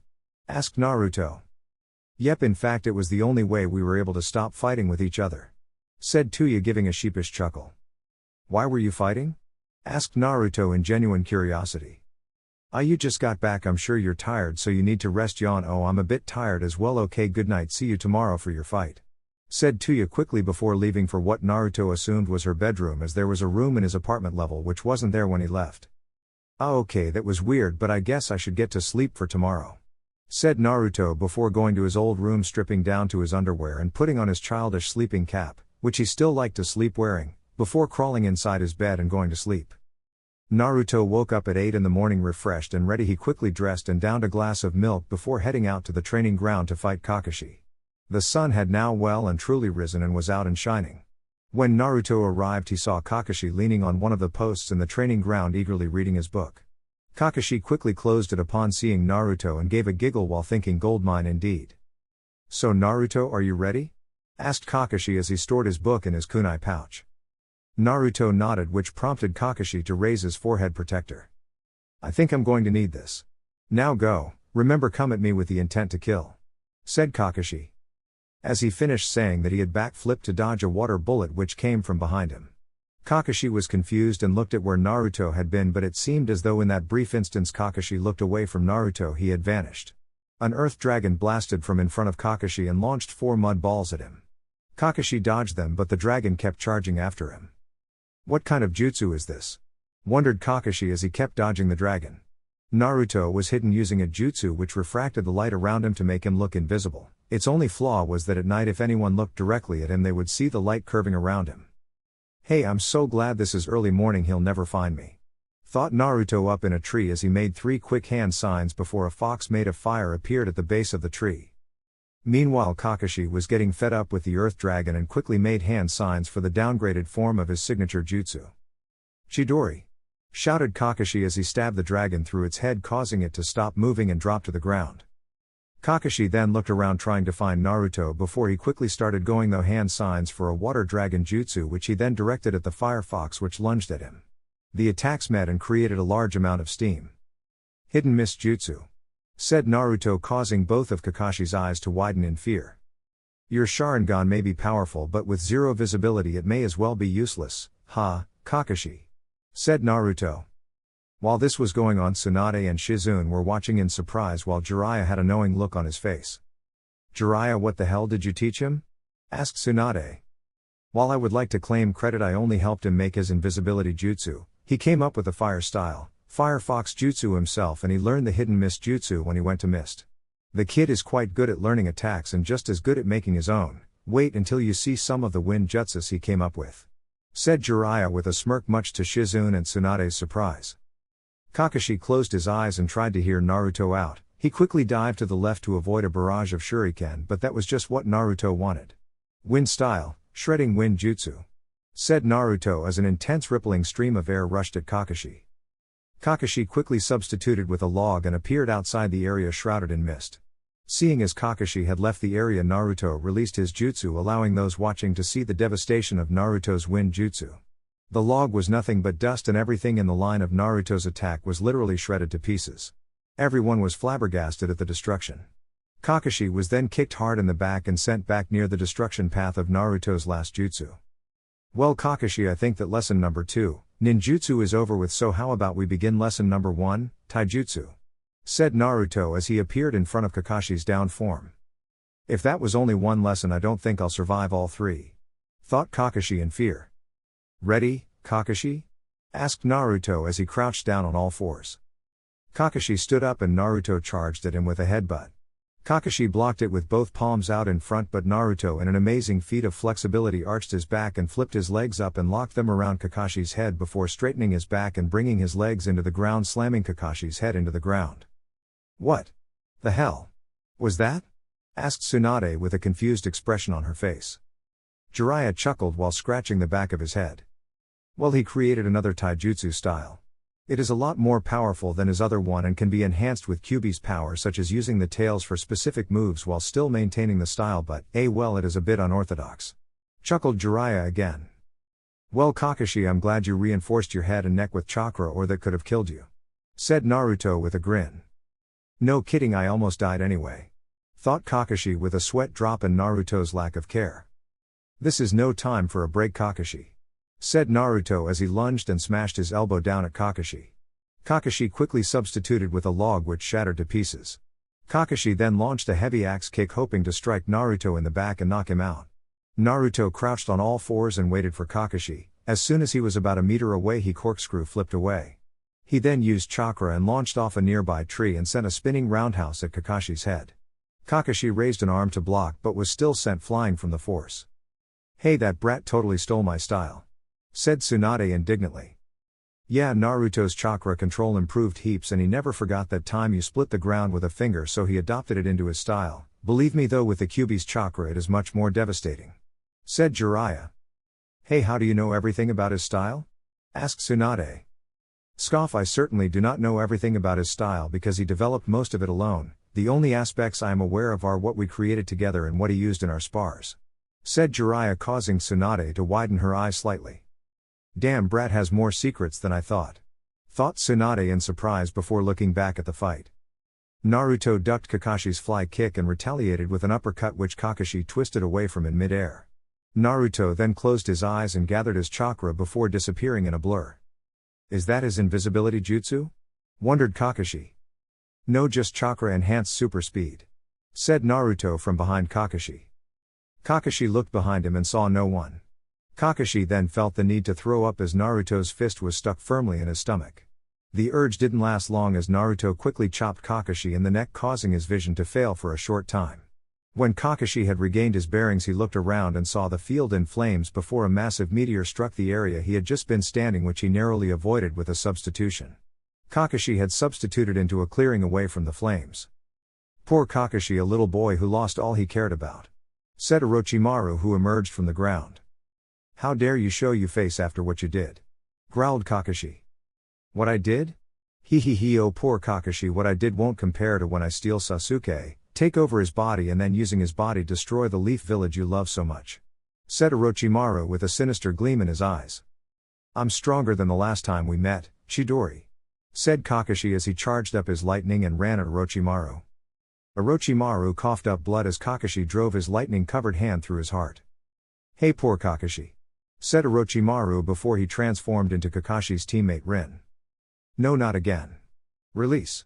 Said Kakashi before the area around him vanished and returned back to the training field he and Naruto had been fighting on.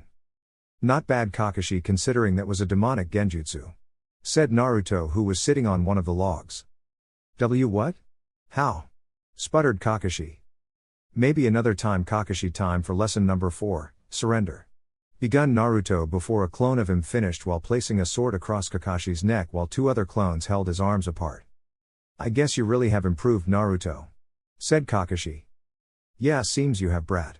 Said Tsunade as Shizune and Jiraiya jumped down from the tree they had been watching from and walked towards them. I hope you have as well, Tsunade, because if I remember right I beat you last time we fought and that was 3 years ago. Said Naruto with his hands behind his head. Jiraiya laughed at the memory while Shizune suppressed a giggle. Not you too, Shizune. Said Tsunade in a depressed tone of voice while Kakashi just stared in shock. Why, you beat Tsunade in a fight? Questioned an astonished Kakashi. Yeah, but to be fair she was only using one finger and was underestimating me.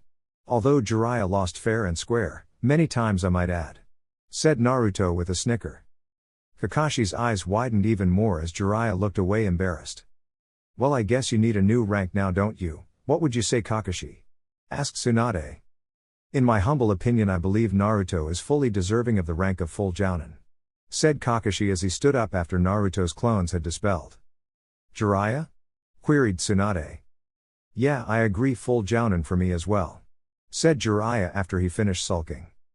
Well then, Brat, it is unanimous. Naruto Uzumaki, I hereby appoint you the rank of jounin. Said Tsunade. Naruto, in a rare show of respect, gave a bow to Tsunade. Thank you. Said Naruto as he raised his head again. Alright Naruto, we'll have a team meeting at around noon, which seems to be 2 hours from now. Said Kakashi gazing at the sun before he pulled down his headband. Any idea where I might find Sasuke? Asked Naruto, wanting to catch up with his old friend without the pink banshee. Sure, he is usually at your favorite ramen stand at this time. Said Kakashi. Sasuke eats ramen for breakfast too? I can't believe it, ramen. Shouted Naruto as he ran off. A clone of Naruto came back in the direction from which Naruto had just left. Oh, Tsunade, could I have a word with you quickly? Said the clone. Tsunade nodded and the clone gestured Tsunade in the direction of a tree which they walked over to. The clone whispered something before Tsunade shouted what? Before rubbing her forehead and hitting the clone over the head so it dispelled. Tsunade walked back to Jiraiya and Shizune, who remained whereas Kakashi had left as soon as Naruto had. The raven is coming to the leaf, soon. Said Tsunade, to which Jiraiya nodded while Shizune looked confused. Naruto arrived at the ramen stand and looked around, seeing as though it was 10 in the morning no one was around except for one person wearing a blue cape with the Uchiha symbol on his back. Welcome back, Naruto. Said the person before turning a fully matured Sharingan eye on Naruto. Chapter 29, Mission in the Land of Grass. As the dust cleared, Yagura was revealed with two transparent tails of chakra thrashing about behind him. "You are a fool. Any battle I have been in I have won, today will not be the first I lose," said Yagura before jabbing his staff into Naruto's gut, who was caught off guard and leaned forward slightly, giving Yagura the perfect opportunity to roundhouse kick Naruto in the face, sending him a few meters away. Yagura tried to capitalize on his advantage by bringing an axe kick down on Naruto, but he was blocked, his ankle firmly gripped by Naruto, who was on his left knee. "I'll admit you caught me off guard, but that won't happen again," said Naruto before flipping Yagura up and fly kicking him in his lower back, sending Yagura away and in doing so, allowing himself time to reach a vertical base once again. "Now it is time you lose, Claw of the Wind Fox," said Naruto as he picked up his sword, which was stuck in the ground diagonally, before he turned the blade so the tip was pressed where his heart was before pushing the blade through it before a huge burst of air pressure exploded out from his position. Yagura flared his chakra cloak to protect him from the air pressure as he waited in patient apathy. Rocks fell from the sky before landing back on the ground or being literally vaporized from coming into contact with the air spiraling around Naruto. Naruto was bathed in a white hue, his clothes had changed and now took the form of a long-sleeved, ankle-length white coat which was split into 4 pieces from the front, back and sides once it reached past Naruto's knees. Naruto's hair had turned shock white with a single lock of blood-red hair hanging down his forehead reaching the bridge of his nose. His eyes had turned solid gold with a single tiny dot in the center being white, reflecting no emotion at all, giving him an angelic and slightly demonic look. A cyclone whipped up around Naruto and in a flash he disappeared before reappearing with his back lightly touching Yagura's. "It's over," Naruto said with his voice seemingly reverberating from inside him. Yagura made to turn around, but when he tried he erupted in blood with gashes appearing all over him despite the chakra cloak around him. "God W, what cough I impossible," said Yagura before he dropped to his knees, his eyes showing his first emotion in the battle, shock, which was quickly replaced with rage.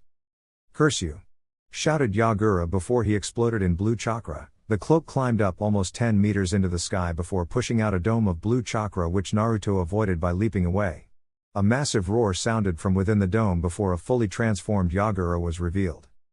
Naruto heard the roar and turned slightly, almost as though he did not care what Yagura had just transformed into. Both armies stopped and turned to look in the direction the roar had come from. Ninjas on both sides shuddered in fear. "I know he transformed," said Mei, her single eye as wide as he could possibly go. "Naruto, be careful," mumbled Ao.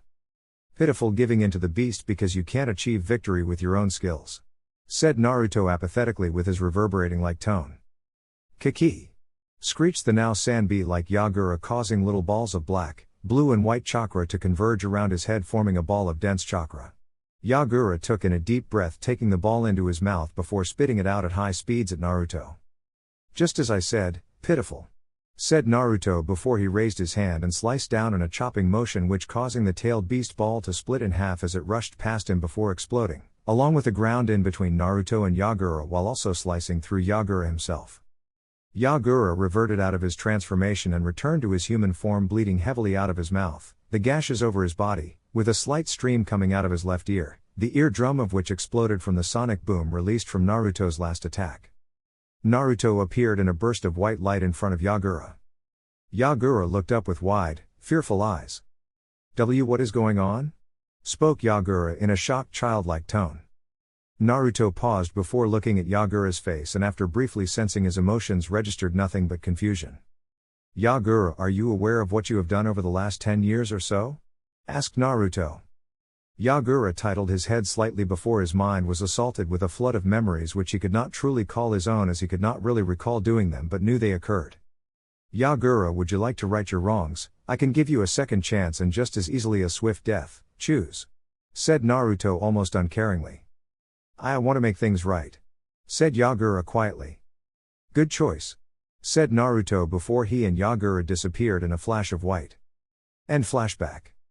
Naruto was heading to the Hokage Tower to get a mission, his first since being back in the Leaf. Flashback. "So Sasuke, allow me to ask the question I'm sure everyone in the Leaf wants to know. How did you survive?" asked Naruto with only sympathy in his eyes. "I will admit it was difficult, but I discovered a trick of the Sharingan. If I will it, I can implant memories into people's minds, including my own. In the same way they can be implanted, they can also be removed, so anything which wasn't crucial to missions or my life was removed, thus keeping my sanity," said Sasuke in a relieved tone of voice. I only hope I can survive the menace as well as you have, although being stuck with such an annoying teammate for years. Well, I feel for you, Sasuke," said Naruto. There was a short pause before a screech of Sasuke was heard. "Run while you can," said Sasuke, quickly dropping some money on the counter before disappearing in dark purple, almost black flames. "Screw this, if I'm right that Sakura's chakra signature running won't be enough," thought Naruto before seemingly turning into blades of wind which then vanished. As the last blade of wind left the establishment, a pink-haired girl walked in.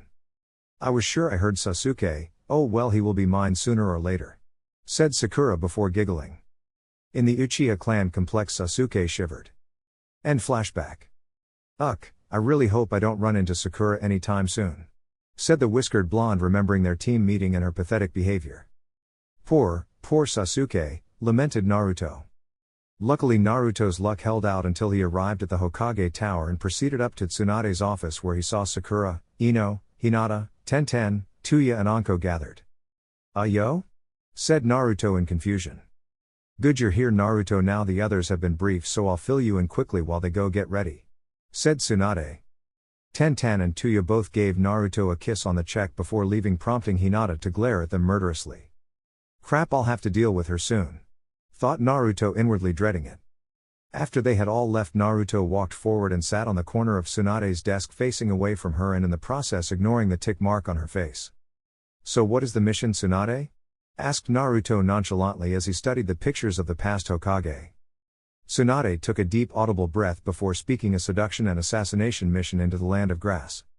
"Oh, forgive me if I'm speaking out of my place, but are you sure you need so many people? If I'm not mistaken, assassination missions are normally carried out alone, even more so the ones involving seduction," said Naruto with a curious tone. Tsunade hit it well, but was inwardly surprised that Naruto had become so knowledgeable. "That is where you come in. With your clones you will cover protection detail instead of us having to send out 5 shinobi. We are sending you instead due to your unique skills," said Tsunade. Naruto frowned but nodded before leaving the office as a blade of wind. The group of 7 were hopping along the trees in the general direction of the land of grass with palpable tension in the air. Anko was looking at Naruto in hope every now and again, no doubt due to the possibility of her having her curse seal removed. Tenten and Tuya were looking at Naruto in happiness and a bit of lust. Sakura looked like she wanted to melt Naruto with her eyes, while Hinata looked like she wanted to kill Tuya and Tenten while looking at Naruto in wistfulness. As for Ino, well, Ino just seemed apathetic to the whole situation but had a gleam in her eye as she watched Hinata, Tenten and Tuya, no doubt intrigued by the recent change in attitudes. Naruto chose to take the safe option and was ignoring all the glances around him and conversing with Kurama. "So, are you going to tell me what the marks represent?" asked Naruto curiously. The fox scoffed while muttering about super powerful idiots. Naruto grew a tick mark and growled at the fox before cutting the link again. "Sheshi has been getting so moody recently," thought Naruto, wondering what the cause was for Kurama's sudden change in attitude. Naruto discreetly looked at the group behind him and sighed. "Oh man, this is not going to be a fun mission at all," thought Naruto. If only he knew how right he was. After arriving at the land of grass, Anko quickly took charge, giving the group more detailed specifics on who they would be targeting and personal details about the target's movements and frequently visited establishments. The target was a low-ranking official who had very strong backing from the people. The problem was he also had his own hired ninja force which he used to intimidate those who tried to stop his business, which usually resulted in killing said people. To make matters worse, he also controlled the people trafficking rings in most minor lands such as tea, wave and rivers, while also having control of a small group in water and wind. His business was a borderline illegal brothel, as while some of the workers were legitimate, most were people kidnapped and forced to work at the brothel under fear of torture. The girls were going to infiltrate said business while Naruto would watch guard over them while keeping an eye on Tadashi Hirago, the lowlife behind all of this. Alright, now you all know the parameters of the mission, so before we begin I just have one last piece of advice," said Anko, gaining everyone's attention, stopping them just outside the outskirts of the town which Tadashi operated from. "If one of you compromises our position, we will all be found out and hundreds will continue to suffer, so make sure you don't do anything to attract too much attention," said Anko seriously. The group nodded and entered the town separately, with Naruto entering separately so as to dissuade anyone from thinking he was affiliated with the Kunoichi. Naruto was clad in a frayed blue trench coat complete with a hood with a white shirt stained with dirt and mud, black steel-toed boots and black shorts reaching just past his knees, his headband, kunai and shuriken sealed into his shorts and his sword hidden by the coat lying vertically along his spine, giving him the appearance of a shady mercenary. Naruto made his way over to a seedy-looking pub and seated himself at the bar.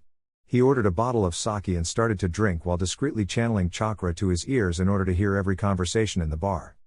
He remained at the bar for a good 4 hours, not hearing or seeing anything of worth aside from a figure sitting in the corner of the establishment clad in a large trench coat with the hood up, only allowing a pair of eyes to be visible, which he felt that he should recognize, which was further supported when he briefly made eye contact with the grayish-blue eyes of said person, which seemed to dance with amusement and lust. Eventually his patience proved fruitful when Tadashi entered the pub laughing jovially with 2 other men with a scantily clad, busty brunette hanging off his arm. One of the paid workers, no doubt, thought Naruto. The group ordered 2 bottles of sake and sat in the center of the pub. Yes, a new shipment is coming in tomorrow, Jin, from tea this time, said Tadashi in a slightly high-pitched voice. New shipment? Bastard. Haven't you ruined enough lives yet? Thought Naruto in annoyance as his hand tightened on the bottle of sake he was drinking from. What about those new, prospects? Said Jin carefully with an almost teasing voice. Ah yes, I shall be testing them out later today, said Tadashi before chuckling darkly.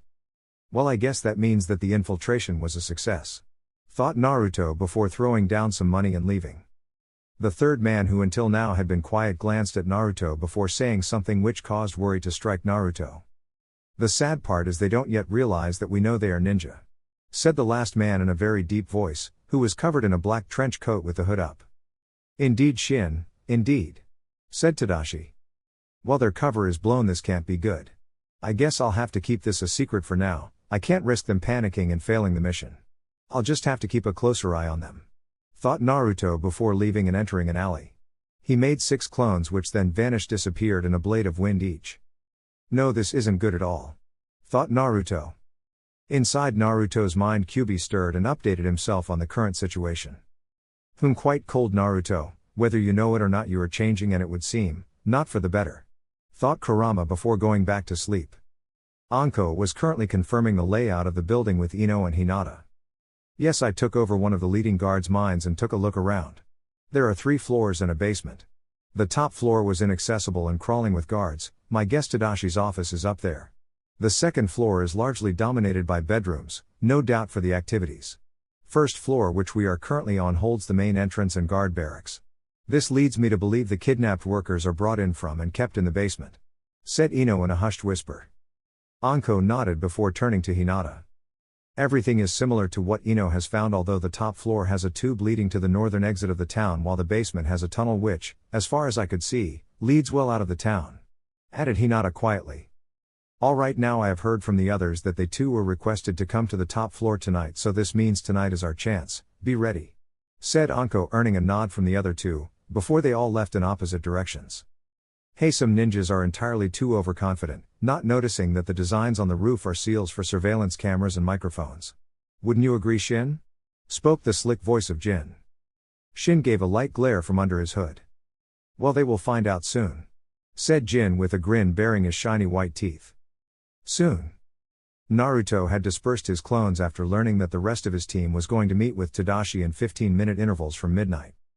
The now dark red-clad ninja settled in the foliage of the tree he had recently climbed in order to get a good vantage point for the meeting. Luckily it was autumn, so he blended in nicely with the dark orange and brown leaves. Sakura went in first and was led to another room. Naruto waited patiently, but after 15 minutes not a single sound or movement was made, and soon Tuya walked in. Did she do it or what? Wondered Naruto. Tuya walked in only wearing a small black tank top and red skirt. Damn it, what the hell is going on? Did the pink howler monkey get the job done or what? Thought Tuya, unconsciously mirroring Naruto's thoughts. Right this way if you please, said Tadashi with a slick grin on his face. Man, this guy is creepy, not as creepy as Snake Face but definitely creepier than that 4-eyed freak, thought the redhead, remembering her old leader and right-hand man. Tuya entered the room and felt a seal slapped onto the back of her neck before everything went black. Damn, Naruto, was the Uzumaki's last thought before collapsing to the floor. The process repeated itself until every girl had come through Tadashi's office. After Anko disappeared, Tadashi himself disappeared and Naruto had run out of patience. Time to kill. whispered Naruto before turning into a blade of wind which shot through the window of Tadashi's office. He landed in a crouch, materializing once again before walking over to the only other door in the room aside from the entrance. Inside he saw a lone man wearing a long, black trench coat with the hood up, whom Naruto realized to be Shin. "Hello ninja, surprised?" asked Shin. "Honestly yes, I didn't expect a lowly criminal to be capable of outsmarting some of the best kunoichi I know," said Naruto, clearly not referring to Sakura at all. "Pride and arrogance have clouded your mind, even a small child could kill a great ninja given appropriate circumstance," said Shin before pulling out 2 kusarigama. "That may be true in most cases, but as you said, circumstance is everything and yours have already put you at a disadvantage," said Naruto as a clone of him brought the claw of Kurama diagonally towards Shin's neck. Shin raised his 2 blades and using the chain locked the clone's blade before stabbing one of the sickles into the clone's heart, with the other sickle out in front of him ready for any move Naruto may make.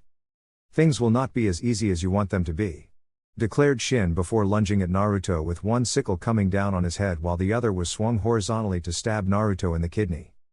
"Fool," said Naruto before drawing his blade and blocking the sickle aimed for his head, and in a surprising display of speed jumped upwards while dragging the sickle with him in an attempt to impale Shin with the sickle he swung at Naruto's back. Shin somehow ducked in time while simultaneously grabbing the chain of the sickle which had nearly ended his life before throwing it upwards where it lodged itself into the ceiling of the cramped room. Shin swung himself using the anchor his sickle provided him to deliver a flying kick at Naruto's gut. Naruto, already being airborne, couldn't dodge and thus blocked the kick by crossing both arms in front of his chest before grabbing onto Shin's left ankle and twisting. Shin quickly twisted his whole body in the same direction as Naruto's twist in order to avoid having his ankle broken. However, this was what Naruto wanted, as he then brought his elbow down onto Shin's right kneecap, shattering the bone. Shin landed in a heap and breathed out heavily. Naruto quickly backflipped in midair with a chakra-aided burst and landed right by the door again. "This isn't over," said Shin quietly. "Oh, but it is," said Naruto, walking past the crumpled man towards what appeared to be a tunnel. "I said this isn't over," said Shin before pulling the chain which held his sickle that was lodged in the roof down towards Naruto while standing up and surprisingly, lunged at Naruto with his other sickle. "Third tail, tail of agony," whispered Naruto before his 3-tailed cloak sprung up around him.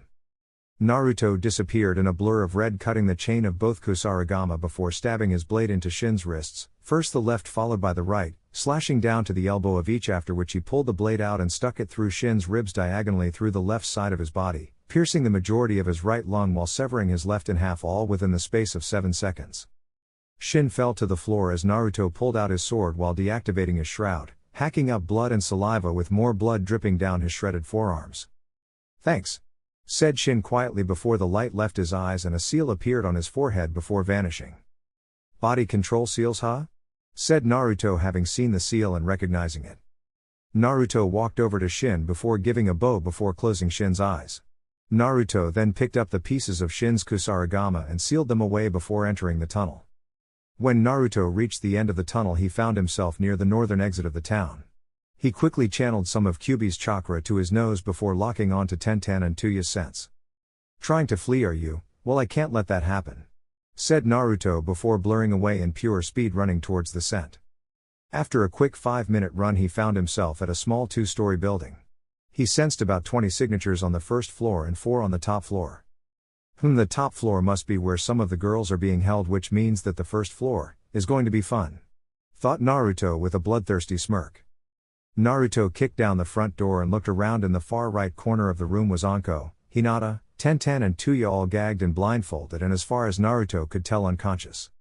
"You know, you might think that kidnapping and blindfolding those girls helps you," began Naruto, drawing the attention of everyone else in the room.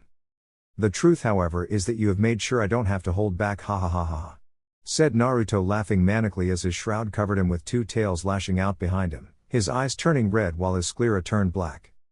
Naruto launched out 15 chakra claws from his shroud and plunged them into the chests of the 15 men around him, only sinking the claws in slightly so as to not kill them instantly but to instead allow the corrosive chakra to eat away at them as they cried out in agony. "Music to my ears," mumbled Naruto. I felt 20 signatures when I came inside but only see 15 bodies," pondered Naruto aloud before turning to the corner of the room where a person was shivering in the corner holding an axe. Naruto slowly walked over to the trembling man, his eyes gleaming with bloodlust. Please don't kill me. Tadashi threatened to kill my family if I didn't join him," whimpered the man. Naruto audibly sighed before turning away. "Ha, die bastard," shouted the man before lunging at Naruto, axe poised to split his head. Upon contact, the metal blade melted and the wood caught fire, causing the man to drop it. As it fell, it disintegrated before reaching the floor. "Hey ha ha ha ha ha ha, oh you fool, I spared your life and gave you the chance to live and you tried to split my head open, ha ha ha. Die in agony," said Naruto before he stabbed the man in the eyes with his fingers, causing his eyes to burn. He dropped to his knees, clawing at his face, all the while releasing blood-curdling screams as the corrosive chakra ate away at his eyes before moving on to his brain, killing him slowly and painfully. "Fool," said Naruto before releasing his cloak as his eyes returned to normal. Naruto quickly checked up on the four, ensuring that they were still alive before heading upstairs. Naruto climbed the stairs slowly and upon reaching the door behind which he felt 5 signatures, kicked it down. The sight he walked in on was Tadashi trying to force himself on Ino, who was lightly sobbing with her shirt ripped open, revealing her bra with her hands tied behind her back, while Sakura was curled up in the corner as though she had received a heavy beating to her midsection. Jin was seated behind a desk looking bored, while there was the same figure he had seen in the bar sitting in the corner of the room staring at him. "Tadashi, you are an unlucky man," said Naruto calmly, drawing everyone's attention minus the unconscious Sakura. "Sniff and Naruto sniff," said Ino sadly with a hint of relief. "What do you want? How did you get here?" asked Tadashi, all the while pressing Ino against the wall. "Oh my, and here I thought you were intelligent. Ask not for when your time will be up, for your time is now," said Naruto before moving at immense speeds, tackling Tadashi and pressing his back against the wall while Ino slumped to the floor. "You don't have any regard for human life and abuse it at your whim, hence, while on a whim, now I shall take your life, but not before I give you a gift for your trip to the afterlife," said Naruto before his eyes became slitted and he focused more and more chakra into his eyes while looking directly into Tadashi's. In seconds, Tadashi started to scream while frothing at the mouth before snapping out of it and looking at Naruto with wide eyes. Mons. Tadashi mumbled before Naruto launched a chakra-enhanced uppercut to his gut, pulverizing all his internal organs except for his brain, which caused him to hack out copious amounts of blood before his coughing ceased. Naruto gave him one last look before tossing him to the side of the room. Naruto looked to the two unknowns in the room, trying to gauge their reaction. The hooded figure gave no reaction, whereas Jin had a slight grin on his face. Naruto was conflicted seeing Jin grinning, but after hearing Ino's light sobs he walked over to her. He picked her up off the floor and hugged her. She stiffened at the contact before crying into Naruto's shoulder for a few minutes. Once she had calmed down a bit, Naruto unsealed his blue frayed trench coat and gave it to her before pinching a nerve in her neck to put her to sleep. He gently laid her down and after checking that Sakura had no major injuries walked back to the two figures that hadn't moved an inch since he had entered the room. "Now who are you two and why were you working for Tadashi? However, what I want to know the most is why do neither of you care that I killed you, boss?" said Naruto calmly with an aggressive undertone. "Ah, and whoever said I work for Tadashi, I am just a lowly merchant whom Tadashi came to trust and confide in, as well as being able to provide him with a sealing expert," Jin said in a teasing tone before glancing at his partner. Naruto's expression remained unchanged until he heard the sealing remark. He lunged at the figure and pushed it against the wall. "Oof, I didn't think you were the type to like it rough," teased a sultry voice. "Grr, who are you aside from Jiraiya and the fourth Hokage? All the sealing experts in the world have been Uzumaki or of Uzumaki lineage?" questioned Naruto. "Oh, and here I thought you had liked my red hair," said the figure being pressed against the wall as she reached into her hood and brought a few strands of dark red hair forward while brushing them on Naruto's nose, slightly arousing him. Naruto relaxed his grip and let go of the figure that somehow seemed to be smiling under the hood, however that was possible. "You see, Naruto, well, you could say someone was expecting you," said Jin with his ever-present grin. "Oh, and who would that be?" asked Naruto in a steady voice. "That would be me," said a figure which was currently leaning against Naruto's back with its own. Naruto's eyes widened slightly before a smile started to spread across his face. "So it's you," said Naruto. "Indeed, Naruto," said the cloaked figure. "So mind telling me who these two are?" asked Naruto curiously. "They are my contacts. Come now, you have been with Jiraiya long enough to know how a spy network functions," replied the figure in monotone. "Very well. Now who are you?" asked Naruto, turning his attention back onto the other cloaked figure. "Me? Well, I am just someone who happened to be in the right place at the right time," teased the figure. Naruto glared at the roundabout response. "No games. said Naruto in a steely voice. Not even in the bedroom? Asked the figure in mock hurt with a fake sniffle. Naruto maintained his gaze, causing the figure to sigh. You shouldn't be so uptight, women don't like a man who is so severe all the time. Although I guess I have teased you enough. For now, said the figure, adding the last part as an afterthought before raising a hand to the hood of the cloak. The cloak was pulled back, revealing dark grayish-blue eyes and blood-red hair with fair skin marred only by a small beauty mark on the left side of her lip. So, it is you, said Naruto with a slight nod. How did you know it was me? Asked the now revealed beauty with a small pout. Well, I did press you against the wall, so I was able to ascertain a reasonable estimate of your, proportions, said Naruto with a slightly perverse grin. Oh, that is just unfair, feeling up a woman and not allowing her the same courtesy. Teased the figure in mock sadness, complete with a pout and even crossing her arms under her bust, intentionally pushing it up. Oh, I never said I wouldn't allow you to return the favor, said Naruto, causing the beauty to smile. Kaffa, you are certainly different since the last time we met, Naruto, said the still hooded figure in monotone tinged with surprise. Well, people change after all, said Naruto with a shrug. Now let's go, said Naruto before creating a clone and having it pick up Sakura while he picked up Ino. Right, Jin, you know what to do, said the figure. Of course. I will head out as soon as I fix the mistakes of Tadashi over there. As for Fuka, I suggest you take her with you, as I should not be needing her help for the foreseeable future, said Jin before leaving the room. Naruto gave a quick glance to Fuka, then the other figure, before giving a small nod and leaving as well. So Fuka, would you like to go see the village hidden in the leaves? Asked the figure. Of course, Itachi, said Fuka with a small smile. Naruto headed downstairs and gently set down Ino before creating another 5 clones. Take care of them and take them to the leaf, I will be along shortly, said Naruto, getting nods from all of his clones who hastened to carry out his orders. The original Naruto walked out while heading back to the northern exit of town, knowing the tunnel would still be there and would take him to where he wanted to go. After a long walk, Naruto reached Shin's body. The blood was only starting to congeal and the body was still a little warm. Naruto stared at the body for a second before picking it up bridal style and carrying it outside. Naruto set the body down before allowing a tail to form, which he plunged into the ground and quickly dragged around in a rectangular motion before making the tiger seal and placing his chakra-cloaked hand on the ground, causing the section he had carved out to adhere to his hand, which he picked up and placed next to him in a rectangular clump. Deactivating his cloak, Naruto picked up Shin's body and placed him into the hole with his arms by his side.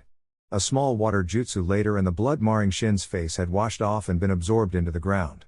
Naruto slowly and quietly took 2 handfuls of dirt at a time from the clump next to him and laying it over Shin until he was buried. Naruto grabbed onto a section of the wooden wall which wasn't necessary for the building's structural integrity and pulled it out before clawing the name Shin onto the plank before he pushed it slightly into the ground at the head of Shin's grave so it would stay up. I hope that you have found peace in death, Shin. You were a warrior worthy of a death in battle. I only hope our battle was to your satisfaction, said Naruto before pressing his hands together and giving a deep bow. So Itachi, how did you know I was going to be sent out for this mission? Moreover, why didn't you just come to the leaf? You have been fully pardoned by Tsunade, not that anyone beside Jiraiya, Sasuke, Tsunade and myself of course know this? Asked Naruto as he tree-hopped alongside Itachi with his clones carrying all the girls who were currently unconscious, with Fuka in front of Itachi and Naruto. Well, you see, I needed to find a way to covertly escape Akatsuki without drawing any attention to myself. Believe me, with Sasori and Zetsu around that isn't easy, replied Itachi in his usual level tone. So, what can you tell me about Akatsuki? Aside from you and Kisame, no one really knows who makes up Akatsuki, probed Naruto, trying to get some info on his would-be hunters. Well, I could tell you now, but I hate repeating myself, and knowing that I will have to repeat this information to Tsunade, at the very least I will give you the abridged version.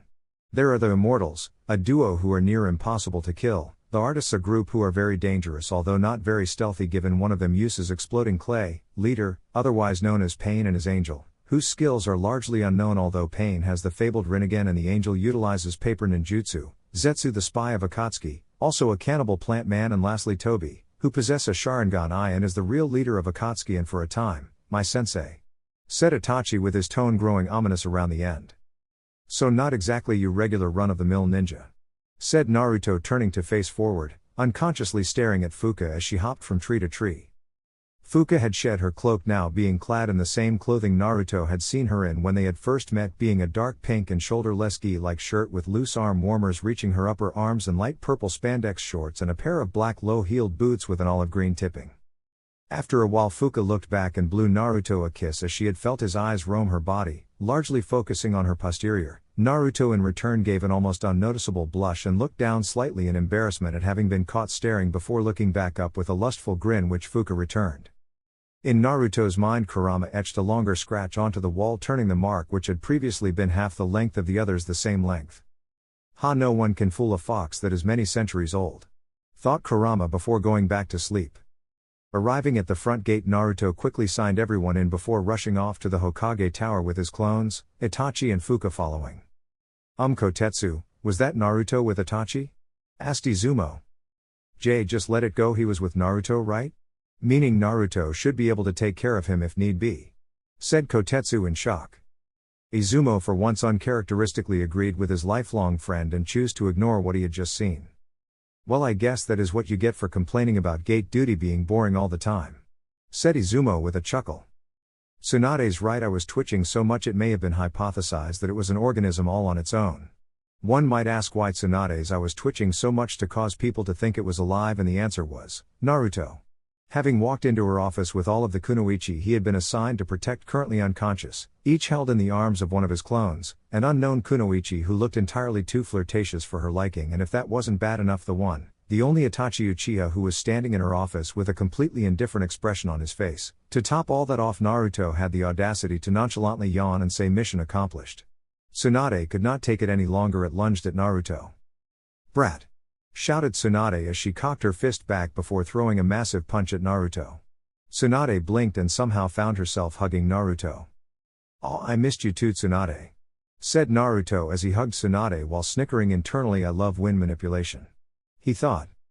Tsunade sighed and hugged Naruto back before leaning back and bonking him softly on the head, which caused him to give his fox-like grin.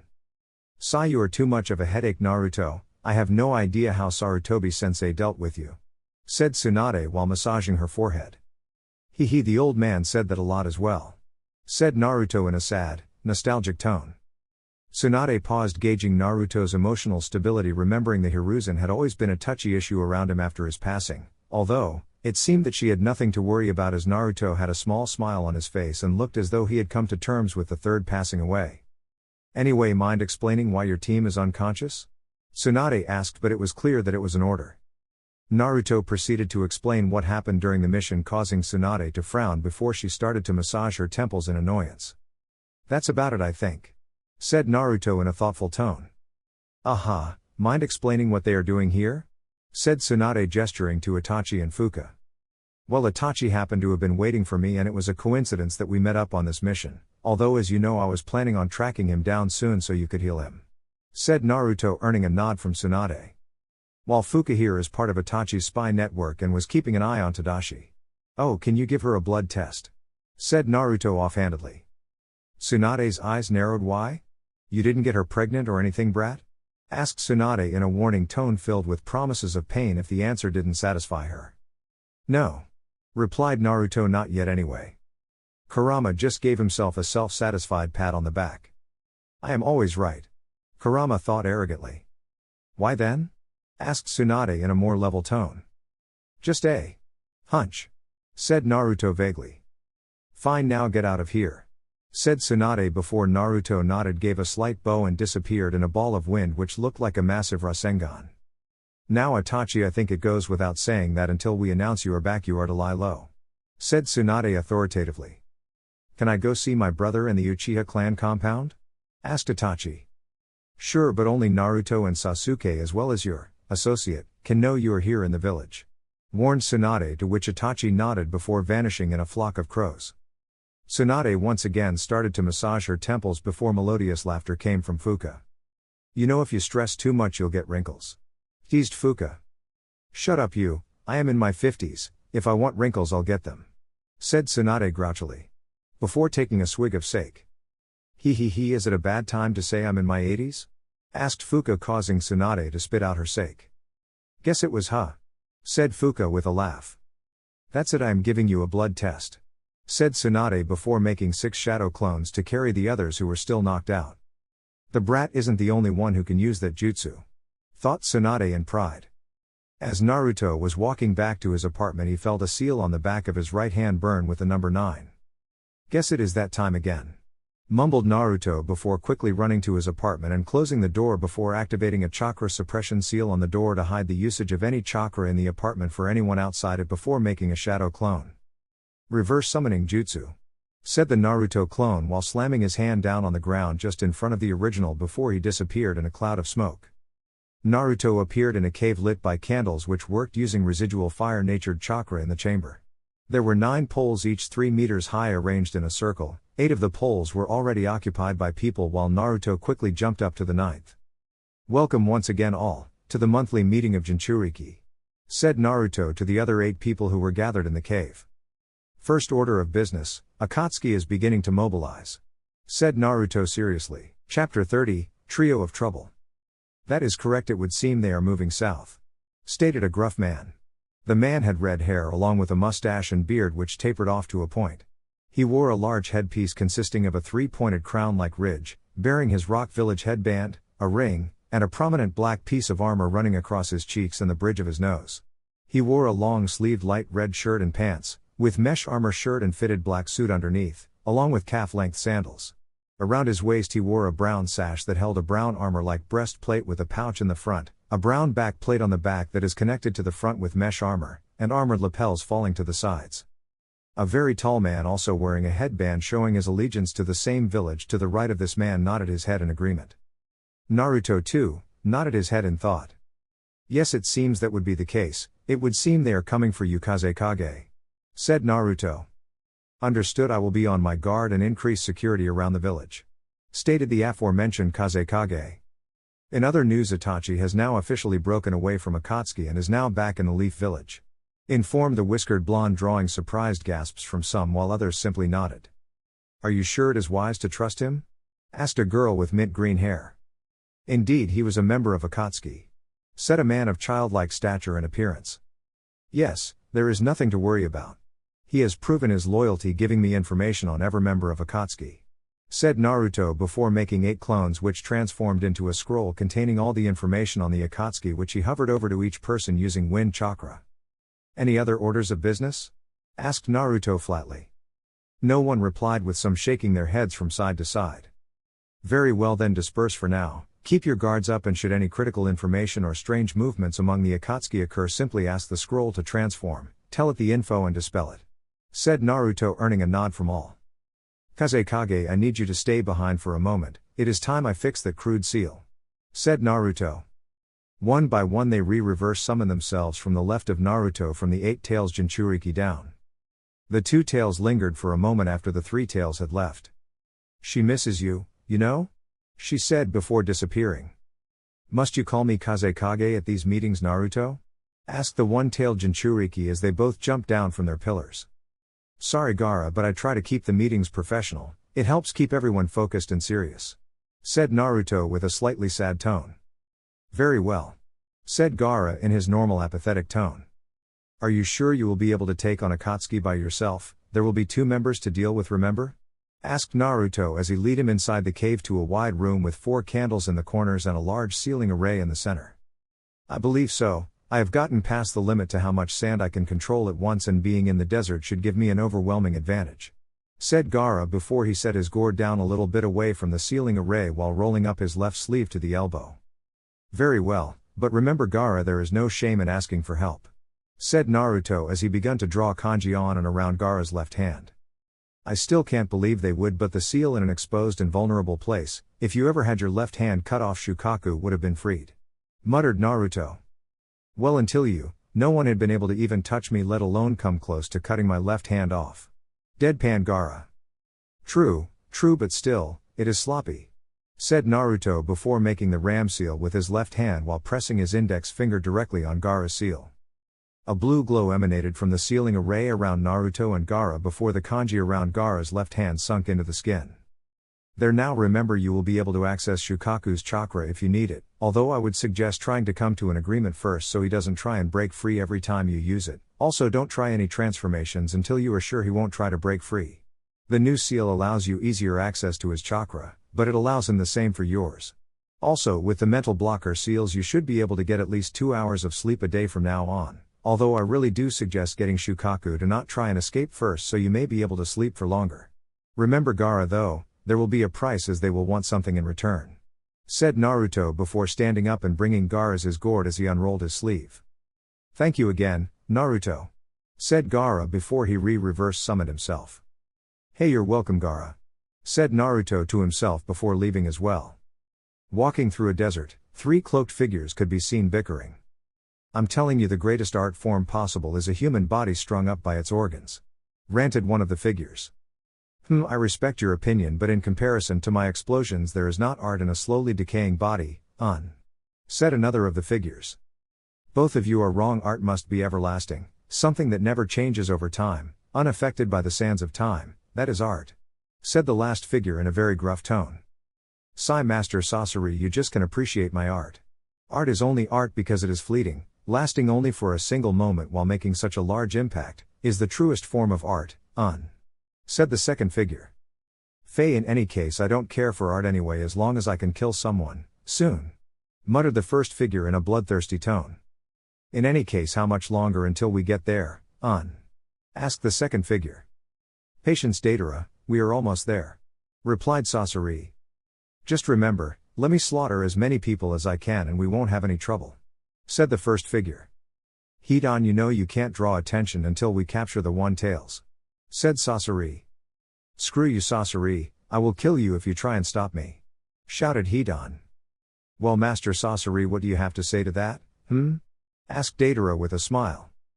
Hidan, if you make me keep leader waiting because you went nuts killing people, I will kill you. Stated Sasori gruffly while shuffling past Hidan. Hidan's hand twitched to his side before clenching his fist. Sasori stopped, turned back and glared at Hidan. Keep moving. Growled Sasori before moving again. Datara put his hand on Hidan's shoulder. Don't worry Hidan, Sasori is just testy, coming back to the Sand Village is having a larger impact on him than you'd think, yeah. Said Datara before walking off. Like I care, I just want to kill someone. Soon. Muttered Hidan before lowering his arm and following his 2 comrades. Well Princess Tsunade? Questioned a frail, old man with a cane. He had black, shaggy hair, and his right eye was bandaged. He had an X-shaped scar on his chin and wore a white shirt, with a black robe over the top of it covering everything from his feet, to just over his right shoulder. Tsunade grit her teeth. Simply put, she was in a bind, with Sakura not being cleared for active duty due to the beating she received to her midsection. Even more embarrassing from a civilian, Team 7 was a member short. To make matters worse, before she could consult the roster to find a suitable replacement, the 3 old bags, as Tsunade called them, had come and offered a reasonable replacement. It seemed she had no choice. With a heavy sigh Tsunade leveled a stern expression at Danzo, the brains behind the 3. Very well, your chosen shinobi will be added to Team 7, what is his name? Asked Tsunade. Sai. Said Danzo with a neutral expression. Naruto arrived to the house he was looking for given directions from Shikamaru. The house in which currently Ino Yamanaka was recovering from her traumatic ordeal. Naruto raised his hand up just about to knock on the door before turning around quickly and launching a kunai right through a black and white construct, which before splattering into a blob of ink, looked like a lion. Naruto slowly raised his head and spotted a figure crouching on the roof of the building directly adjacent to Ino's. Naruto exploded into smoke, shocking the figure before a kunai was placed against the figure's neck. You know, I wasn't exactly looking for a fight today, in fact all I wanted to do today was talk. Since I really don't want to fight today, I will give you a chance to explain why you just tried to attack me. Said Naruto apathetically with a bored expression. The way you fight, are you a boy or a girl? I just wanted to find out for myself. Asked the figure with a clearly fake smile. Well, I haven't actually fought with you yet, if you will. I am merely trying to understand your motives. If you want to fight, well, I suppose we could have a spar tomorrow at noon if that is fine with you? Suggested Naruto. Well, dickless, I didn't know you were a coward as well. Said the figure smiling despite the blade pressed against his neck. Naruto pulled the kunai away before taking a step back, allowing the figure to stand. One question though, before you leave. said Naruto as the figure turned to face him with a fake smile plastered on his pale white face. He had short, black hair and black eyes which contrast with his very pale skin. He was carrying a small backpack with him and wore a short black jacket with red straps. He also carried a tip-less tanto on his back. The rest of his outfit consisted of a high-collared midriff shirt, black pants, shinobi sandals and gloves with his index and thumb fingers exposed, with his shirt having a long right sleeve and a short left sleeve. "What is your name?" asked Naruto. "Oh, are you perhaps feeling attracted to me? I've read that asking for someone's name shows that you have a genuine interest in someone?" asked the figure. Naruto just maintained a bored gaze. "If are you going to question my sexual orientation, I can direct you to people who can clear it up for you so you don't continue wasting my time," said Naruto in a bored tone. He certainly is much calmer than my report indicated," thought the figure. "Very well, I guess I will have to find out tomorrow then," said the figure before making a hand sign, as what seemed to be ink swirled around him in a helical shape. "The name is Sai," said Sai before disappearing. "Well, that was rather strange," mumbled Naruto before jumping down off the building and walking back to the door he was going to knock on before his encounter with Sai. Once again, before Naruto could knock, he stopped just before knocking, this time though because the door opened, revealing Ino in her ninja gear. "Naruto?" asked Ino, surprised. "Hi Ino, where are you off to?" asked Naruto with a small smile. "Oh, just to the main gate to meet up with Choji and Shikamaru for a mission." "Why?" replied Ino. Well, I was just wondering if I could talk with you," stated Naruto. "Yeah, sure, but can we walk and talk?" asked Ino, gesturing in the direction of the main gate. "Sure, no problem," said Naruto as he fell in step next to his fellow blonde. "So what's the mission about?" asked Naruto, making idle chat.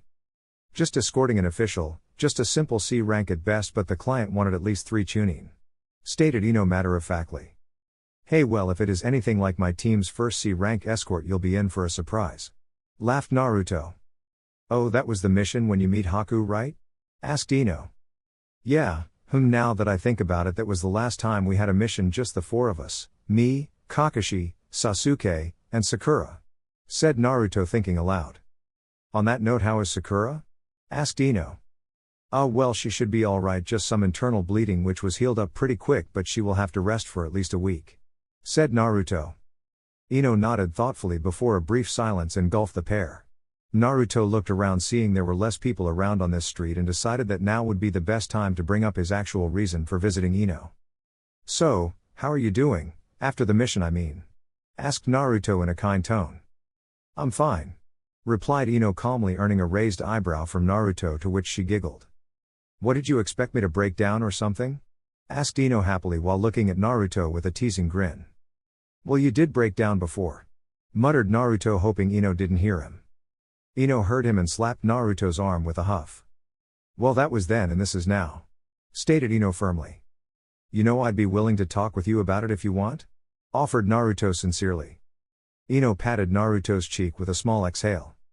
"Look, Naruto, I appreciate you being caring and all, but I am a big girl. I knew what I was getting into when I chose to be a kunoichi. I am from a clan, you know," said Ino before pausing. Naruto was now listening intently to see what Ino would say next. "I knew the risks of the mission, just like I know the risks in every mission. I also know why you came to talk with me, so I played along. However, I am a Yamanaka, someone who has the ability to enter the minds of others and even destroy them, hence why I need to have a strong mind as well, so as to not be overwhelmed by someone else's," said Ino. "So you're sure you're alright?" asked Naruto questioningly. "Yep, I'm fine, just like I said," said Ino with a smile. As they continued walking, another silence overcame them due to Naruto reflecting on this new piece of information. "So if you don't mind me asking, why were you such a fangirl before I left?" asked Naruto in confusion. Ino blushed slightly in embarrassment. Well, just because I knew what I was getting into at the time by becoming a ninja. It isn't like I fully grasped the weight behind exactly what it would entail," said Ino in embarrassment. "So, does that mean you stopped dieting?" asked Naruto, suddenly prompting Ino to glare at him. "What does that have to do with anything?" asked Ino warily. "Nothing, I was just curious, since I remember that one mission we had together before I left to the land of noodles, and you kept going on about the importance of dieting, all the way back to the Leaf Village." Deadpan Naruto, earning another blush from Ino. "Like I said, I didn't fully grasp the magnitude of what I was getting into," said Ino with a huff. Naruto stared at Ino before she huffed again. No, I'm not dieting anymore. Ino mumbled, earning a chuckle from Naruto, which she returned with a glare. Oh, what are you laughing at now, huh? Asked Ino with a huff. Nothing, just wondering how different you would be if you weren't dieting back then. After all, if 3 years of not dieting and eating properly helped you grow into this, well, you can't blame a guy for wondering what an extra few years would have done.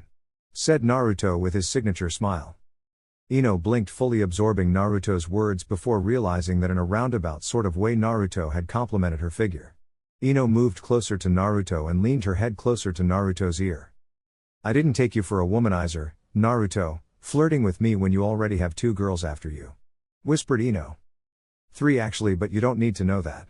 Wait a minute, why does Kurama have 4 marks? That's what those marks mean. Wait a minute, who's the 4th? Thought Naruto, finally realizing what Kyuubi meant by the marks on the wall. Naruto snapped out of his thoughts before turning to Ino, whose face was still pretty close to his. Well, I wouldn't consider it flirting, I was just telling a beautiful girl that she is beautiful. Guys complimenting you can't be that strange of an occurrence. Replied Naruto coolly. Ino just smiled before leaning away once again. Well, it isn't every day that someone who has girls already after him innocently compliments another girl. Said Ino with a smirk. If beauty is not appreciated, beauty will cease to exist. Or at least that's what I think. Said Naruto with a pause, glancing up at the sky. Now, why couldn't you have been this romantic in the past? Pouted Ino. Oh, I was, you were just too busy chasing after Mr. Uchiha to realize. Teased Naruto with a grin. Sheesh, I already said I wasn't the smartest girl around back then, okay? Now please stop using that against me. Requested Ino with a pout which caused Naruto to laugh. Sorry, but I haven't seen what new Ino is like, having been gone for 3 years, so I need to rely on my knowledge of old Ino for now. Said Naruto sheepishly while scratching the back of his head. Fine, I'll let it go, but only this time. Retorted Ino teasingly. Well, there's the gate. Nice getting to know you, new Ino. You're much better than old Ino. Said Naruto cheerfully. Nice getting to know you too, new Naruto. Definitely an improvement of the pranking numbskull I remember. Retorted Ino, getting a small laugh from Naruto, who started walking off before give a wave, Ino's eyes trailing him. Oh yeah, definitely an improvement. Thought Ino, eyeing Naruto's posterior. Naruto was now heading off to the hospital to track down Tsunade and or Fuka to confirm his suspicions. Entering the sterile facility, Naruto shivered slightly, still not liking hospitals. I mean, they could try another color than just white to give this place some atmosphere. Thought Naruto, finding the utter lack of color depressing. Just before he could walk up to the information desk to ask about Tsunade or Fuka, Shizune appeared from the intersection of the hospital in the reception area, so Naruto walked over to her instead. Hey Shizune, how's it going? Asked Naruto politely.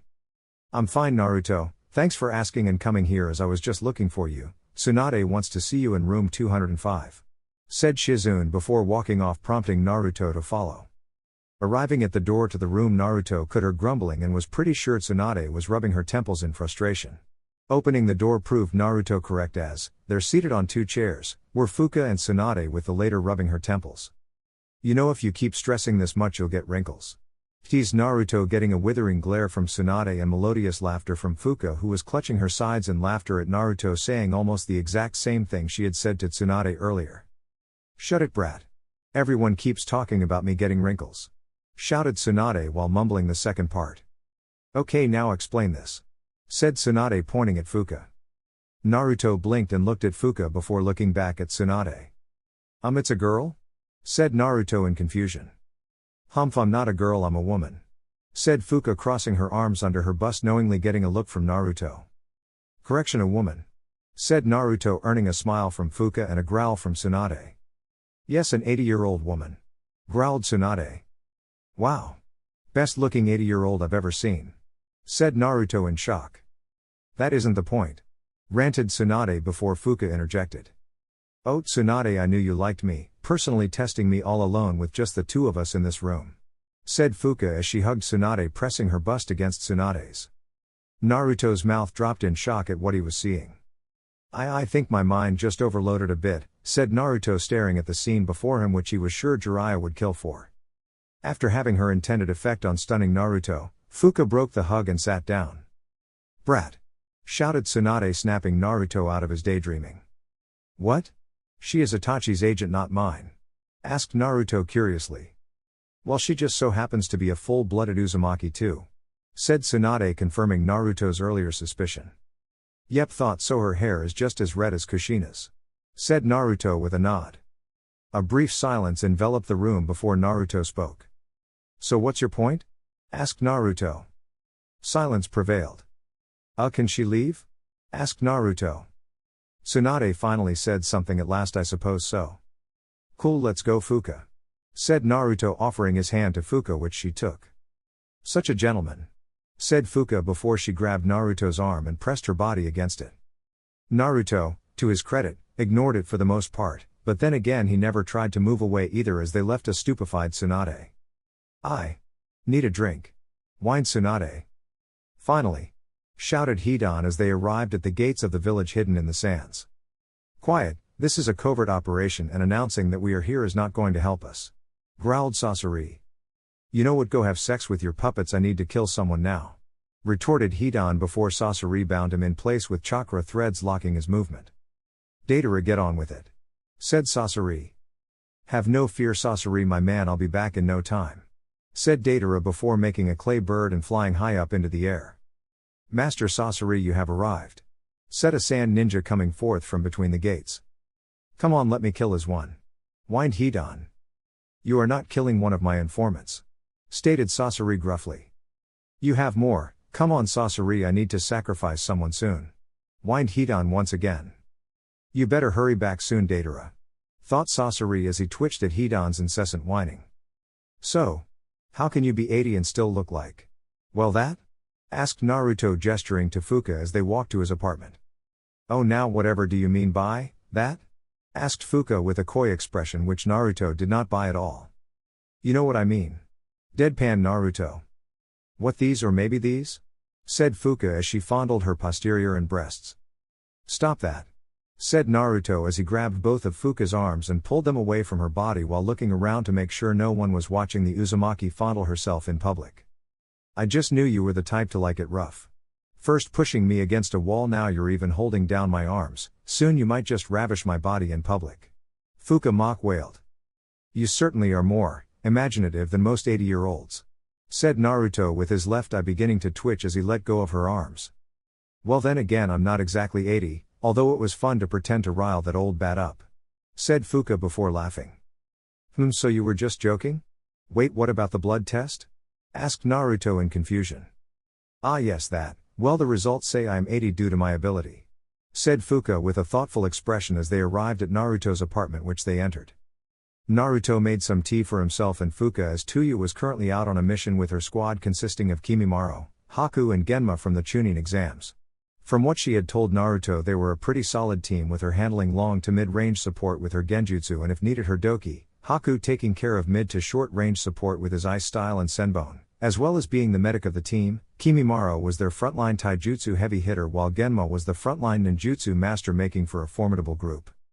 So, mind explaining the whole 80-year-old thing? Asked Naruto as he poured the tea for Fuka and himself before sitting down on the couch next to Fuka. Alright then. Well, you see, it works like this. From what I remember from the teachings of my mother, Uzumakis usually have a specific attribute that is unique to their chakra. For instance, my mother had the ability to make her chakra solid while moving it around like a gas. Said Fuka. I'm sorry, make it solid? Asked Naruto in confusion. Yes. You understand how chakra is formless, almost like a gas? Well, my mother could actually use it as such, moving it around as a gas and, say for instance, wrap around an enemy, before she would turn it solid, locking them in place. Said Fuka. That reminds me of something Pervy Sage told me about a woman he knew who could make chains out of her chakra. Wait a minute, Pervy Sage didn't exactly know a lot of Uzumaki, I wonder. Said Naruto, trailing off in thought before Fuka coughed, getting his attention once again. So as I was saying, Uzumakis all generally have a unique ability thanks to their special chakra. Said Fuka. Really, what's mine then? Asked Naruto curiously. Well, from what Itachi has told me, it is probably your stamina. Said Fuka seriously for once. I thought that was because of something else. Said Naruto, trailing off. No, it isn't the fox. Said Fuka, shocking Naruto. Don't look so surprised, I am Itachi's informant and he was working for Akatsuki, an organization specifically designed to hunt down tailed beast hosts. Said Fuka in amusement. So wait, that time in the restaurant? Asked Naruto. No, I didn't know what you were. Itachi only informed me that the fox was held by a leaf shinobi. Imagine my surprise when Itachi gave me your description before you came to grass, a description which was easy to reconcile with your face, Whiskers. Teased Fuka. Naruto pouted slightly at being called Whiskers before realizing they had gotten off track. So my stamina is my Uzumaki ability? Asked Naruto in confusion. Yes, while most Jinchuriki have large reserves and outrageous stamina, you with just your Uzumaki chakra have much more stamina than any Jinchuriki ever could, so with the fox, well, you are a stamina king and a never-ending chakra fountain. Said Fuka. Wow, I thought my stamina and reserves were because of old Foxy. Said Naruto, getting a growl from said fox. Come on, we both know you are old, probably the oldest thing around. Thought Naruto, getting the fox to stop growling. After all, Naruto did have a point. So wait, you never said what your power was. Stated Naruto. Well, I could tell you, but then again I could always show you. Said Fuka with a sly smile. Alright then, show me. Said Naruto, missing the gleam in Fuka's eyes. Fuka slid over on the couch until she was next to Naruto, just barely touching his legs. She then reached up towards his face before bringing her own closer to his before licking his cheek, freezing Naruto in place. Wind, huh? Said Fuka to the shocked Naruto before turning his face so she was looking directly into his stunned eyes before straddling him and then kissing him, right on the lips. What the hell is going on? Shouted Naruto, in his mind being too stunned to move. When Fuka's tongue entered his mouth, his eyes widened before he felt a strange sensation and looked down to see what seemed to be a strand of blue chakra coming out of his mouth and into Fuka's. After a moment, Fuka pressed her lips back against Naruto's before the strange sensation faded and she leant back with a seductive smile. My, that was some powerful chakra you have. Said Fuka before feeling something nudging her most sacred place. That doesn't seem to be all you have. Said Fuka as she placed a hand on Naruto's growing erection. Not bad. Mused Fuka before getting off Naruto and sitting next to him once again. Screw you, Kyuubi. How the hell did you see this coming so early? Ranted Naruto, in his mind realizing who the fourth mark was. Humph, it is as you said, I am the oldest thing around. I've learnt enough in my time to see these things coming.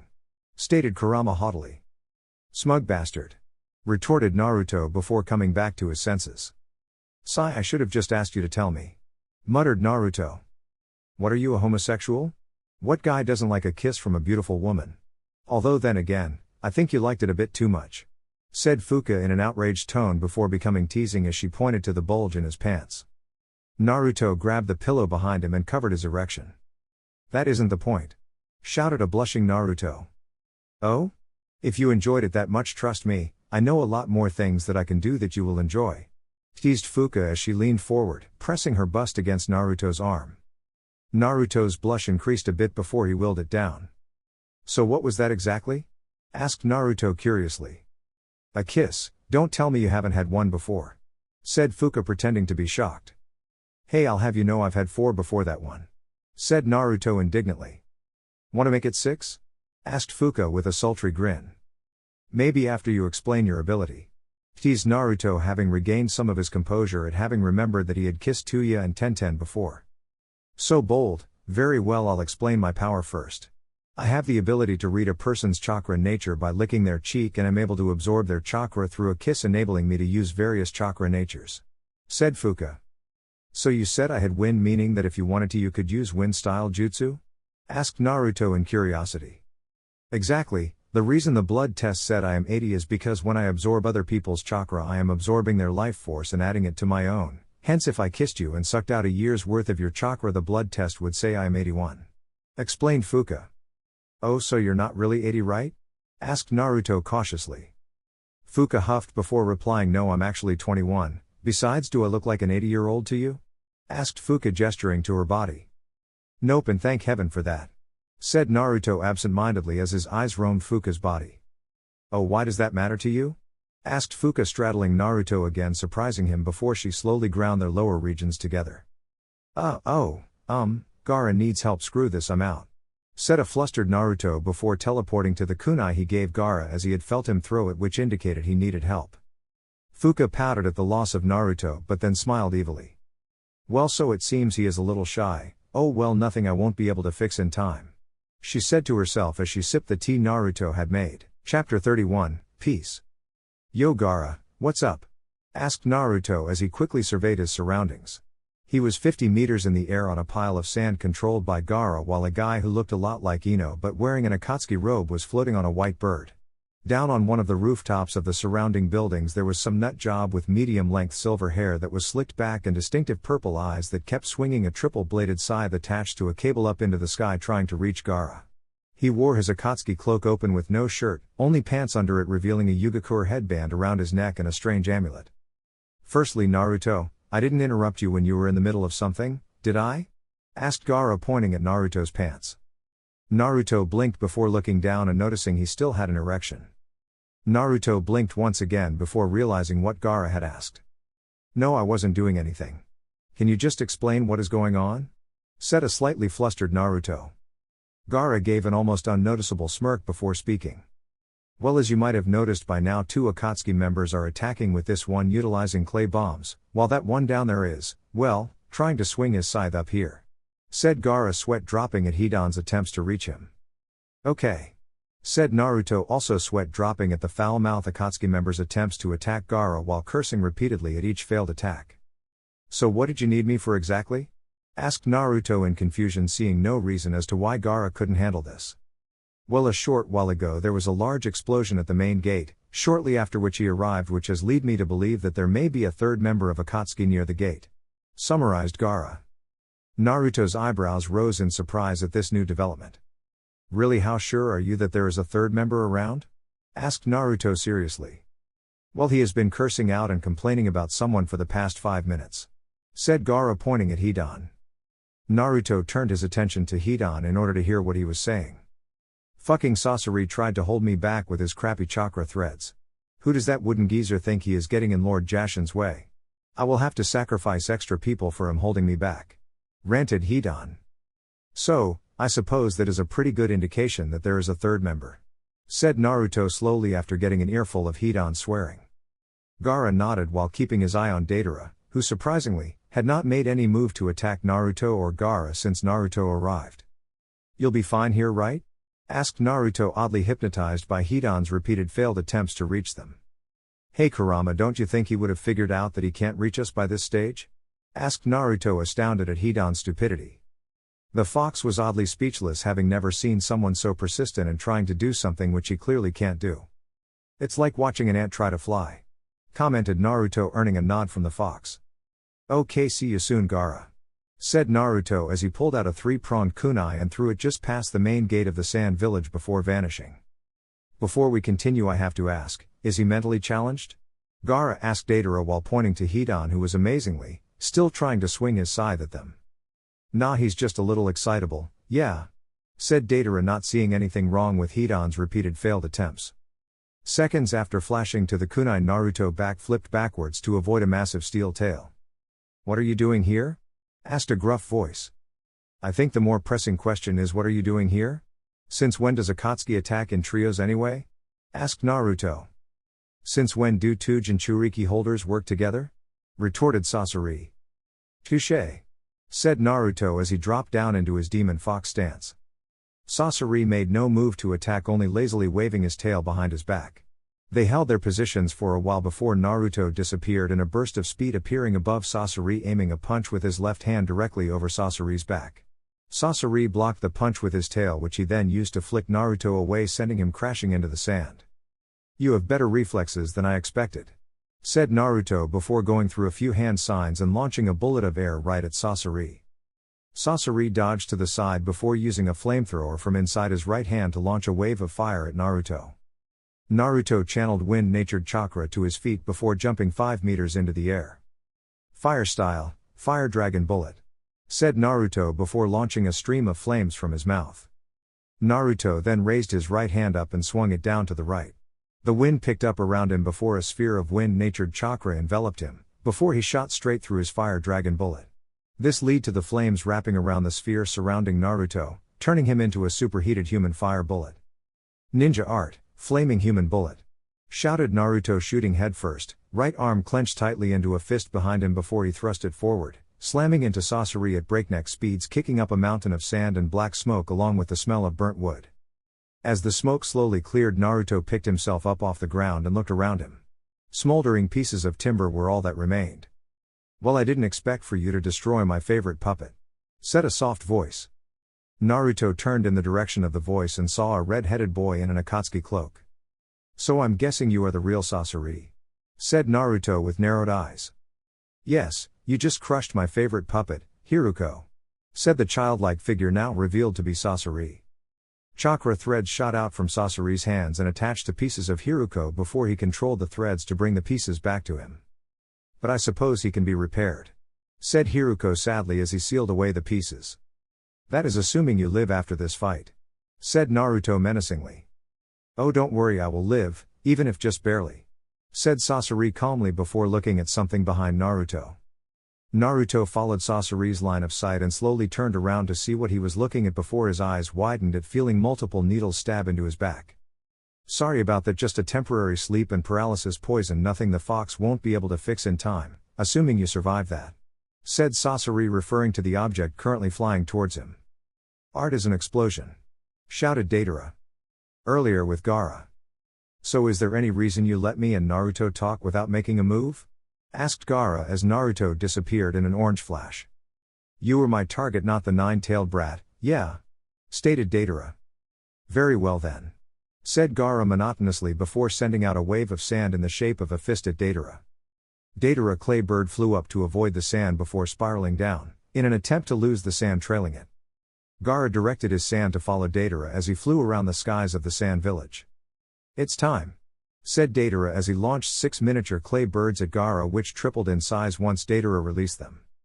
Gara raised both his hands up and spikes made from sand burst out from the cloud he was floating on before piercing each of the birds, which then exploded.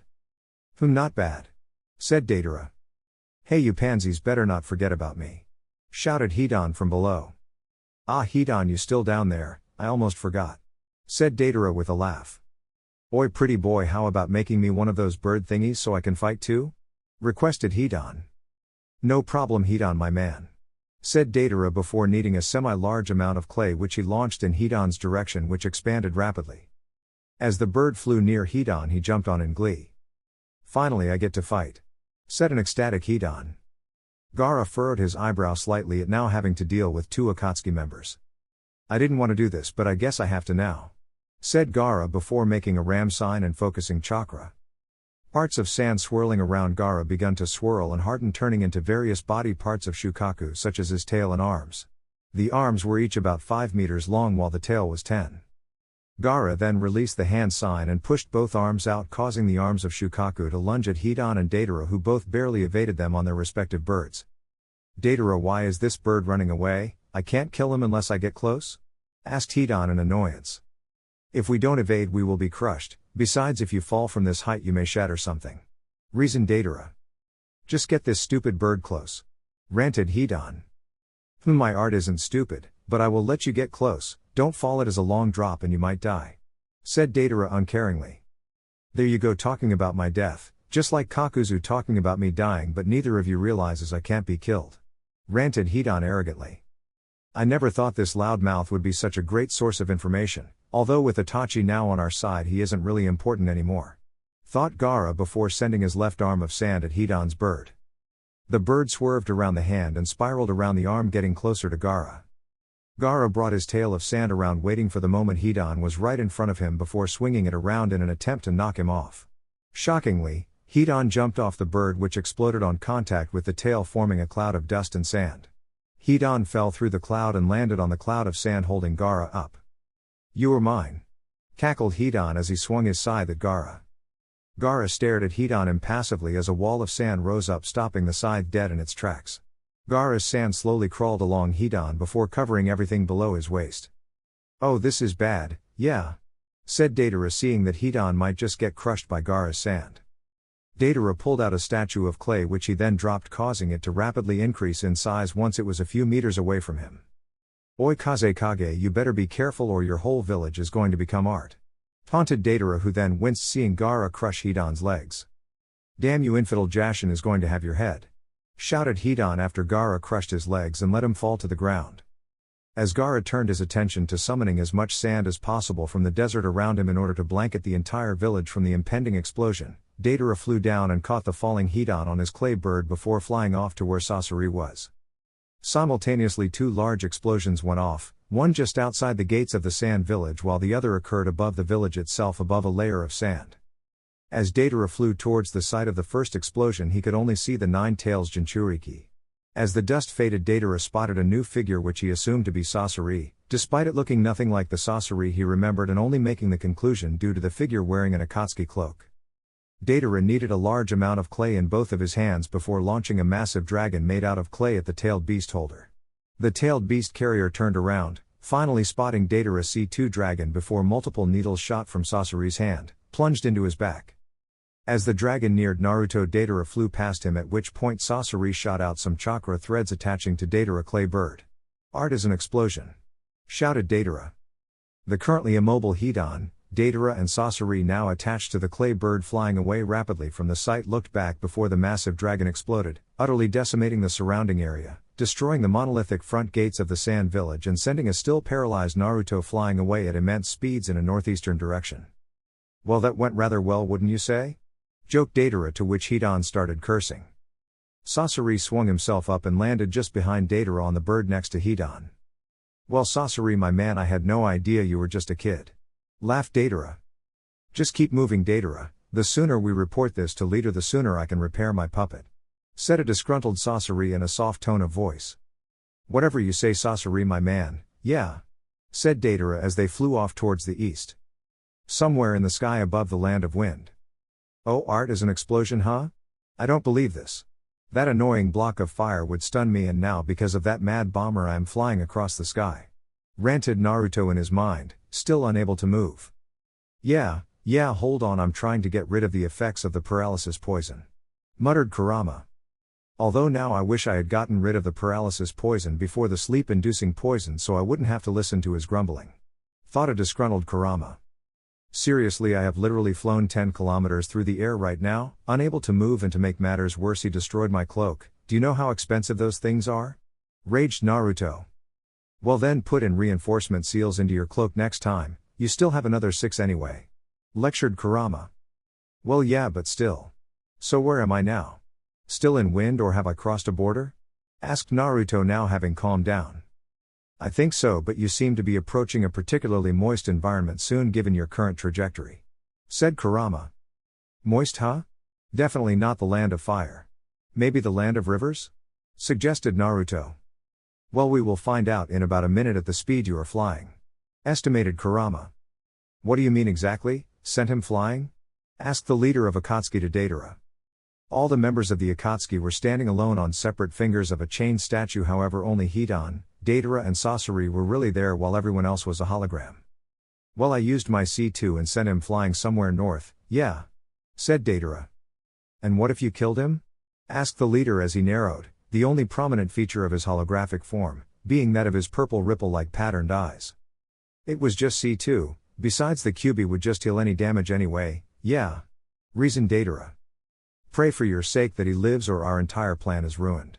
The seal holding back the fox is unique, as both souls, jailer and prisoner, are linked, so if the vessel dies so will the beast, and it will not reform, ever, as the Reaper of Death will claim its soul for eternity," said the holographic figure of the leader of Akatsuki sternly. "Trust me, he is fine," said Datara nervously. "In any case, hearing that the 9 tails came to aid the 1 tail suggests we need to gather more information before acting.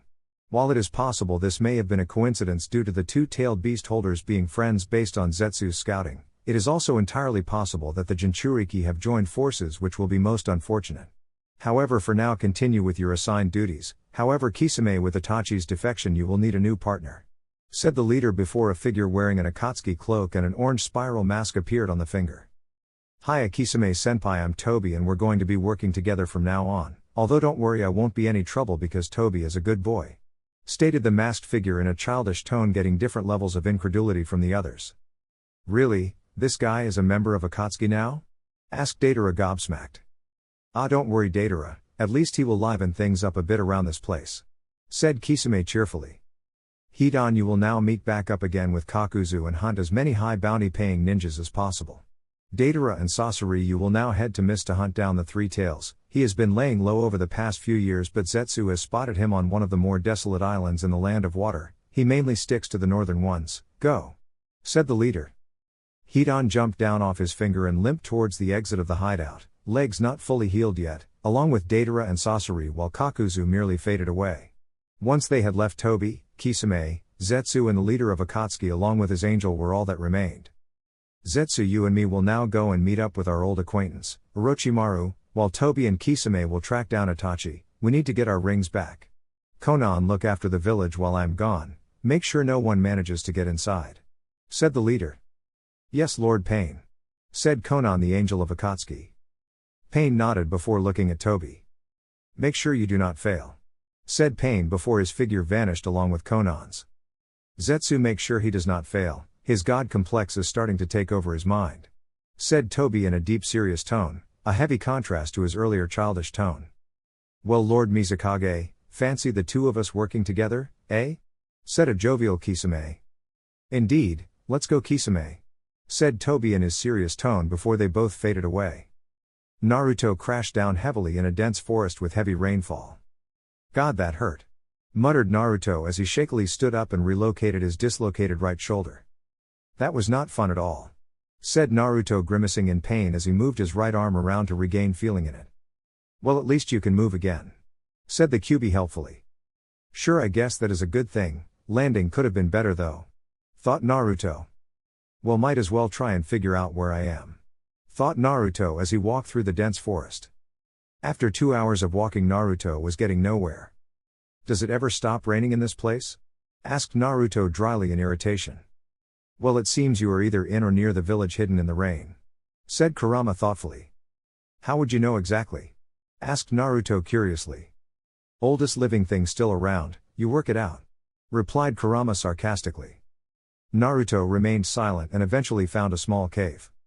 Might as well make camp here for a while until I can figure out how to get back, not to mention you getting rid of those poisons really tired me out, thought Naruto sleepily. Naruto set up a few traps, nothing elaborate, just some kunai launchers triggered by ninja wire along with a few explosive tags scattered around. Naruto went inside the cave, which in total was only 3 or 4 meters deep, and propped himself in the far left corner of the cave. He kept one hand near his kunai pouch strapped to his right leg and slept with his sword unsheathed in front of him, resting between his legs, which he held with his left hand. Night fox, thought Naruto with a yawn before falling asleep. Konan was not particularly happy right now for 3 reasons. The first was that Pain, or rather Nagato, her longtime friend, had decided that he would confront Orochimaru without her despite his deteriorating health. The second was that Madara, or Tobi as he chose to be known by in Akatsuki, was now no longer staying behind the scenes but was now getting actively involved in Akatsuki. This worried Konan immensely, as despite Pain and his self-proclaimed god status, Madara was immensely powerful and knew all of Nagato's skills, along with his weaknesses. The third and final reason was mere hours after Pain, along with all the other Akatsuki members, had left and were now significantly far away from Rain, an intruder had been detected in the southern forest. Unfortunately, since her sensory abilities were not as good as Nagato's, she could only pinpoint the general area of the intruder. Thus Konan was now flying through the forest with her paper wings out, trying to find the intruder. It can't be much longer. I've combed through at least 3/4 of this entire forest, thought Konan stoically. Konan was fairly confident that the intruder would not be any trouble at all. Konan wasn't arrogant in thinking this, but rather understood her capabilities very well, and knowing herself to be at the very least a mid-S rank ninja, and would not have any trouble with anyone outside of the Akatsuki unless faced with either the 8 or 9-tailed Jinchuriki. Really, a cave? Thought Konan, feeling the signature coming from the cave. Konan dispersed her paper wings, which broke down into multiple pieces of paper before melding into her. Konan slowly walked up to the cave opening with her senses on high alert. In an instant a paper shuriken was launched seemingly from Konan's cloak, which collided with a standard metal shuriken. I didn't come here for a fight, said a deep voice from within the cave, which echoed slightly. You shouldn't have come here at all, replied Konan stoically. There was a small pause before a chuckle was heard from within in the cave. Will you try controlling your flight path after being hit with sleep and paralysis poisons while being pushed by the explosion of a massive blob of clay? Said the voice in annoyance, with a hint of respect for those who got the drop on him. You must be the 9-tails Jinchuriki, said Konan. Yes, and you must be the paper style user of Akatsuki, Pain's angel, said Naruto with a slight chuckle at the angel part. Konan narrowed her eyes but made no move. So did you just come here to glare at me? Granted it isn't something I am not used to. Although you know I am not the fox. Well? I already said I am not here to fight, said Naruto. Konan remained unmoving while the rain continued to pour down. You can come in the cave if you want, I can't imagine staying in the rain for so long is fun, said Naruto. Konan didn't even blink. Naruto sighed and gripped his sword to sheath it, causing Konan to take a step back as multiple paper shurikens sprung up around her. Why so serious? I'm just putting my sword away to prove I am not going to attack you. Remember, it is Akatsuki that is hunting me and other Jinchuriki down, not the other way around, said Naruto as his face hardened. We are working to create peace, said Konan after her rather long silence. Peace? How so? A criminal organization trying to achieve peace, that's new, scoffed Naruto. Through pain, said Konan, gritting her teeth slightly. Not a bad idea. How do you plan to bring peace with pain? Asked Naruto curiously, catching Konan slightly off guard. Why? Asked Konan through narrowed eyes.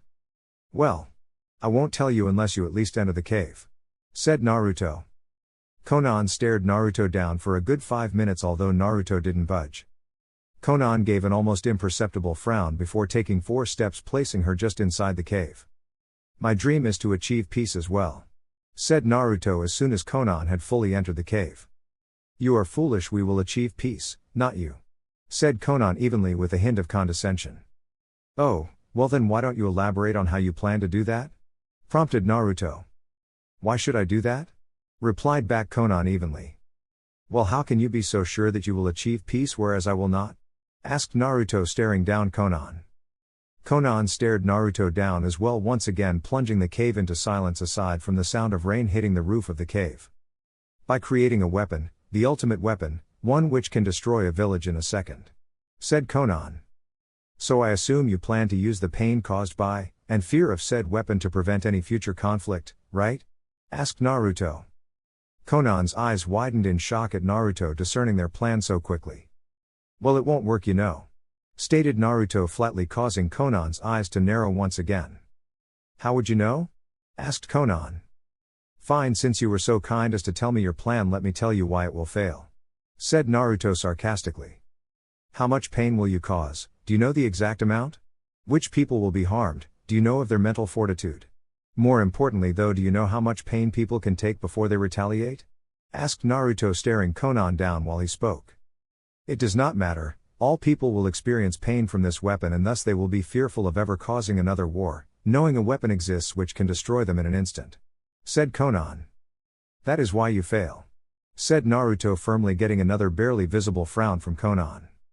You see, while inflicting pain on others may make them unlikely to retaliate in fear of retribution, you fail to take into account the fact that some people will not care. A man who has lost his family and friends will have no reservations about retaliating and will gather like-minded people. These people will then band together and attack, causing another battle. If you use that weapon again, you may kill more innocent people who were simply in the wrong place at the wrong time. Then family and friends of the harmed innocents will also rally and attack once again. Should you use your so-called ultimate weapon again, the cycle will repeat itself, said Naruto before pausing and taking a small breath. What you fail to realize is that too much pain will cause others to retaliate, and not enough pain will mean they won't fear fighting again, much like the result of the Great Ninja Wars. Lots of pain was inflicted upon people, but after each war they still continued fighting. Your plan, instead of bringing peace, will most likely cause another war, said Naruto, looking at Konan. You can't know that, said Konan. True, and I don't claim to be able to predict the future. Although, can you guarantee that your plan will inflict just enough pain and fear to end all wars, yet not enough to start another? Questioned Naruto. Konan remained silent, glaring at Naruto with a small frown now present. Let me tell you a story about 2 boys who endured pain, said Naruto with a frown of his own. One boy, since the day he was born, was marginalized. He wasn't allowed to go to any shops to purchase food as they refused to serve him and sometimes even chased him out or beat him.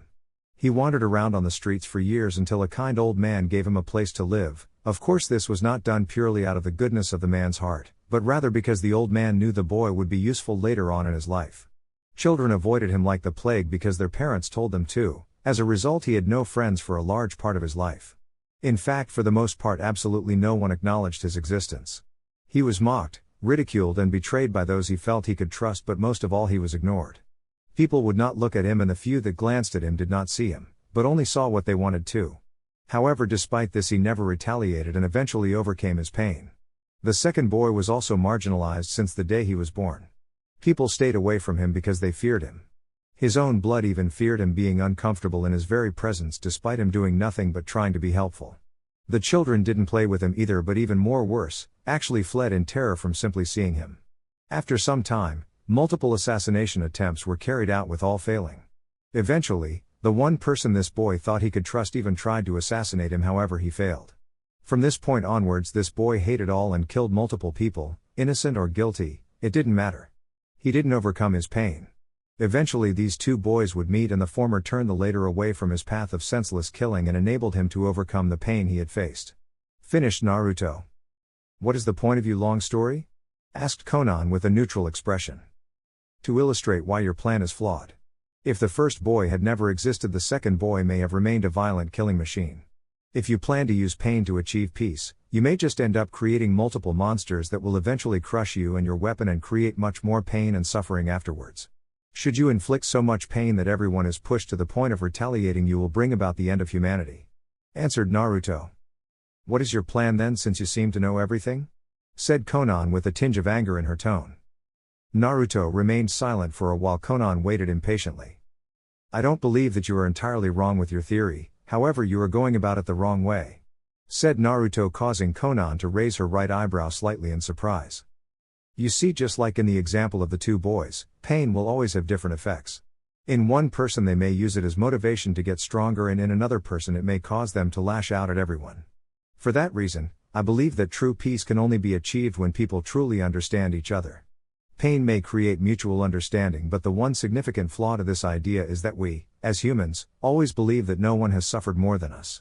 One person may say they have suffered the most due to never having had parents, while another may say they have suffered the most due to having parents which were then taken away from them. This is the key factor that needs to be accounted for. While pain may breed character, it can also breed insanity. All it takes to end the world is one person being pushed past their limit. For this reason, I believe that peace can only be achieved without violence, by replacing the hatred of the world with love. Said Naruto, drawing a small scoff from Konan. Just how exactly can you replace the hatred of the world with love? Said Konan questioningly. By taking the hatred of the entire world on my shoulders. I will take all the hate in this world and replace it with love, allowing people to understand each other through love. Then if all the hatred of the world rests on me, then with my death, true peace will be achieved. Answered Naruto passionately.